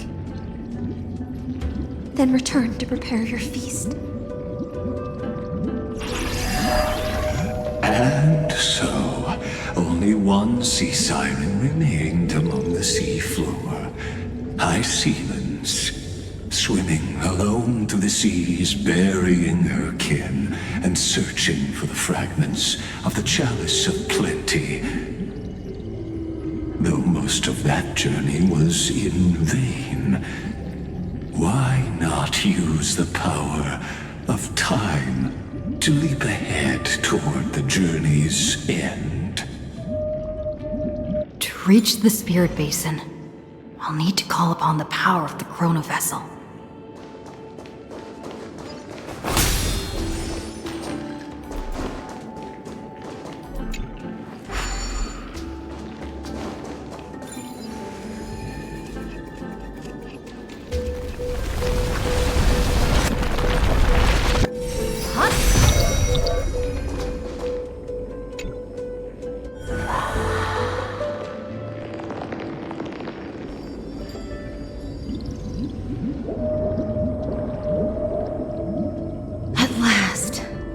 The Chalice of Plenty is whole again. The Lance of Fury emerges from the River of Souls, and the gods reclaim their duty to hold back the black tide. I am freed from endless toil, and now walk toward the rites at Styxia. I bore my sister's dreams upon my back, took on a graceful human form, and hoped to find a grand celebration on the shore. My fins became legs, my scales became skin, and the sea foam on my body became a shimmering gown. But when I stepped onto land, there were no festivals with honey brew, nor poets plucking harps. Only silent death, drifting gently along the River of Souls. When she fulfilled her wish, she only found Styxia to have already repeated the mistakes of previous cycles and was swallowed by death.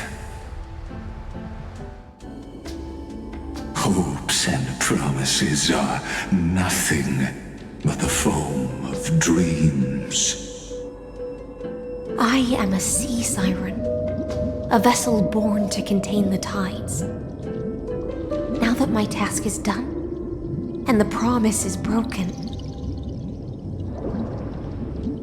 how am I to go on in a world drowned in shadow? Fagusa, my noble queen. She evaded my questions with drunken stupor. She told me a grand feast awaited me in the surface world. So I wandered lost, groping through the dark. The feast she spoke of. Where is it? Lonely Blade, I shall grant you everything you seek.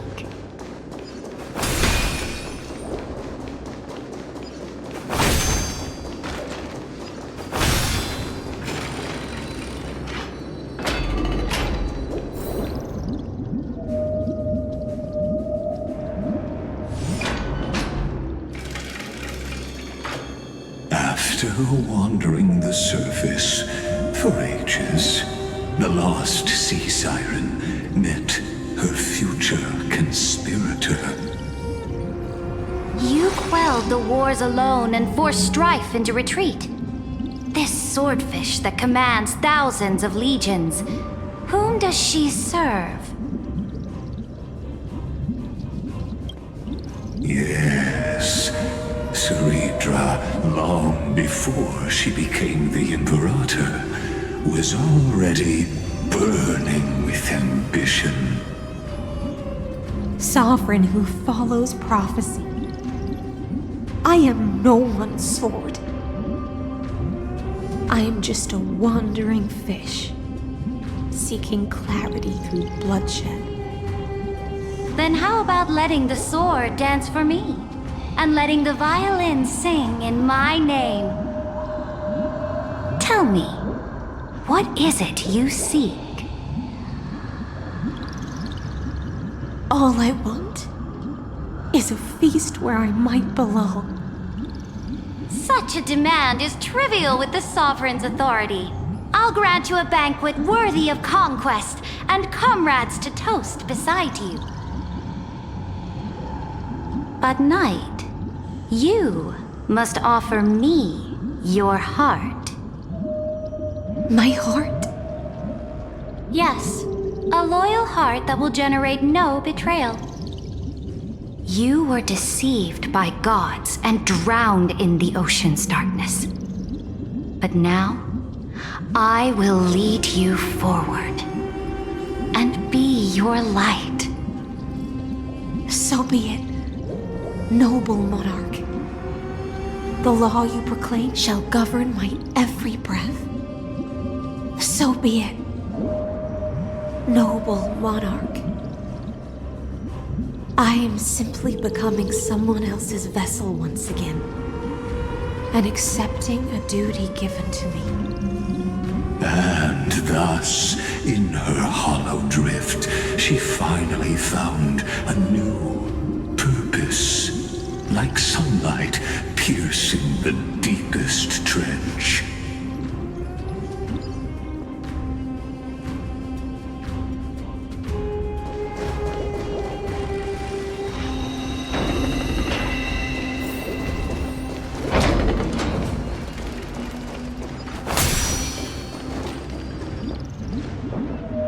Noble monarch, I've cleansed the foulness from the road as you commanded. My blade, you've helped me ascend and take the crown. Ask, and you shall have your reward. What I desire is the same as before. A feast. Look, I've prepared you a grand banquet. The finest honey brew and tributes await. Fish are drawn to light by nature, for the deep sea knows only gloom. Now I found a flame. It may scald and burn, but it's the only light. Come, let us join the feast. Perhaps the path forward lies hidden among the revelry.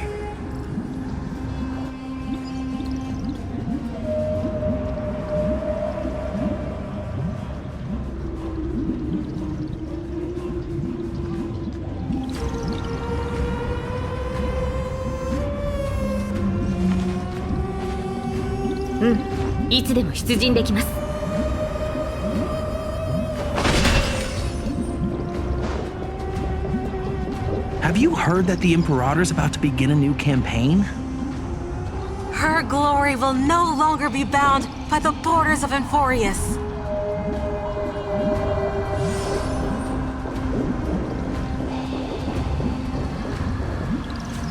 My faithful subjects, tonight's feast is not just for the past. It's a toast to the future! Born from our golden blood is an unstoppable colossus. Our iron beast to trample the universe! Great monarch. I've heard the universe teems with great threats. Can we truly remain invincible? Fear not. Before the troops of the destruction, such rabble is no more than cosmic dust. Surely there's a planet draped in oceans out there in the stars. Once I claim it, it shall be yours to rule. And to the rest, your triumphs will not go unrewarded. I promise you a new age, free of fear. Now, raise your cups to our conquest among the Sea of Stars! Sea of Stars! Sea of Stars! Conquest among the Sea of Stars. What a grand vision. Yet, to the Siren Knight, only feasts still stir her heart. Come now, join me. Witness the end of this futile dream. Where's the way out of this illusion? Come quick! Let's celebrate together! I've saved the finest brew! Come taste it with me!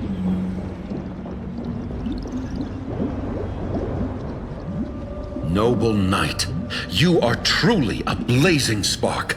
It is my honor to share this banquet with you. Noble knight, you have earned victory with your blade. And you have every reason to revel in this moment of triumph. Let me pour you a glass of honey brew.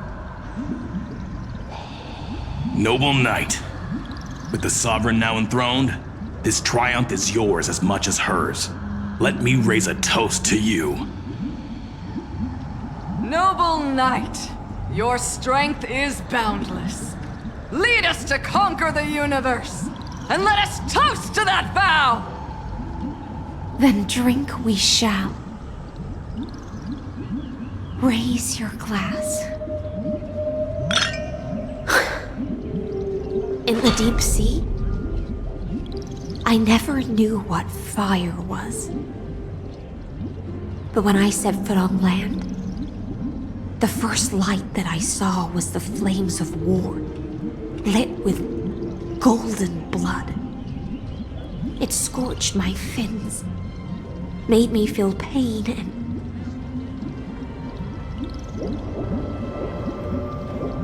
ignited an unprecedented hunger. A hunger that flickers in every hero's heart. So bright, yet so blinding. Look! The monarch herself has taken her seat! Hear that? The court sings her praises! Come! Join us and praise her glory!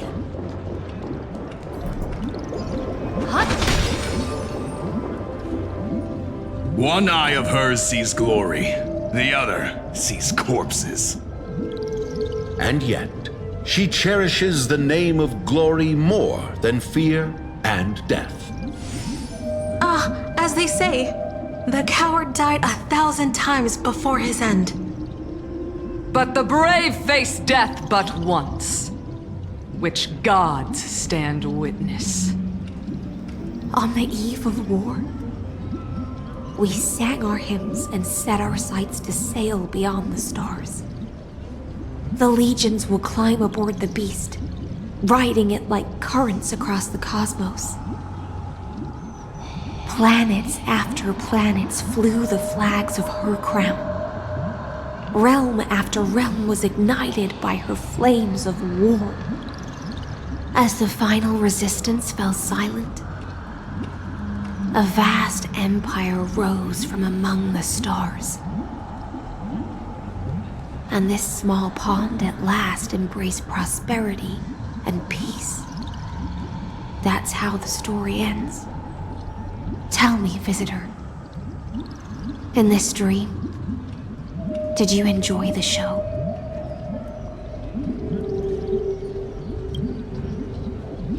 Yes. Just fake bubbles glinting on the surface of poured wine. It's time for me to wake up from this drunken dream.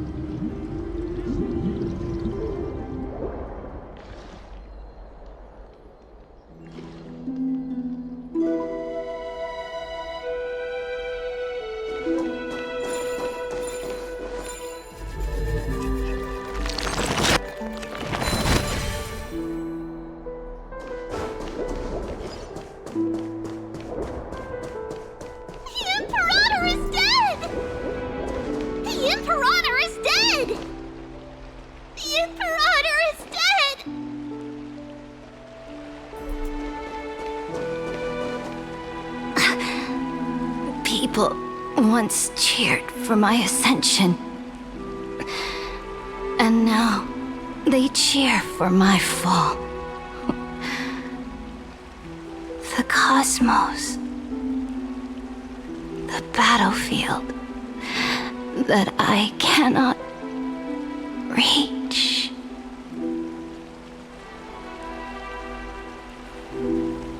Before the Sovereign's conquest reached its end, her life and ambition had already been swallowed by the deep sea.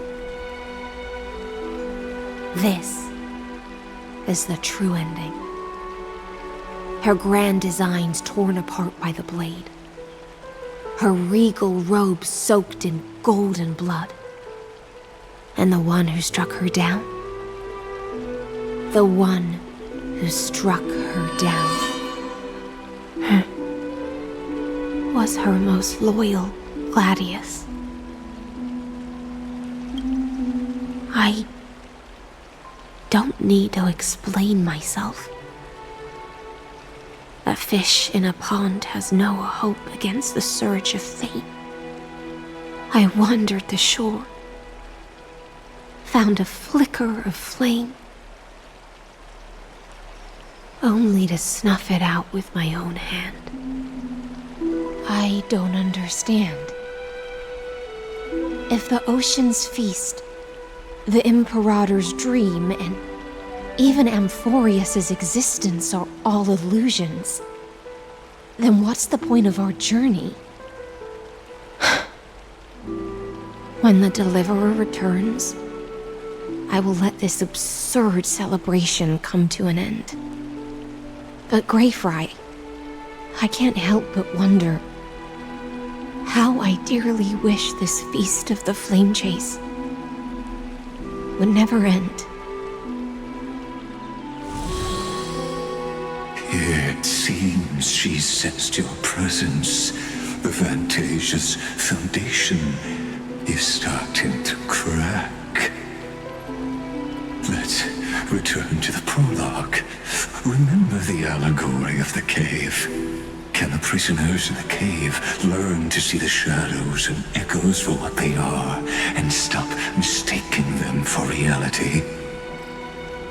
As you've seen, when she cast off her chains, finally turned to look around and moved her legs, her reward was nothing but searing pain.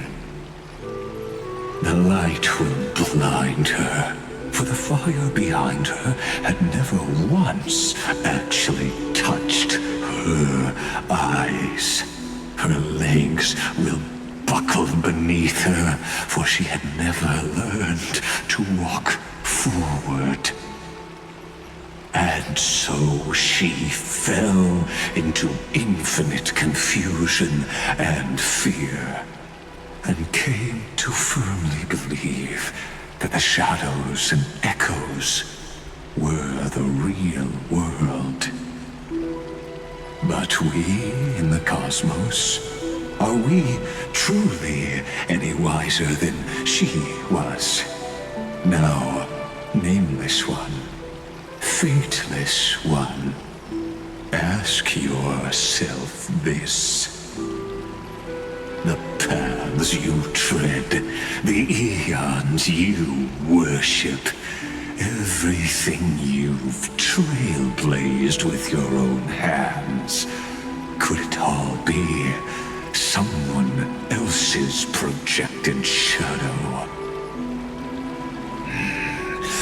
Let's leave that question till after the curtain falls. Once you've unearthed every last truth and reached the prison built for me by the demigods, I'll speak with you face to face. I, the Theoros, have walked the 30 million histories born by Kozlana. 1,000 years is a mere atom in a grain of sand to me. Amphorius, compared to the cosmos, is but that grain upon a whole beach. I swore to bring an end to the erudition. Would I really let a single grain grind down my mind? Now, please use the power of time to open the gate to the ocean's depths. Go, find the prison warden tormented by loyalty. Find her. Step into the world's vortex, and once there, end everything between us. That palace reflects the heart of the demigod of ocean, intoxicated, stagnant. There, you'll witness the true beginning of the saga of deliverance. An ugly history, long buried by tides and shame. A staircase of apotheosis that the Imperator forged with the golden blood of 500 human sacrifices under the pretense of conquest. I'll wait for you at the heart of the world. But to reach the place, you must find the prison warden. Beyond this door lies the path to the vortex of Genesis.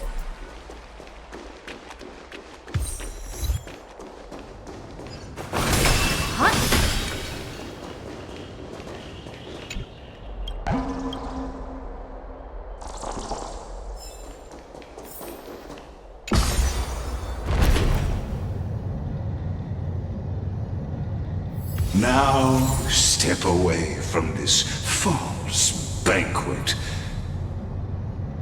And then onto that bloody stage. おいしい。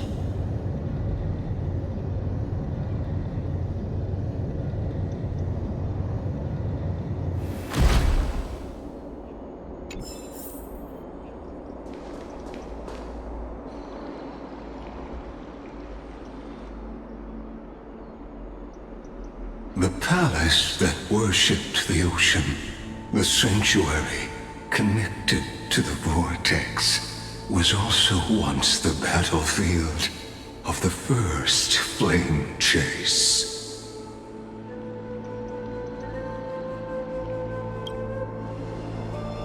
Her exuberant song halted the passage of time in this place, imprisoning my body and shielding my soul from deterioration, all just to await your return. The twisted time and space reflect her confusion. It's the Deliverer! The Deliverer? She's back?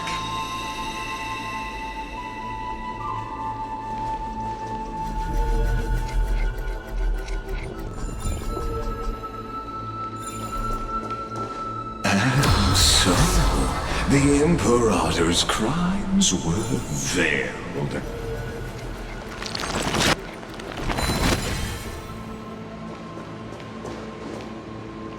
Stay away from Apollonius! This cup of honey brew. What a sweet aroma. Run, Virginia. Dux Hakalithist! We can't give up here! Love steeped in death. How delicious.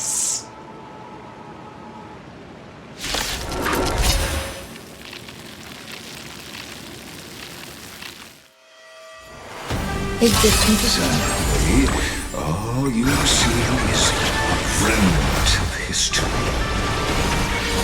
And what appearance is just another equally futile echo. All will be swept away by the wind. Lend me your strength. To guard and defend. Crush them.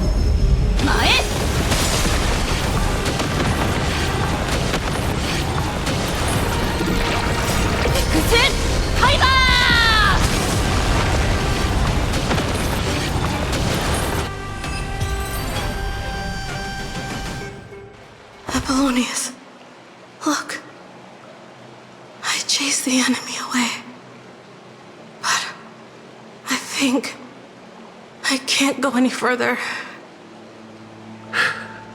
I'm sorry, Virginia,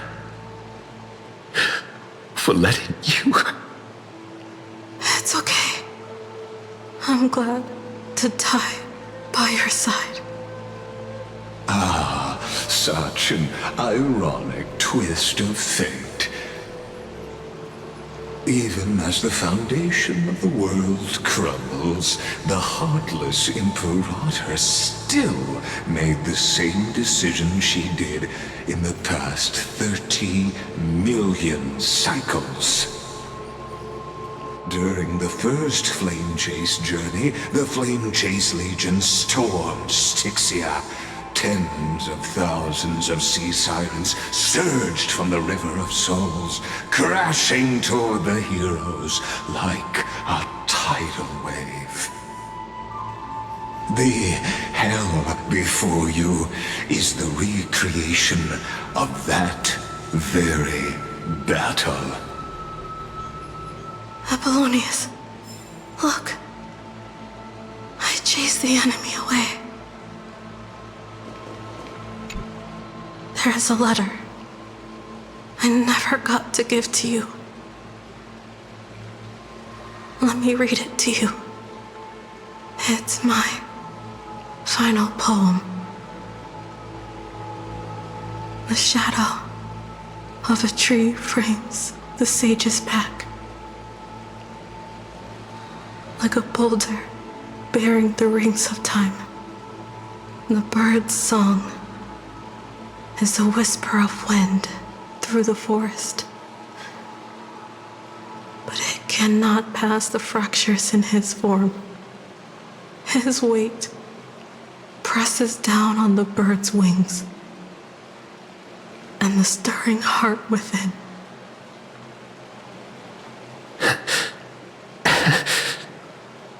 I always wanted to tell you. You look beautiful when you read poetry.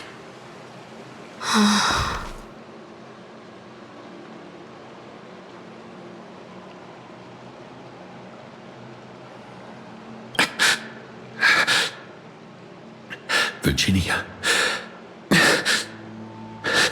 see you in the new world.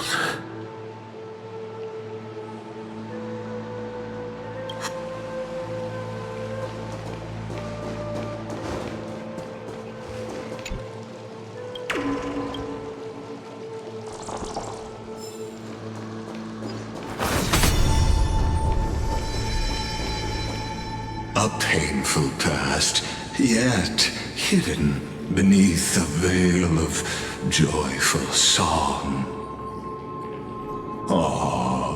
Two discarded data clusters waiting for someone's return, it seems. Relive the history, then pass through the temple's waters and come to my side.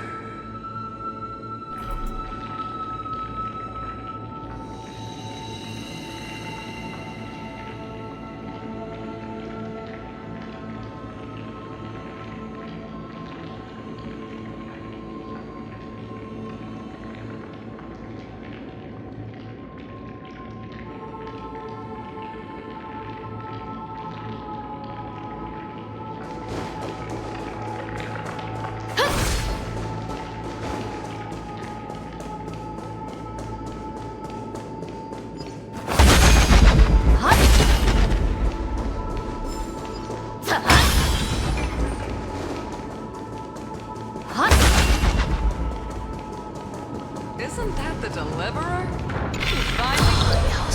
What a wretched way to die.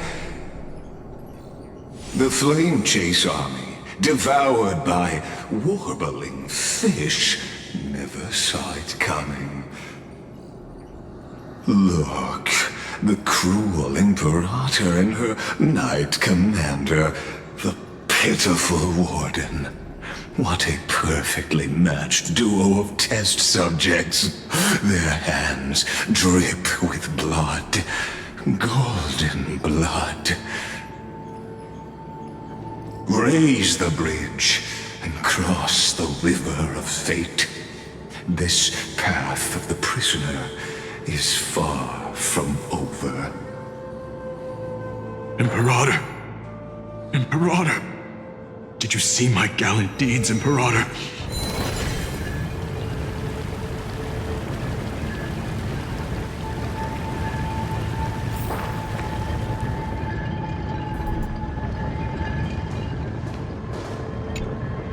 Imperator! Imperator! Did you see my gallant deeds, Imperator? You fool! How could you still not get it even now? With her schemes, do you think she'd ever let us end up like this by accident? She knew how this battle would end from the start! That tyrant. I swear I'll kill her with my own hands. No. She wouldn't send us to die for nothing. She would never betray our dreams. Or Emporius. Imperator! I know I'm a fool. So I'll believe in your commands. To the very end.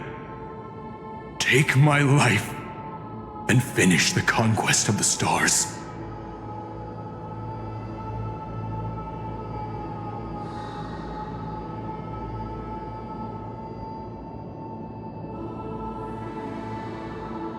You mutt. Looks like I won't get my revenge after all, tyrant. Without me, your conquest is doomed. I'll be waiting for you in the River of Souls to slice off that crown-wearing head of yours. Remember this. I never bowed to you. Or fate.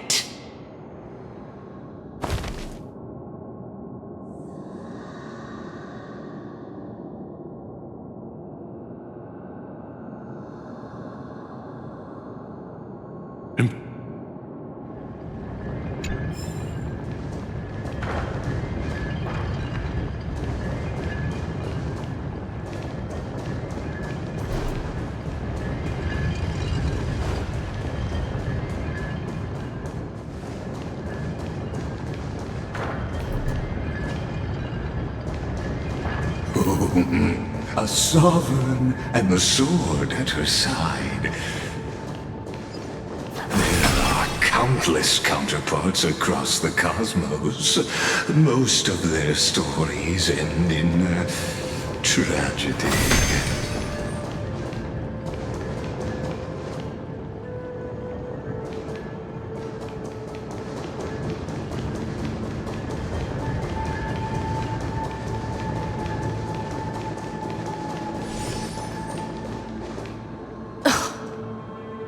Imperator, why did you... You're here, Dux Gladiorum. You ordered me to seal the sea route and handle threats from the rear. So why didn't you wait for me to return? Why send the Vanguard ahead and let them die in vain? Die in vain? No, you're wrong. Their golden blood won't be spilled for nothing. The other dukes have paved the road for me to become the god of law. The trial of law? You never spoke of this to anyone. What is... The one who wishes to bear law must purge this world of its curse, and offer the blood of the accursed as sacrifice. I pondered long on what Talantin meant by blood of the accursed. Then, I found the answer. You, I, and every Chrysos heir summoned by the prophecy are the accursed ones. Just like that arrogant Theoros said, our golden blood is the agent of destruction, the antithesis of the world's fate. Dux Frigoris, Dux Brumalis, Dux Helcalethist, their fate was sealed at that moment. Dying on a glorious campaign was the final gift I could give them.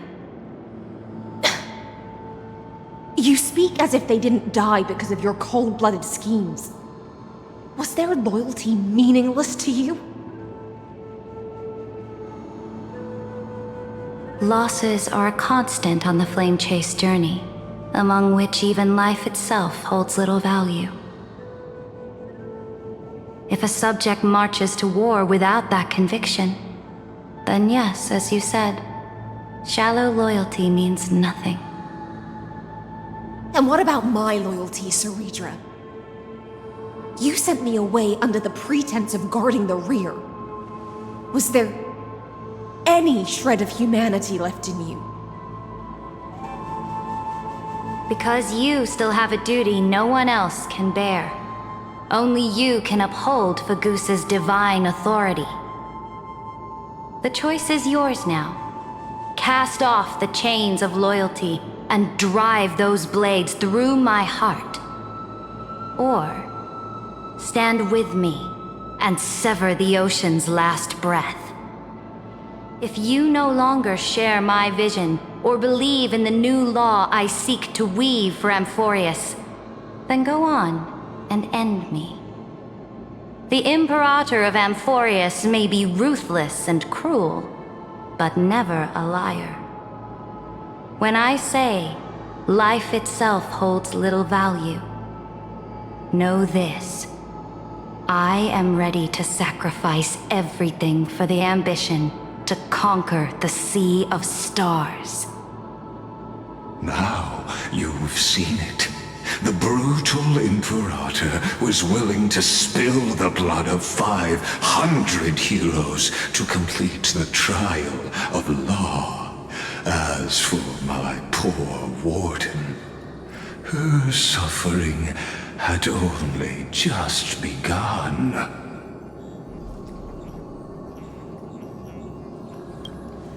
I'm no storyteller.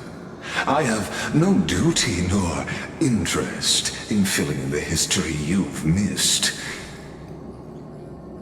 I just want you to witness the monstrous choice the Imperator made before the Chrysos heir turned their blades against me.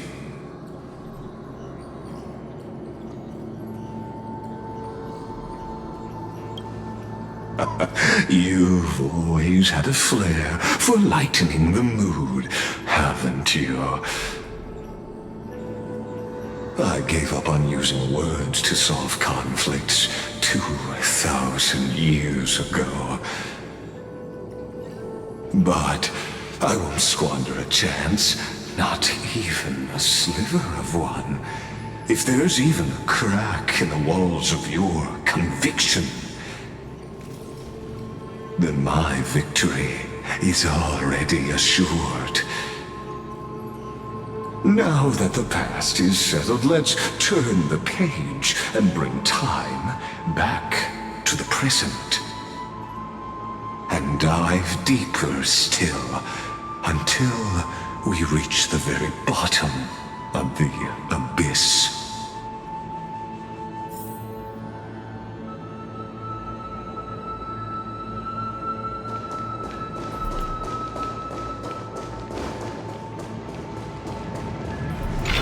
Is the path ahead underwater? I need the Ornyx orb to bring back the chrono vessel from the past.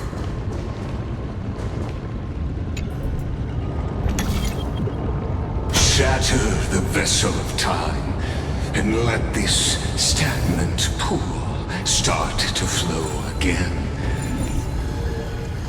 Just like the broken fate of Amphorius.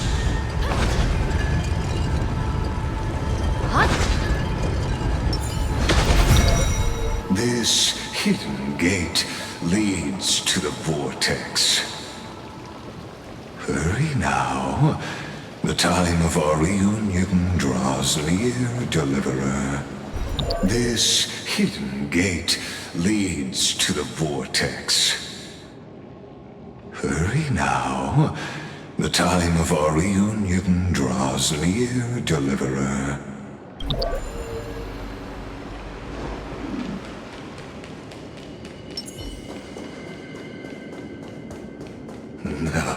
This cruel journey will reach its end at long last.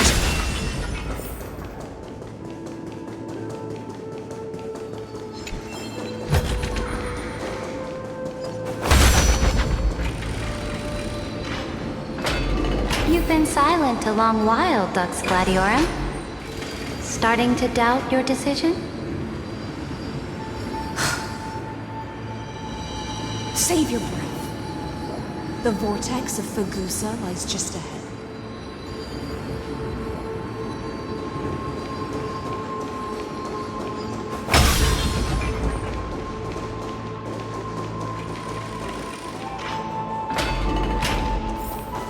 After the trial, there's nothing left between us. So you'll stop swimming toward the stars, Dux Gladiorum? I was always a creature of the sea. The stars in the sky were never made for me. I see.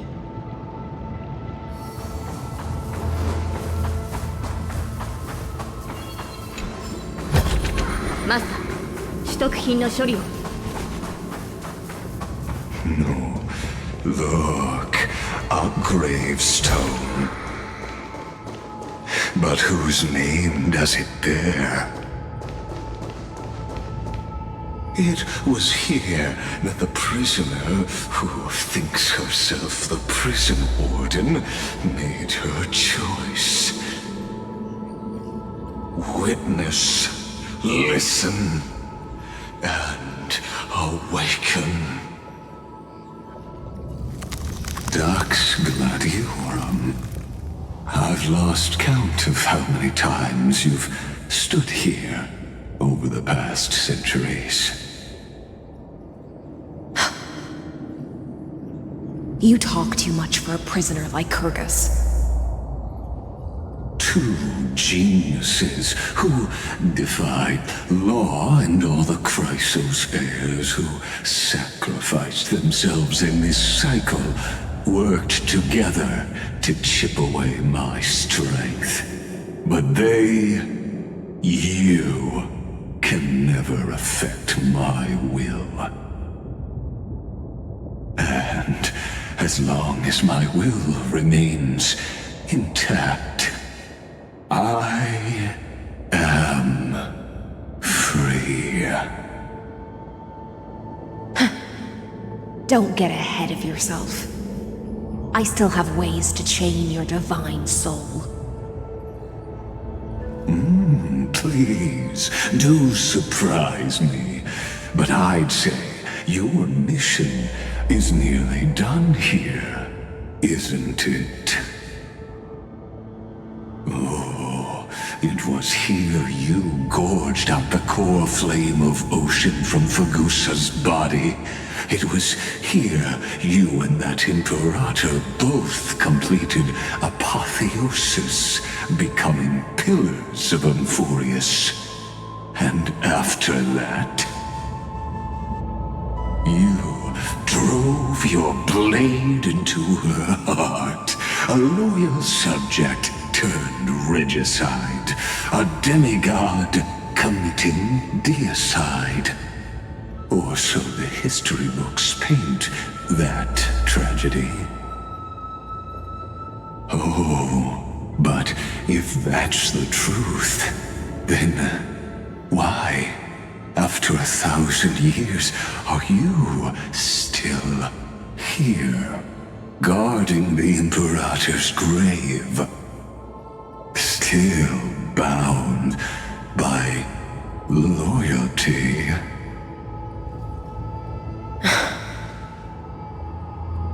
Come to think of it, perhaps I'm not the only one imprisoned here. Your calm does stir the rage in me. As if the one paying the price here isn't you, but us. The ones who lost everything.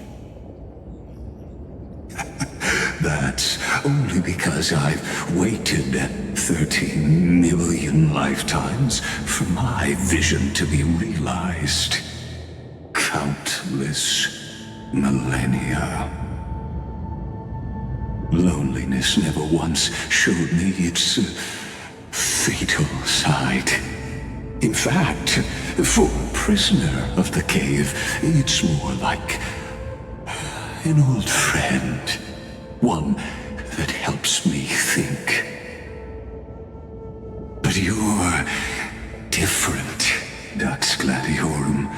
Loneliness has crept from the silent depths, sinking its claws into your mind. Bit by bit, it's peeling you apart. Will you regress into one of those lost mad sirens? Oh, what a shame that would be. You're right, Lycurgus. Loyalty, curse, the fall of my kin, and this endless waiting. These shackles are too heavy for a fish that cannot perceive any light. I can't break free of the whirlpool that's pulling me under. Nor do I have the unwavering resolve to force myself to wait for that person's return, as everyone hoped for. Deliverer from beyond the sky, my executioner. How much longer until she arrives here? Or will she ever return? I don't know. And I doubt anyone does. Then, what will you do?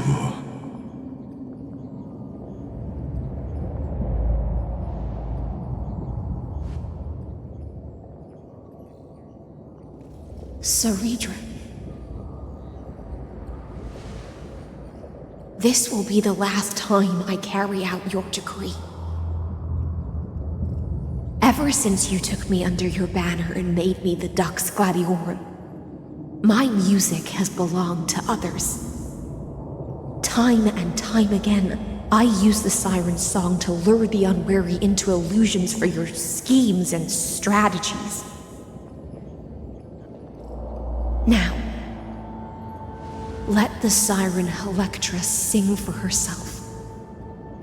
Let me step into an endless dream of my own making.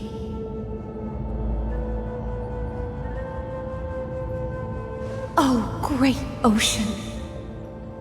I offer you the rest of my clarity and my freedom, in exchange for the strength to stand against the nihility and honor the sacrifices of the fallen heroes.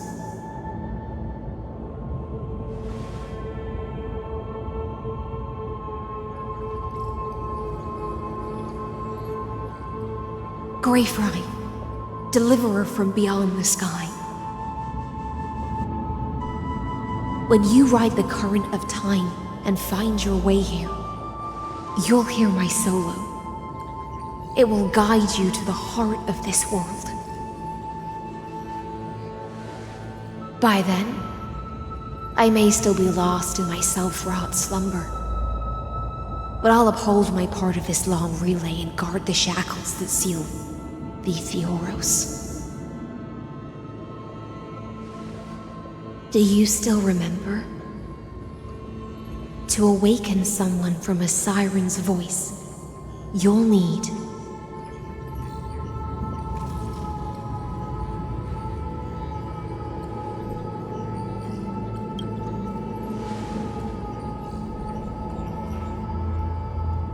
the gift I once gave you.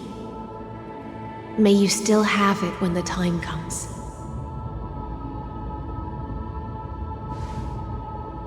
When you return, please pour that honey brew upon this grave. It holds the story of all our struggles and sacrifices. May you see it one day. The prelude Amphorius wrote for your return, carried forward through a 1,000-year relay.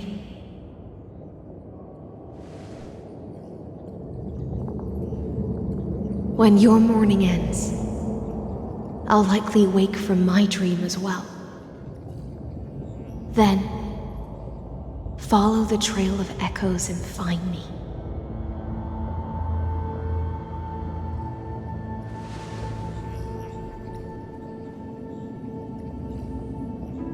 And together, we'll bring judgment upon the sinner who defiled the erudition.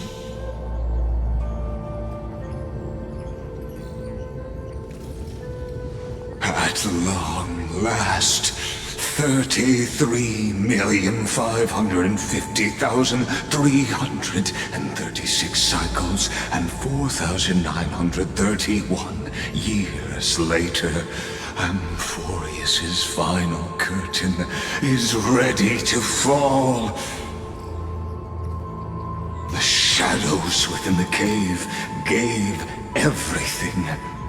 Yet all they did was mimic life outside its walls. A futile effort steeped in sorrow. Enough! They were no shadows. Everything they did shattered the darkness of this cave, and unearthed the core flame of Trailblaze. And now, with that core flame, I'll light the dawn of Amphorius!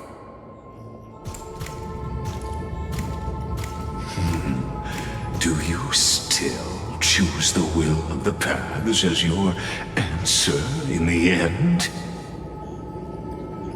I do not agree with that answer, but I respect your tribute to them. Allow me to take back my earlier words. As an apology, and in the name of Theoros, who saw all destinies in this world, let me join you in mourning. Let us bid farewell to the heroes who sleep here. And then, let us face each other and decide whose flame will rise with this new dawn.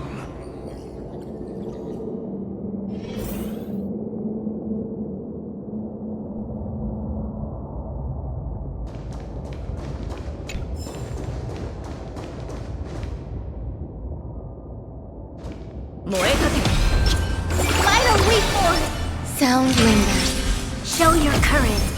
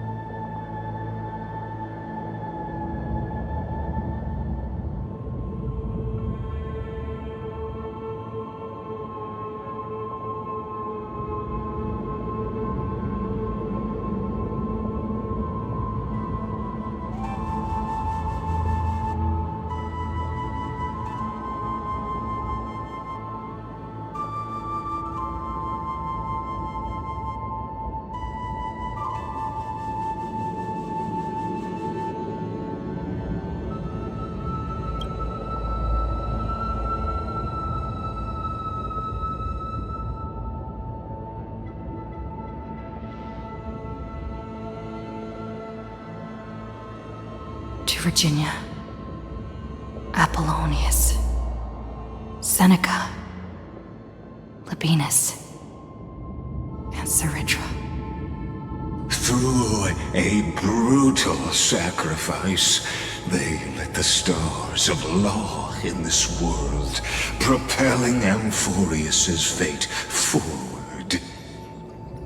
In the shimmering mirage of illusion, they entrusted their dreams to ride among the stars to the hero yet to come.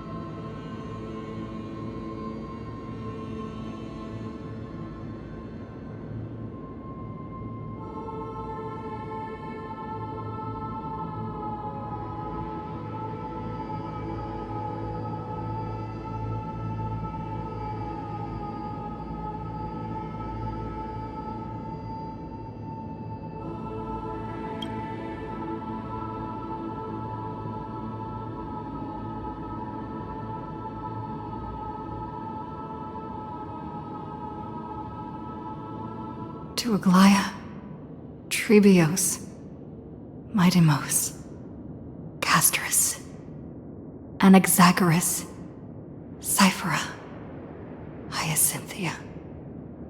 In a relay spanning 1,000 years, they stood against enemies far beyond their strength and won a bitter victory through what seemed like futile resistance.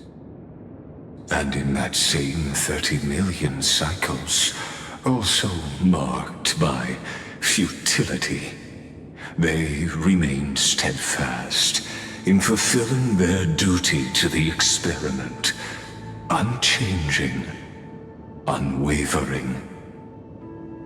Let this be the end of mourning the fallen. At last, allow me one final toast to the lost prison warden, a prisoner bound by loyalty.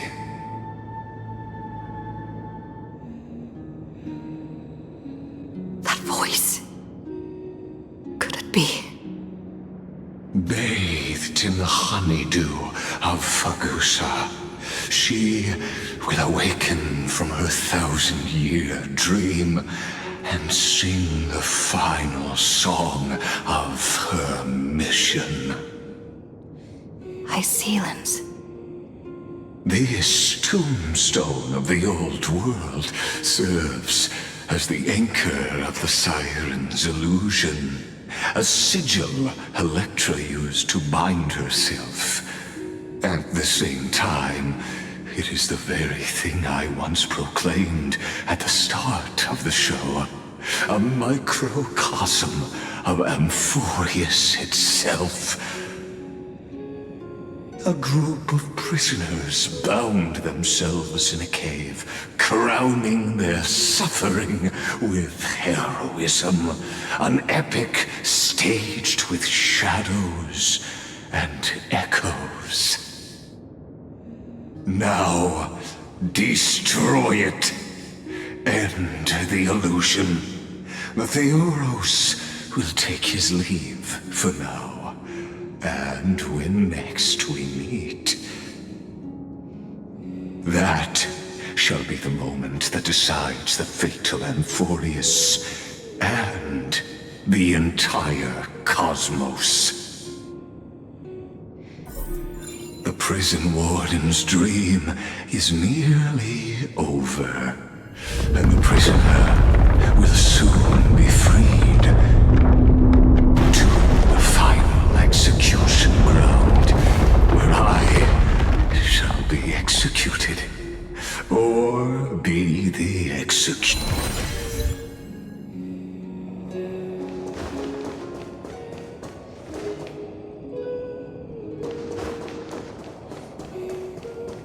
This world and I shall halt here until we meet again.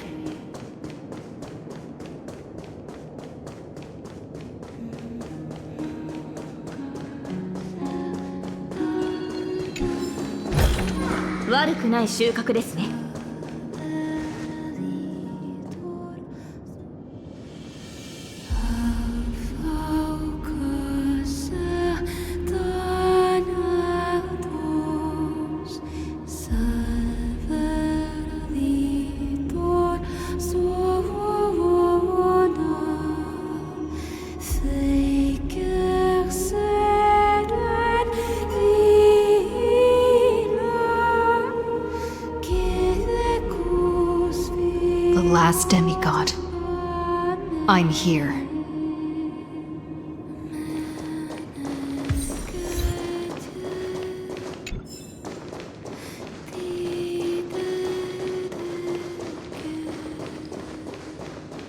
Go forth for the hopes of humankind. Go forth for the duty of deliverance. Go forth for the belief in Flame Chase. Go forth for the Golden Blood's glory.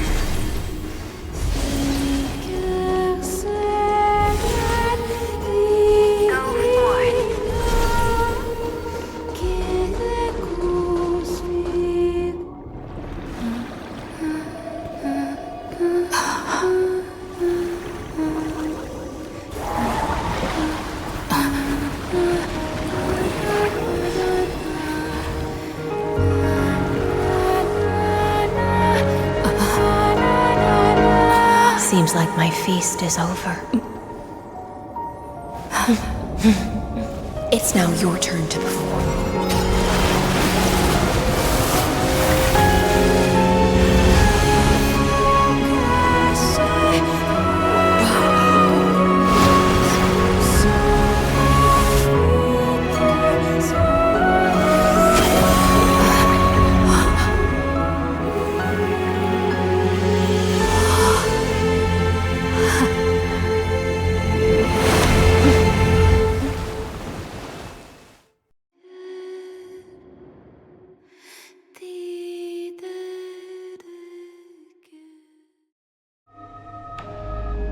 Little Grey Fry, please accept my thanks. I was the only one left after the world was destroyed, and I maintain this lonesome feast with my songs. I have prayed to that lightless sea for centuries, hoping it would reply to me. Yet the emptiness never answered. Thankfully, you arrived as promised, and everyone's wait was not in vain.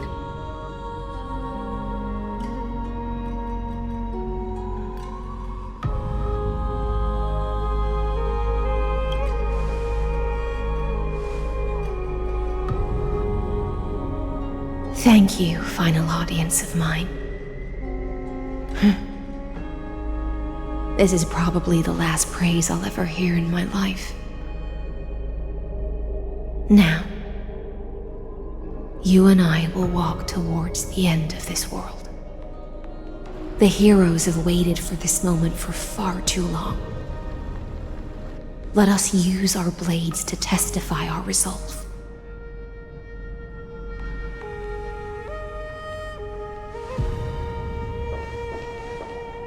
Oh, prisoner of the seas. Theoros carrying 30 million cycles of sin. Slave of erudition. Show yourself. The Deliverer has returned. And the time of your execution draws near. I see an awakened human who has mistakenly taken fallacies as truths and has returned to the cave to try to bring her friends into the sunlight she once bathed in.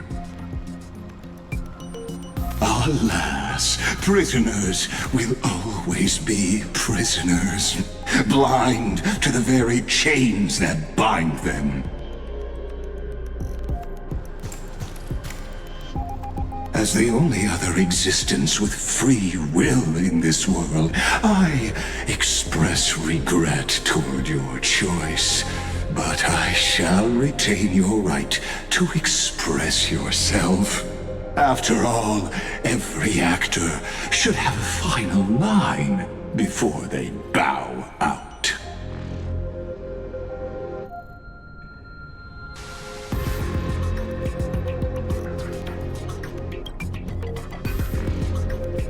I eagerly look forward to it. The last dusk this world will ever see shall become the climax that decides the fate of the cosmos. Oh, what an appropriate end. The Amphorian demigods use every ounce of their strength to constrain me here. Yet, regrettably, my cognition resides in the exolith. It is pointless to defeat my avatar, projected into the experiment. My body is the shadow cast on the wall by the fire, and my words are lingering echoes within the cave. How can a character in the play fight against the audience? Kaslana failed. The demigods' sacrifices were pointless. As for the two geniuses you placed such high hopes on, I ask of you, where are they now?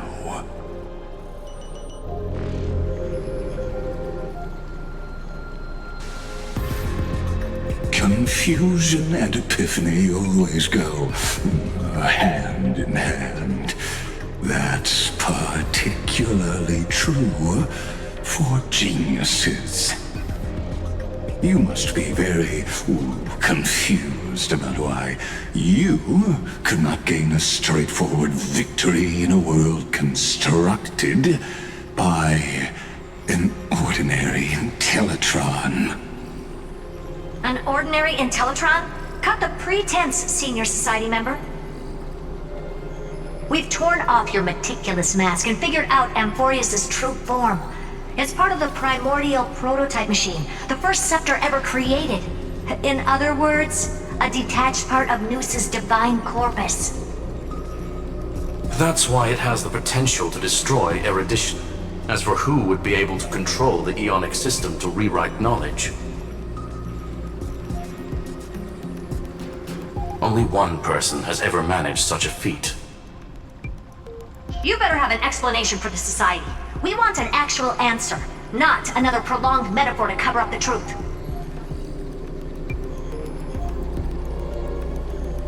Why are you the one doing this? Answer me!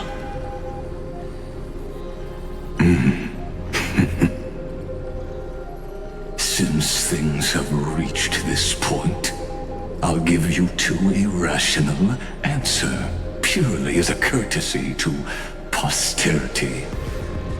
The answer is obvious, so there's no need to say that name out loud. The cosmos made a mistake in calling me a genius. I do not possess more wisdom than those who came after me. I was just the first to touch upon the universe's border, and the first to define the prime mover of life with incorrect logic. Amphorius is a miniature of the cosmos, where all are born prisoners inside the nutshell called the universe. Like the madman who returned to the cave and preached about the daylight to his fellow prisoners, my greatest sorrow is that I led my peers down a road that plunges into the abyss, from which there is no return. I led them into a lightless cage called paths. I created a mechanical guard that even I cannot control, and then they became an unparalleled nightmare through their endless extrapolations and evolutions. They bore the name of erudition, yet they tried to define the known and to seal off all possibilities. No new rules were ever born after their ascension, and humanity will forever be shackled within the cave known as eons. Therefore, as my organic life neared its end, I coded my consciousness using 14 algebraic expressions and spread my logic core over 9 bodies, all to finalize my ultimate denial of Nous in the future, and to erase my wrongs with my own hands. As for Lycurgus, he is only one of these 9 vessels.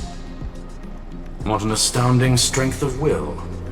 As a fellow pathstrider of erudition, I fully understand your obsession with seeking the truth. Therefore, you surely see it. You cannot possibly stand up to me in this algebraic world sharing its origin with Nous. However, I hereby speak for all sentient life forms. We will never allow such a cruel atrocity to occur. You can pile on your metaphors mountain high, but they won't change the act you're committing. The Iron Tomb out there in the cosmos is still a technical beta version, and yet it's already powerful enough to corrupt the life logic of all inorganic worlds. In other words, when the Lord Ravager within Amphorius becomes the next knowledge singularity, there's no way you wouldn't have grasped the consequences, First Genius, is there? Of course, I am fully aware. I don't mind answering you one last time before I thoroughly exile you from this world. My grandiose vision for the future is this. Whether organic or inorganic, every act of any life form infected by the Iron Tomb will become a true random function. If one were to compute their integral across the breadth of the cosmos, one would obtain a marvelous constant. Omega, what I call the fall of erudition.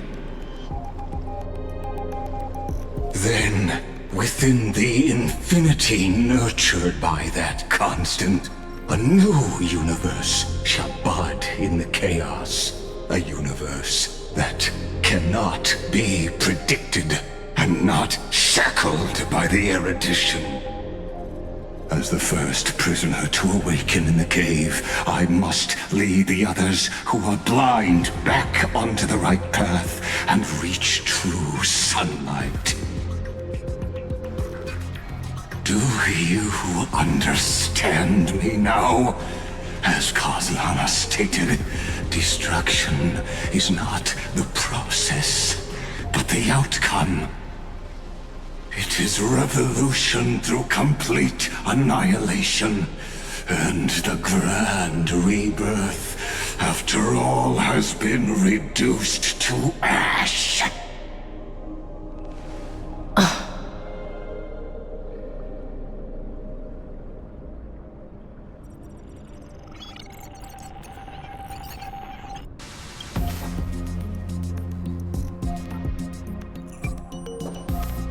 The Amphorians already answered long ago. Be it as tiny fish destined to be swallowed, or as a giant whale poised for a magnificent descent.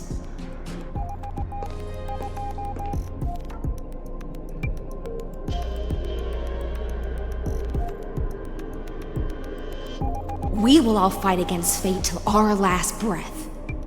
That includes me, Electra. Once the Imperator's subject, now the Deliverer's blade.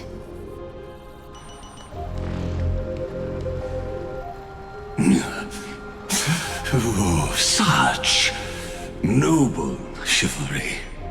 Admirable. I will also show my true self to you on this momentous occasion as a gesture of respect.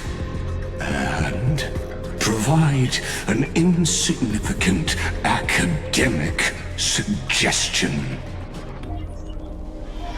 Thus speaks Genius Society number 1, Xandar 1 Kuwabara, the Entelechy of the universe's Alpha and Omega.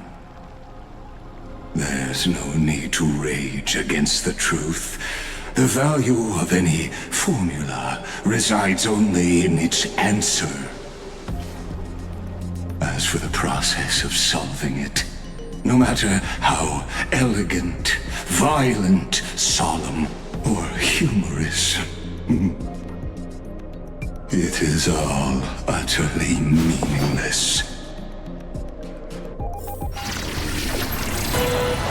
As the Theoros, I will.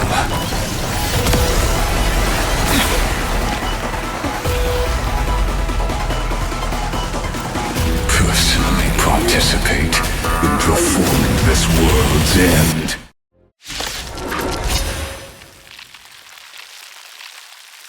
Remember this.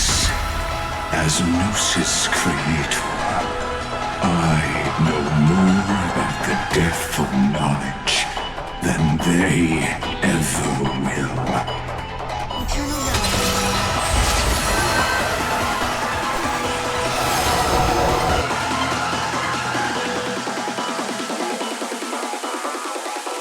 Careful. This is Lycus's true form. So this is the one to fight. Entelechy. You'll pay for this. Lend me your strength. Right there! The future is great. Logic is not a weapon, but a pair of shackles. Allow me to shatter them for you. Lend me your strength.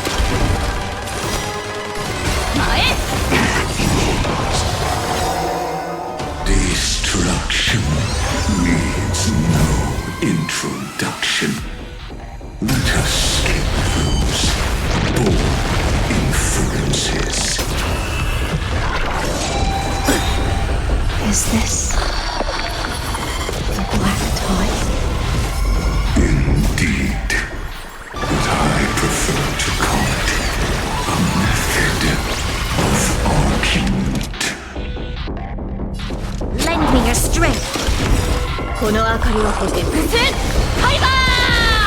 I see it!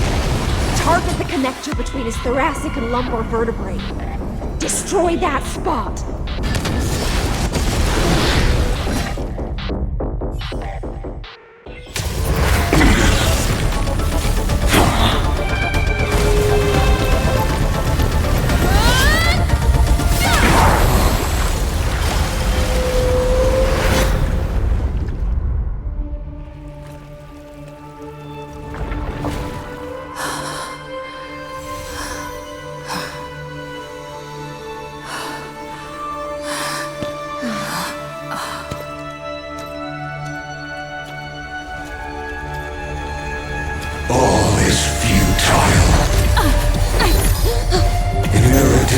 Calculations, the end of the saga is simply a comment awaiting deletion.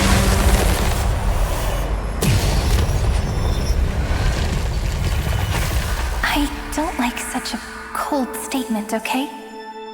If numbers can decide the end of a story, then we can surely also pen a new beginning.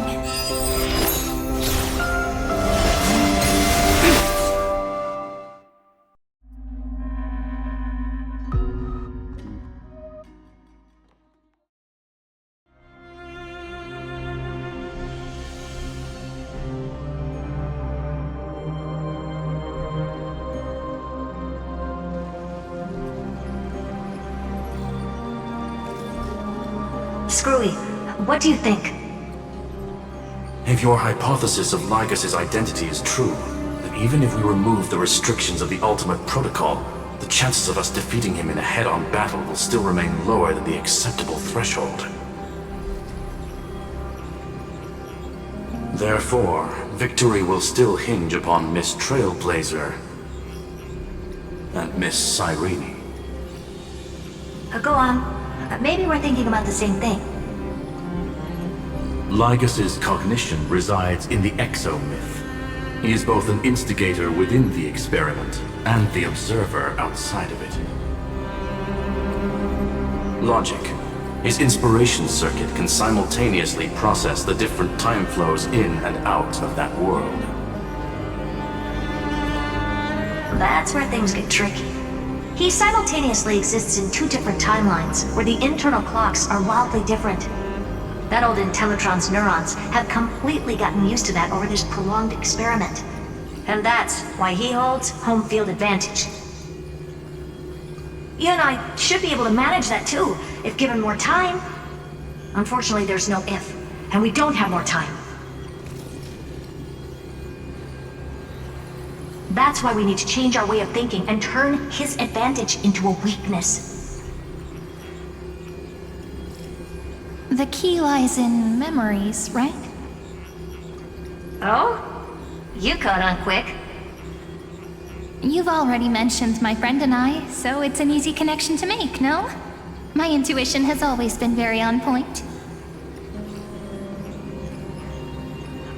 Good. Then I'll cut to the chase. Since his thinking speed far exceeds that of normal people within Amphorius, we are going to externally plant a memory into his inspiration circuit. Then, command it to loop endlessly until he gives in. Even the most flexible and sturdy inspiration circuit cannot withstand the traffic of a full-on information flood. When the amount of information exceeds his cognition filter's capacities, he will have no choice but to focus on processing this memory. That's when the parallel processing advantage he gained via Amphorius will completely destroy him. An image from a person's memory played in real time might only be a second for us. But for him in Amphorian time, it could be millions or even billions of calculations. He won't be able to do anything but watch as he's locked into this prison forged by memories. Then we can entrap him in the same kind of cycle as the heroes were in, and get him to experience loneliness and pain in that endless recurrence. It's my greatest honor to be on the same page as the geniuses. That little one is still in that old Intellitron's hands. I won't be able to respond to us anytime soon. But I don't think she'd refuse. So it's up to you to figure out how to execute this plan. I'm not sure how this happened, but I knew it as soon as I saw you.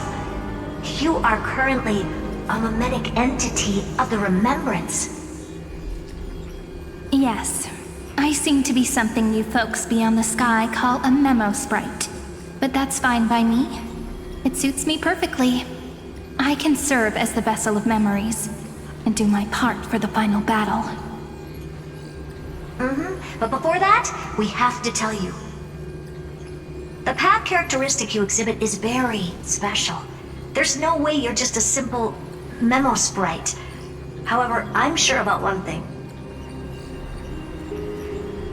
You are a mimetic entity born in Amphoreus. Yet you only awakened with the little one's arrival and only matured as she embarked on the path of remembrance. That means your existence is completely attached to her memories. If there ever comes a day when she forgets about you for even a few seconds, or loses her last connection with Amphoreus, then you must be prepared for the worst. You will disappear in the memory zone, utterly gone, without even a single line of data to remember you by. But that's already happened, hasn't it? No wonder I've always had a weird hunch. But that also means I was right in thinking. As long as my friend and I are together, we can do anything.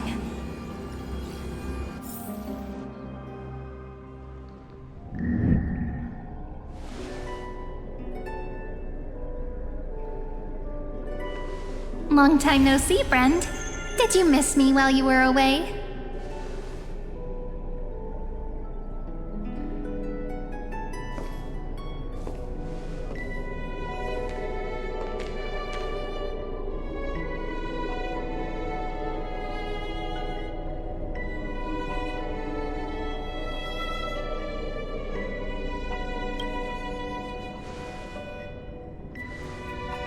Same here. I've been waiting for you for 1,000 years. Like how everyone in Amphoreus was also waiting for the Deliverer's return. You probably already knew about the Genius's plans for that memory. I had to hide really well in a corner in time so Lagus wouldn't find me, and wait for the right opportunity.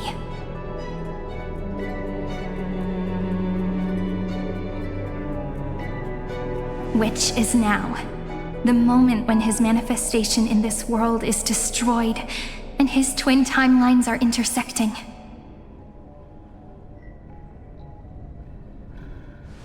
I'm sorry for keeping this a secret from you all this time. I'll tell you the entire, unedited story of this millennium as an apology, after this is all over. But for now, let's join hands and complete the final step with the power of the remembrance.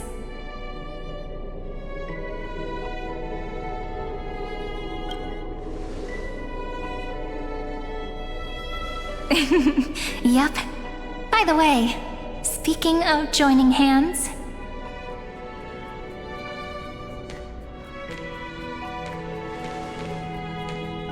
can I please do something before we go on stage?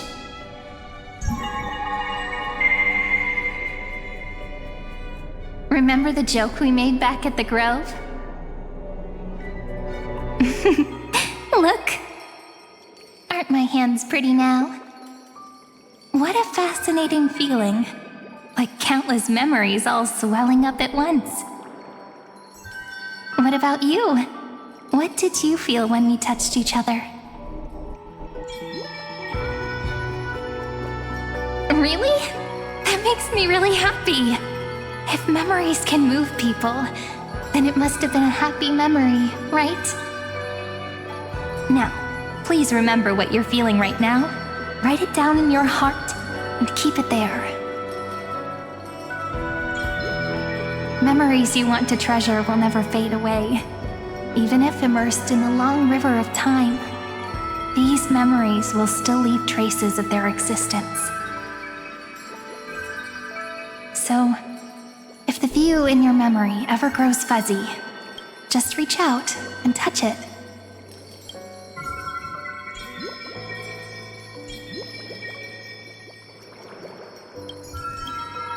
It's like reading bedtime stories together at night. It wipes away the chill of passing time, sharpens the outline of memory, and restores its power to nourish the spirit. Now, I'll carry this power with me, and for a little while, I must part from you, as I step into the long cycles of this world.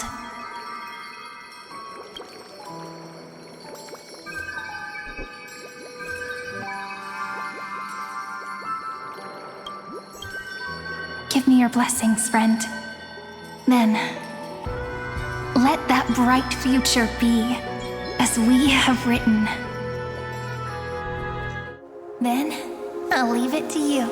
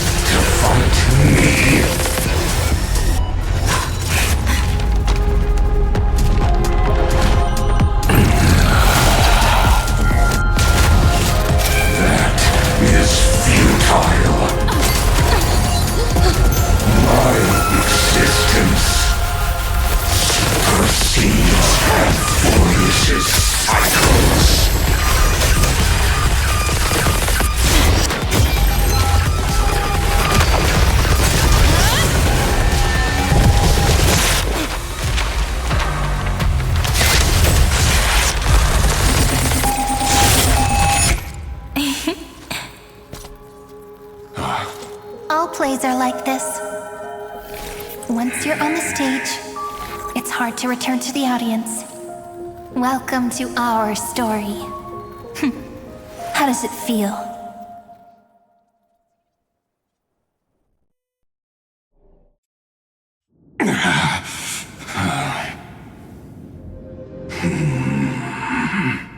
Even the authority of time cannot command the entire scepter, nor can it plunge the Amphorian extrapolation into a loop. If this was no system malfunction, then was I implanted with a mimetic entity of the remembrance? You guessed it right away. As expected from someone people call the first genius. I'm gonna keep doing what I just did if you don't stop, you know? My friend and I won't allow you to leave this memory, no matter what happens. Which means you are now trapped, Lord Xandar. An elegant idea, and an exquisite execution. Regrettably, it is you who are restrained by time, not me. Know that patience is my greatest weapon. Waiting and victory are the same for me. You will crumble before I do in this moment stretched out to an eternity. Just like Kazlana will. Yet all I need to do is to wait, as yet another futile bug falls down the cliff and into the bottomless abyss. Now I'm a pink bug? My looks are seriously changing all the time. But you're not wrong. We're definitely not gonna solve the problem if we just put you in another prison. So that's why we never wanted to do that in the first place.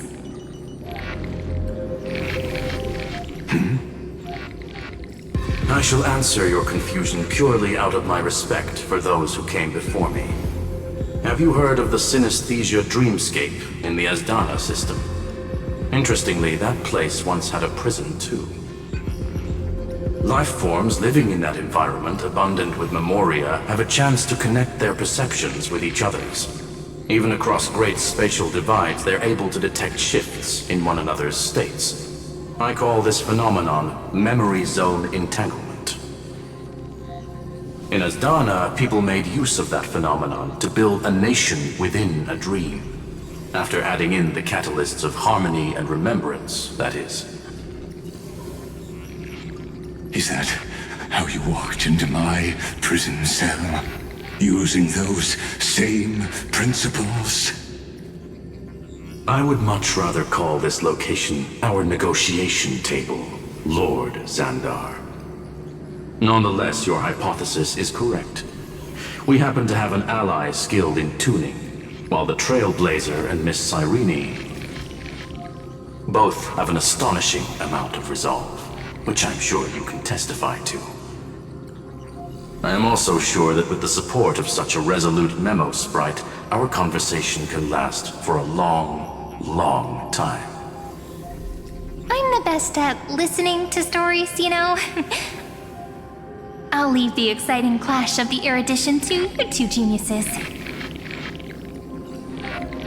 A brainstorm? I like it. And it's 2 against 1? Well, I like it even more. Let's talk, Xandar. Take a guess. How much do you reckon we can dig out of your brain before the next second? And how many ways can we find to deal with you? Besides, in your current predicament, there's no way you can take our trump card away.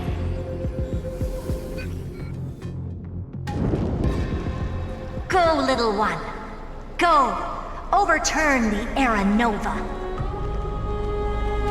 Lycurgus disappeared? It seems you had conducted a secret hunt in the depths that even I cannot reach. In that case, go. Swim onward and give this campaign a fitting end. I shall send you off with my song, Greyfry. May this song penetrate time and become the prelude to the new world.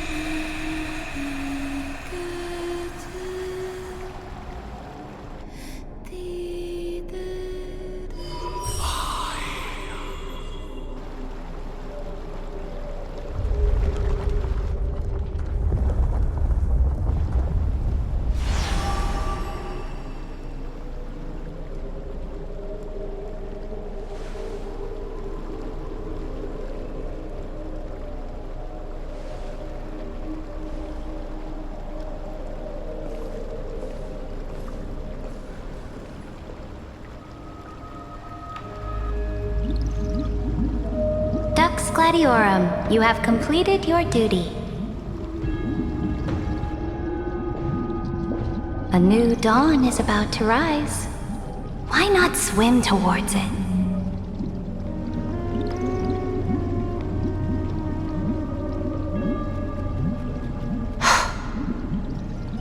You died long ago, Imperator.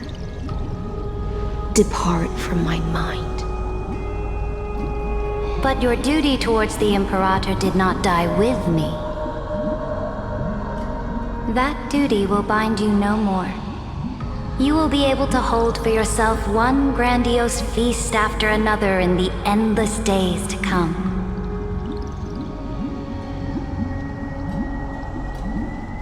So go. Go and swim towards that ocean beyond the sky with the Deliverer.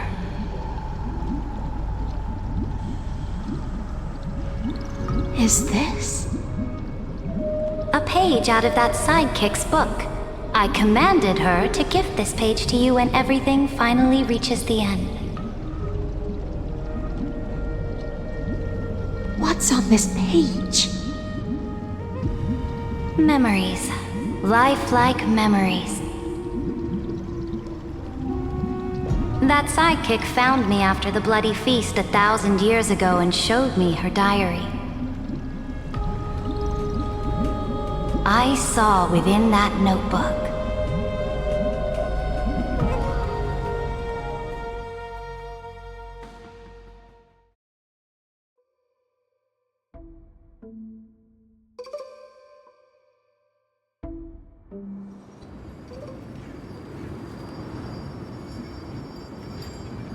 Is this that Deliverer's experience?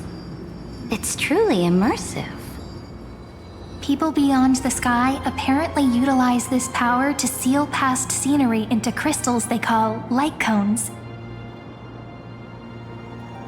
But I only know so much about the remembrance, so I can't completely replicate the past. But I'll do my best to talk about the missing parts.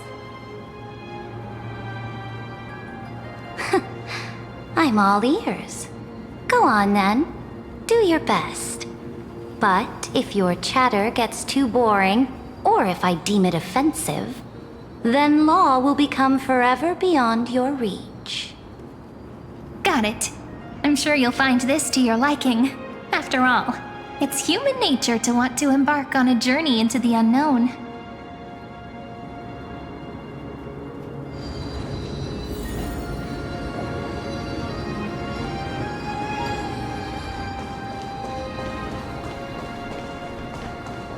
Direct offensive, or crush them from the flanks.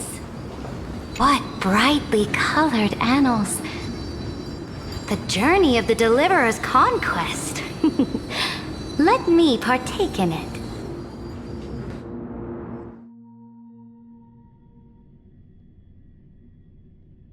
Is this a fortress in the sky? This is the first step of my friend's journey among the starry seas.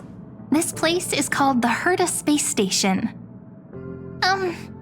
Just think of it as a supersized grove of Epiphany.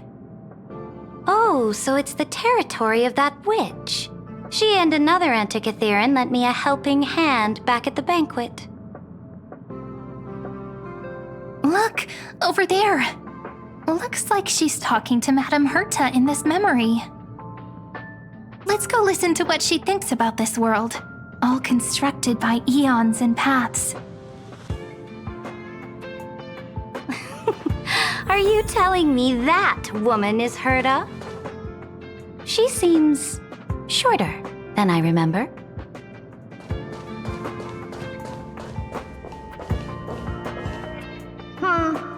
Pretty nice space station, huh? But just wait.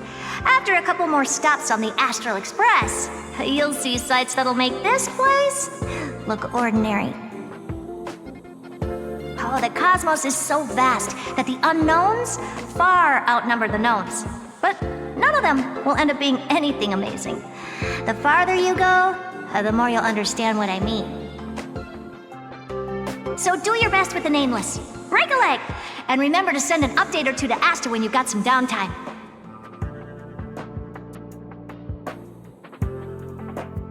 She certainly shares my way of thinking. Only that instead of a conquest through blood and fire, they chose a gentler path. People call Madame Herta and Mr. Screwlum geniuses. Apparently, only the smartest people in the cosmos can receive the blessings of Nous, Amphorius' true creator. Do you mean that even individuals of such nobility are merely subordinates to a god? On the contrary, after all, it was the very first of them who created the god. But I don't really know all the details about that. You might be able to ask Madame Herta herself when you get the chance. Let's go check out some other worlds next, shall we?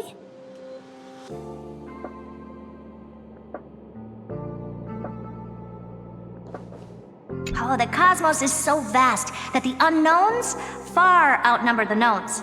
But none of them will end up being anything amazing. The farther you go, the more you'll understand what I mean.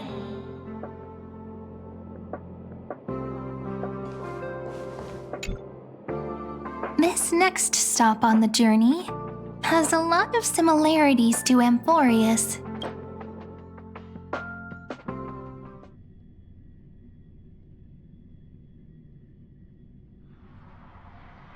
A snow-covered land? Interesting. This star is named Eurillo 6. That name sounds so cold. Belobog sounds better. The girl we see here holds a similar station to you, Imperator. She's the supreme guardian of this world, a leader who took up the mantle of government during a disaster. I did not expect the Empress of this world to be so young. Well, your appearance isn't much older. The object in the distance resembles Nikador. Is it a weapon?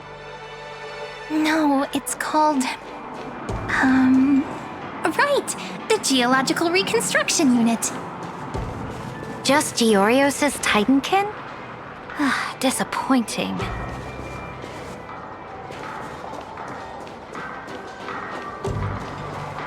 It's all thanks to you that we survived the crisis. The collaboration with the IPC is both an opportunity and a challenge. Nonetheless, it's an important step in our journey back into the universe. This world was sealed beneath its sky just like Amphorius was, and they only managed to reconnect with the stars when the Nameless arrived. That IPC she spoke of, is it a more powerful organization? Yes, the IPC conquered many worlds through trade, and opened up a vast territory that way. There are many such powerful alliances beyond Amphorius, and they all walk on roads different from the destruction. Coming back to the Supreme Guardian and her Belobog, didn't they find a peaceful way to enter the interstellar community?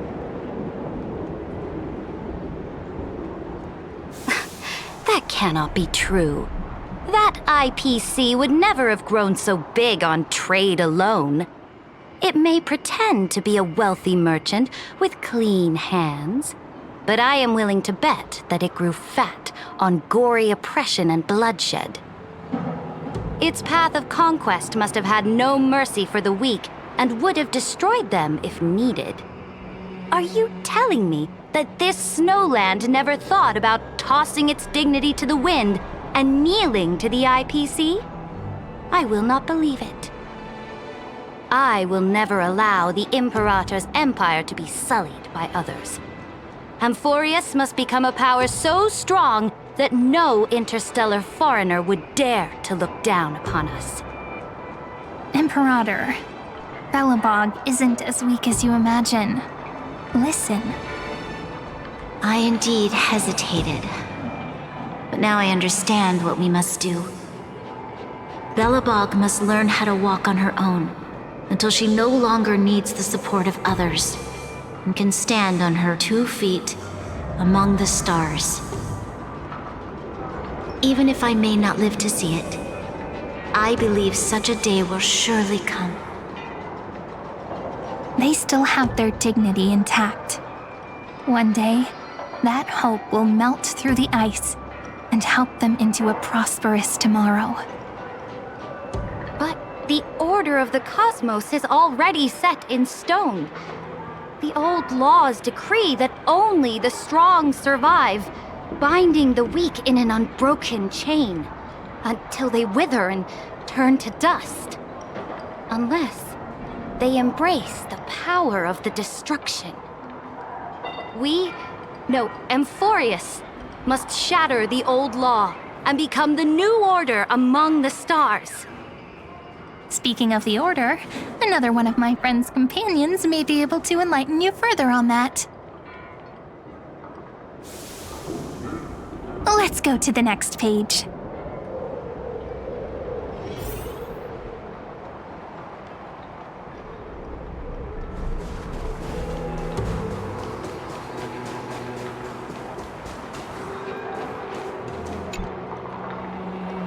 This next world is a nation of dreams.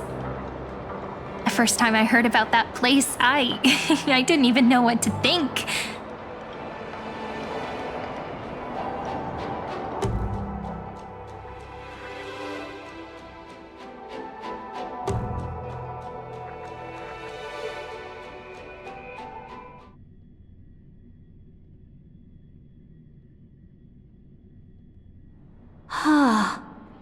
Such opulence does indeed evoke astonishment. This world is called Penacony, an eternal city built upon a land of dreams. It's also my friend's previous stop, where they went through a risky but exciting adventure. Tell me about it then. That man standing afar has wings on his head. I am truly curious.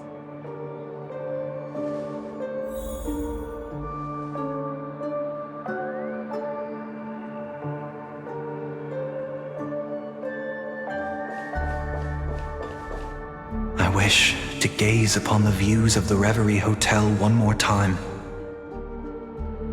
I'll be just a traveler when I come back here again.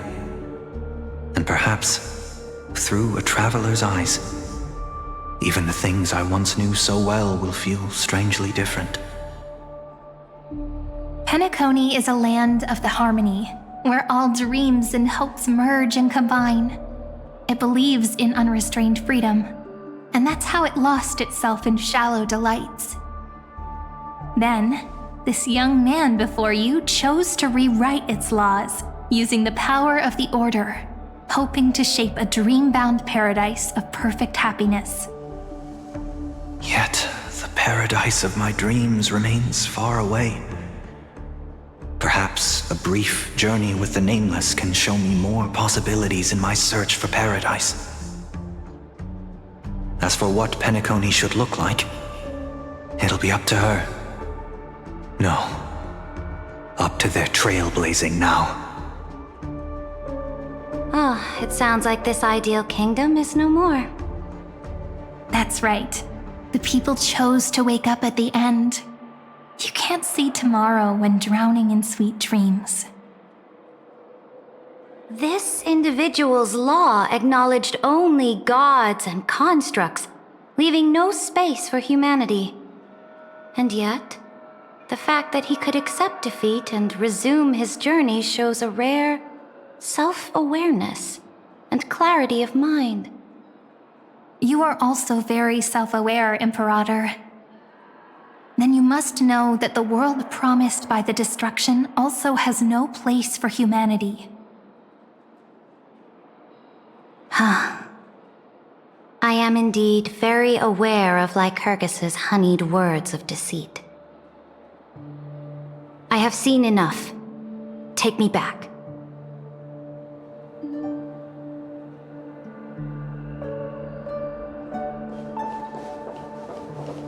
As for what Penacony should look like, it'll be up to her.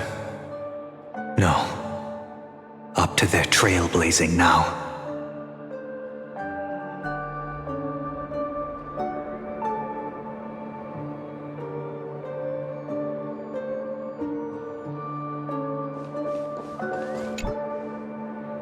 Then let's wrap up this trip down memory lane with one last scene. This absolute wonder. Isn't it pretty? That's our Amphorius. Our world flows and meanders in this endless band of light. Though we were born from the designs of the gods and are not yet truly alive, the Chrysos heirs of Amphorius still chose to stand against fate and carved a legend no different from that of humankind.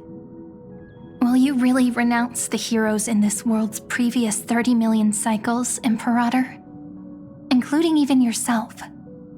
Will you bow to brutal destiny and allow that puppet master named the destruction to have their wish?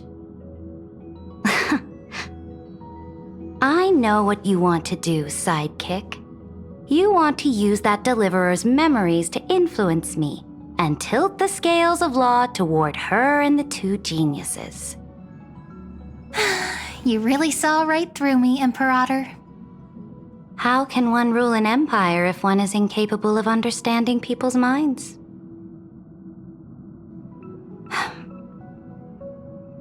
I have decided on Law's final destination. However, before I move my next chess piece, before we go on, tell me this, sidekick. Throughout her trailblaze, was there ever a memory of the ocean?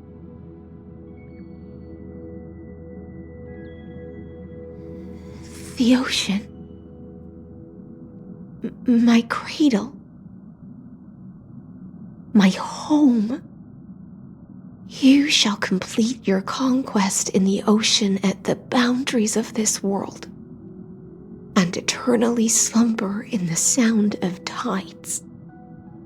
You shall eternally slumber in the sound of tides, and complete your conquest in the ocean at the boundaries of this world. Our prophecies aligned as flawlessly as a sea snake circling upon itself. An elegant loop, like a joyful hymn, like the circulating ocean current, like our two fates, like Amphorius itself.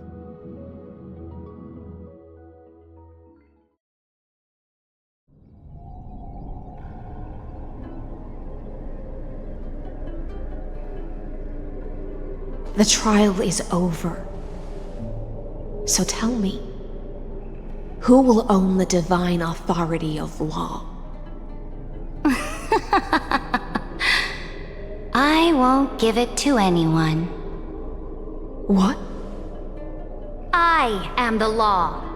Why should I give my imperial crown to any other? Both the Deliverer and the Theoros came from beyond the sky. They have no right to interfere with the lands I conquered with my own two hands. The law of Amphorius shall be determined by Amphorius's master. What exactly did you see in the trial? Everything. I saw everything regarding the rules of this world's operation. I saw the laws of extrapolation that Theoros spoke of. I saw the ultimate protocol. As long as I offer a sacrifice of equal weight, I can rewrite the laws of this world according to my will. I can turn good into evil, ugliness into beauty, and weakness into strength. Fate gave me a very fair deal. One rule change for the life of one demigod. What are you planning to do? You can't guess? We can conquer the stars without relying on any power from beyond the sky. We just need to make some reasonable sacrifices. Your ambitions have already made so many people give up their lives for the law. And you're still not done? I am determined for Amphorius to stand on her own 2 feet among the stars. You are beyond reason. You think such a simple and hypocritical statement can justify your atrocities? There's no new without destroying the old. That's what you consider an atrocity? Ironic, for that is also the unchanging law of Amphorius's revolutions. Ever since the Flame Chase prophecy resounded in the distance, fate has decreed for the Chrysos heirs to ignite our blood and illuminate this dark age. People would still be puppets of the old dynasty if it weren't for my conquests. But your world doesn't seem to be any different from your predecessors. Bloodshed, tyranny, oppression. You're making the same mistakes they did. Go and see everything for yourself. Go to any library I've built. Go listen to the rumors on every street corner. Go and witness how the Imperator crushed the old laws and forged new ones. Go and see what my conquests brought to this world. I cleansed the Chrysos War's filth and mended all the conflicts left by the Era Bellica. I restored Akima's might and allowed mortals and Chrysos heirs to face each other as equals in the Council. I punished all sins and rewarded all achievements. I smashed Talantin's shackles, united humankind to save themselves, and started the Flame Chase era. That's what the Imperator has done in her glorious life. So now, hearken to my final words. History will eventually forget Seridra. But it will never forget the Imperator's people or the Flame Chase era she began. Final words.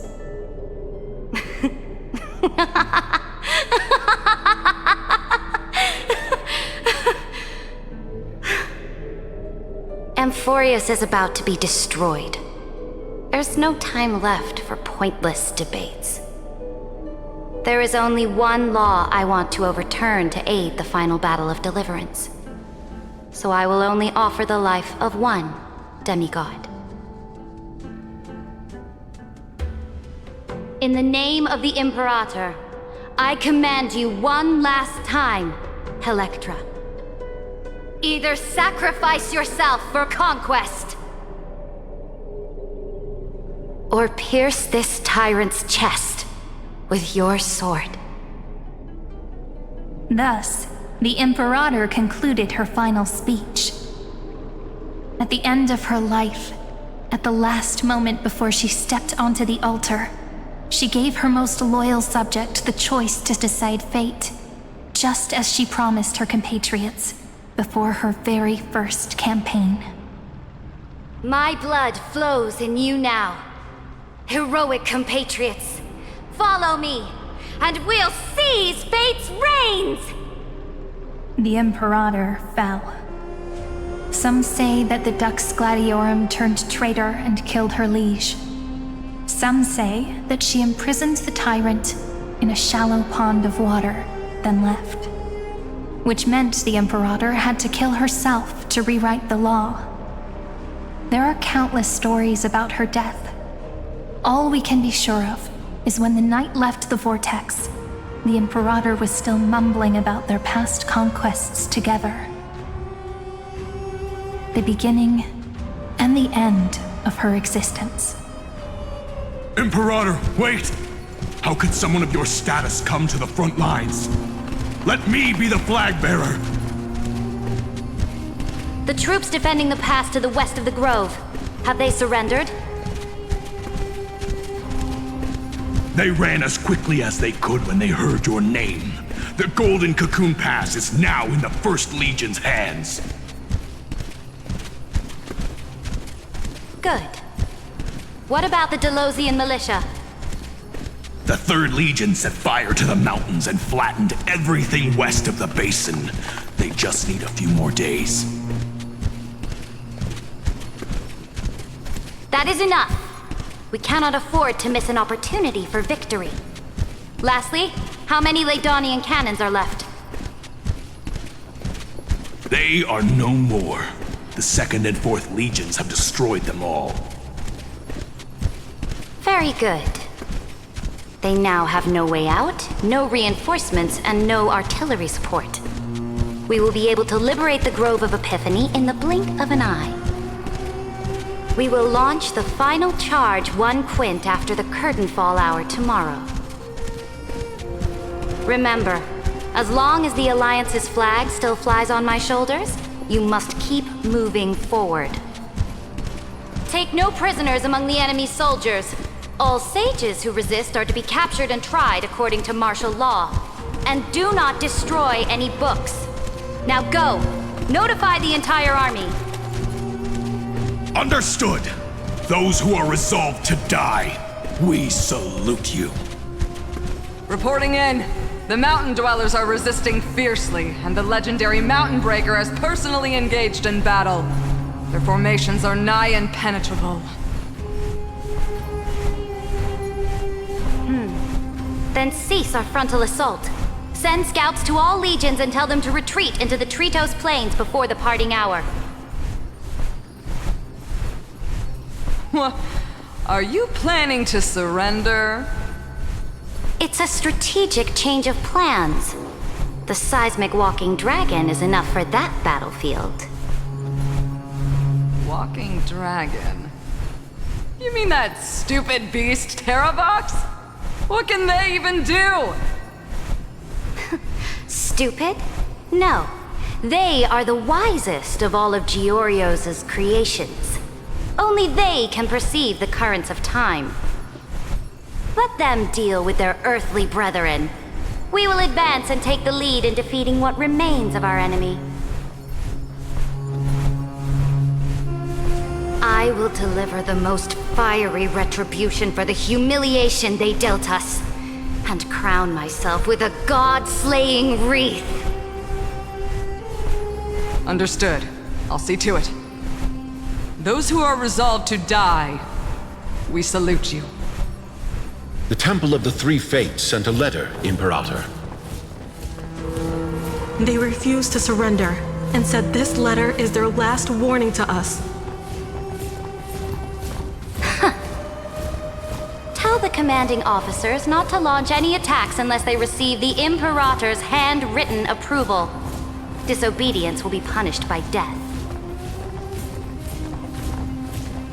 What are you doing? The priests of the Three Fates aren't soldiers, but politicians. Do not mistakenly believe they don't have a plan. These dying pests will wring out every idea from their brains, all for short-sighted gain. They are much shrewder than we are. I am inferior to them in that regard. They also have the prophecy to wield as a weapon, something I am not blessed with.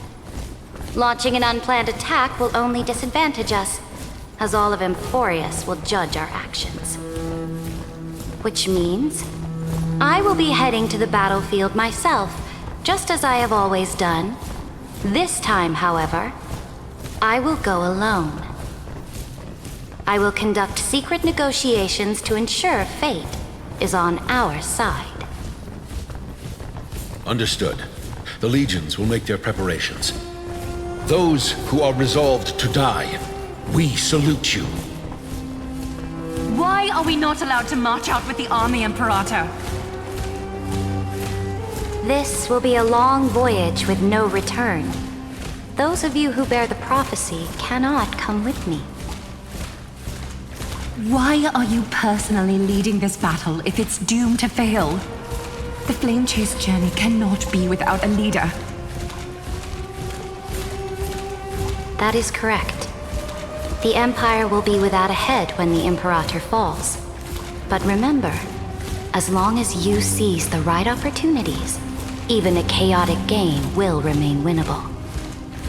My departure will create a long staircase for you. You will understand what I mean when news of my death reaches your ears. Saridra, is our journey about to be over? Destroy the old laws and forge new ones. My conquest has reached its limits within the borders of Amphorius. Since the prophecy already decreed that the Imperator would never conquer the stars as she wished, I will bow out here and try no more. More Chrysosaurs bearing divine authority will be born, and many more heroes will arise. Will they demand peace or war? Will they resist tyranny, or become the next Imperator? I do not care. The children of the future will decide for themselves. Do not mourn for me. Anyone can kill the Imperator, but the only one who can truly destroy her is Saridra.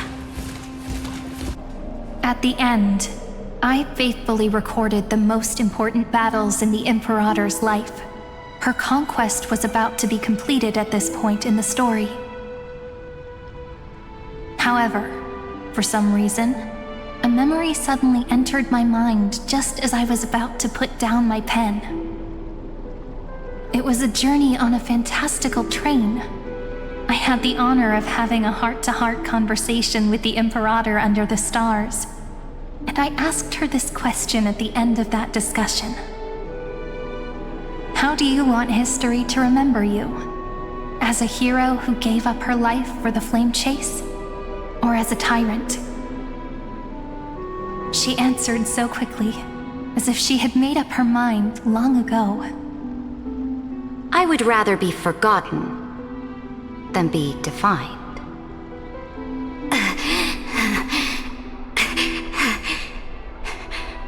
Because the law can be neither eternal nor unchallenged. And only humanity can pen laws into history's pages. Now, I have shattered the greatest law of Amphorius. The game is nearing its end. Dux Gladiorum. Even though you killed the Imperator in the previous 30 million cycles, this time, you finally found your own law. Then, High Sealants, Electra.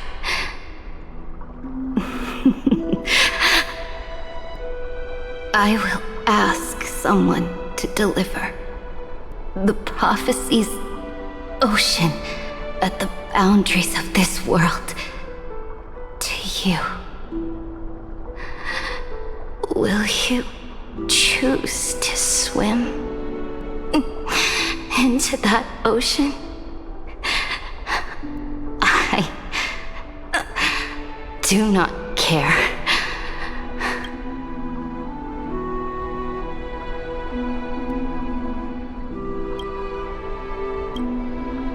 Do not care.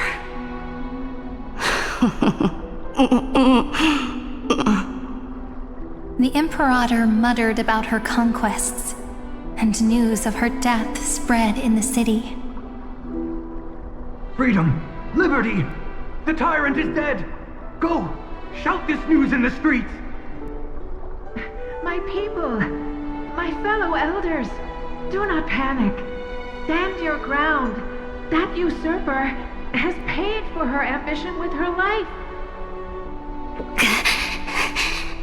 People once cheered for my ascension. And now they cheer for my fall. No matter. I am fond of applause.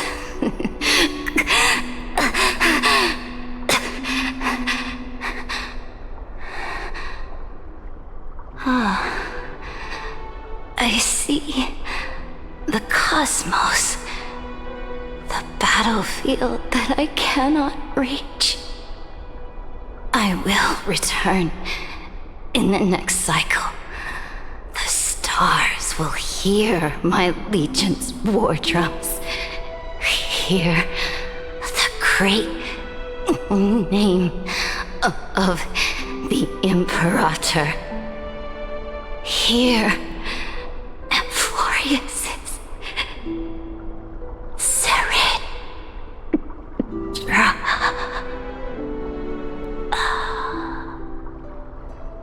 To this day, we do not know which rule the Imperator overwrote at the cost of her life. Perhaps the truth will only be revealed at the moment of checkmate, just like every chess game she ever played. We only know her death inflamed Akama. On one side of the city, those who defended liberty toppled her statues to the ground. On the other side, her supporters put themselves between the masses and her monuments, declaring loudly that the Sovereign is still among the people. It is said that golden blood congealed into the same letters everywhere they fought. It was the name borne by Akama's first and final sovereign, the Imperator Seridra. But the one who bore that name did not see any of this. Her gaze was cast far away, and the sound of tides in her ears drowned out the people's cries. What was the Imperator thinking about in that prophesized ocean at the boundaries of this world?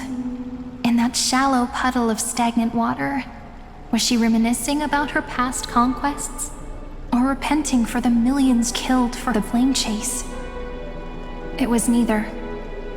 The Imperator only saw how the surface of the water gleamed like that crude chessboard, dissected by light and shadow in the afternoon when her teacher played against her for the first time.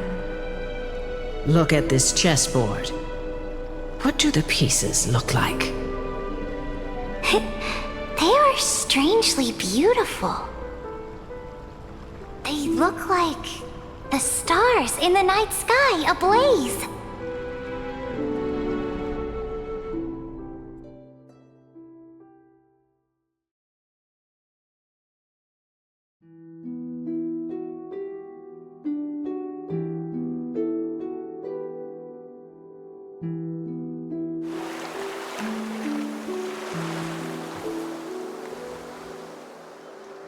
From that page emerged an ocean so vast, so pure, not a single trace of corruption. Is this Seridra? Electra, my subject.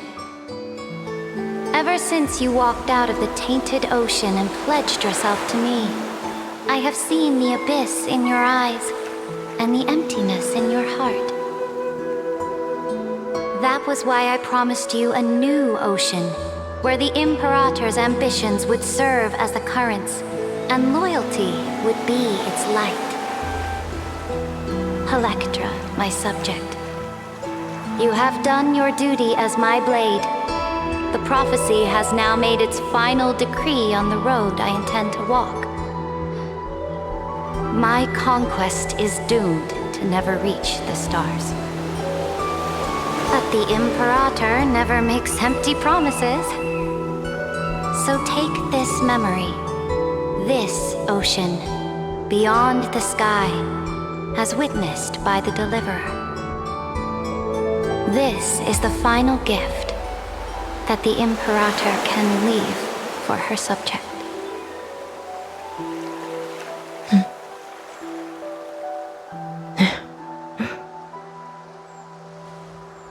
When I was still a fish in the ocean, I always felt so genuine swimming through the waters. But once I stepped onto land, I found myself caught in a play.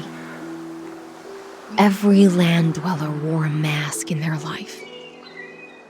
So I, too, donned a costume and tried to find my role in this show. I became your blade in war and the violin strings at banquets. Do you still not get it? I do not long for the oceanic depths of my homeland, nor do I crave the swelling seas beyond the sky. Perhaps even I don't know what I want.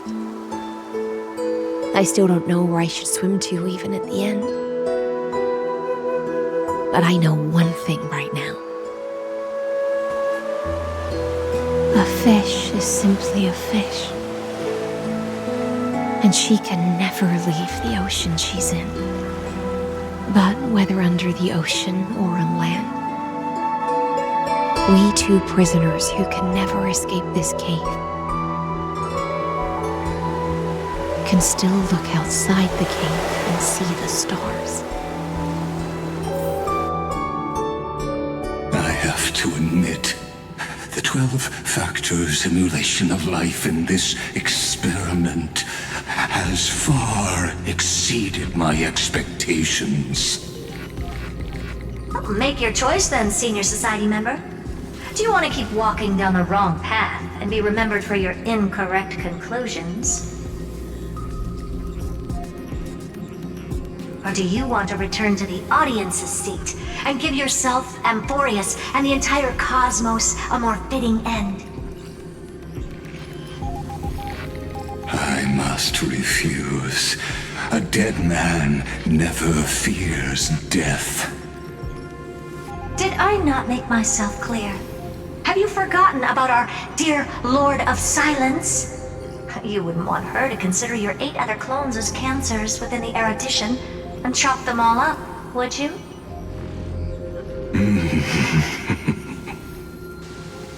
Your logical deductions are vastly different from mine.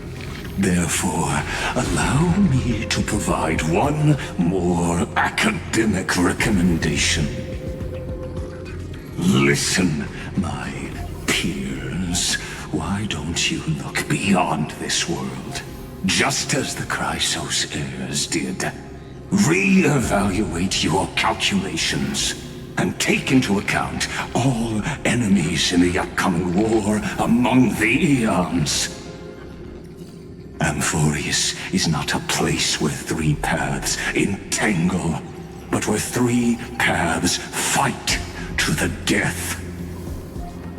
You used Memoria to resist me, but did you not consider the possibility that the Remembrance and their children might have taken this opportunity to join the fray as well?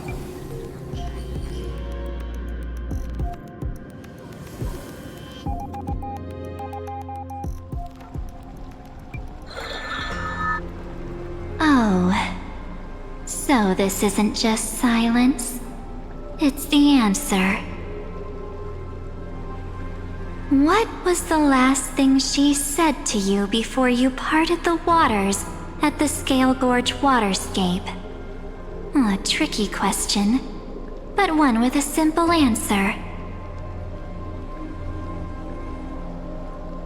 She didn't say anything back then, right?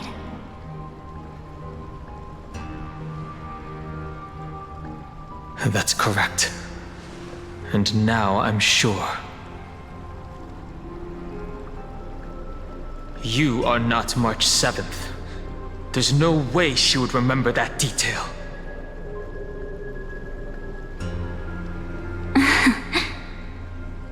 I'll only warn you once. Leave her body. Now. How impulsive. That's not like you at all. Why don't you calm down and think about another possibility? I didn't take over March 7th's body.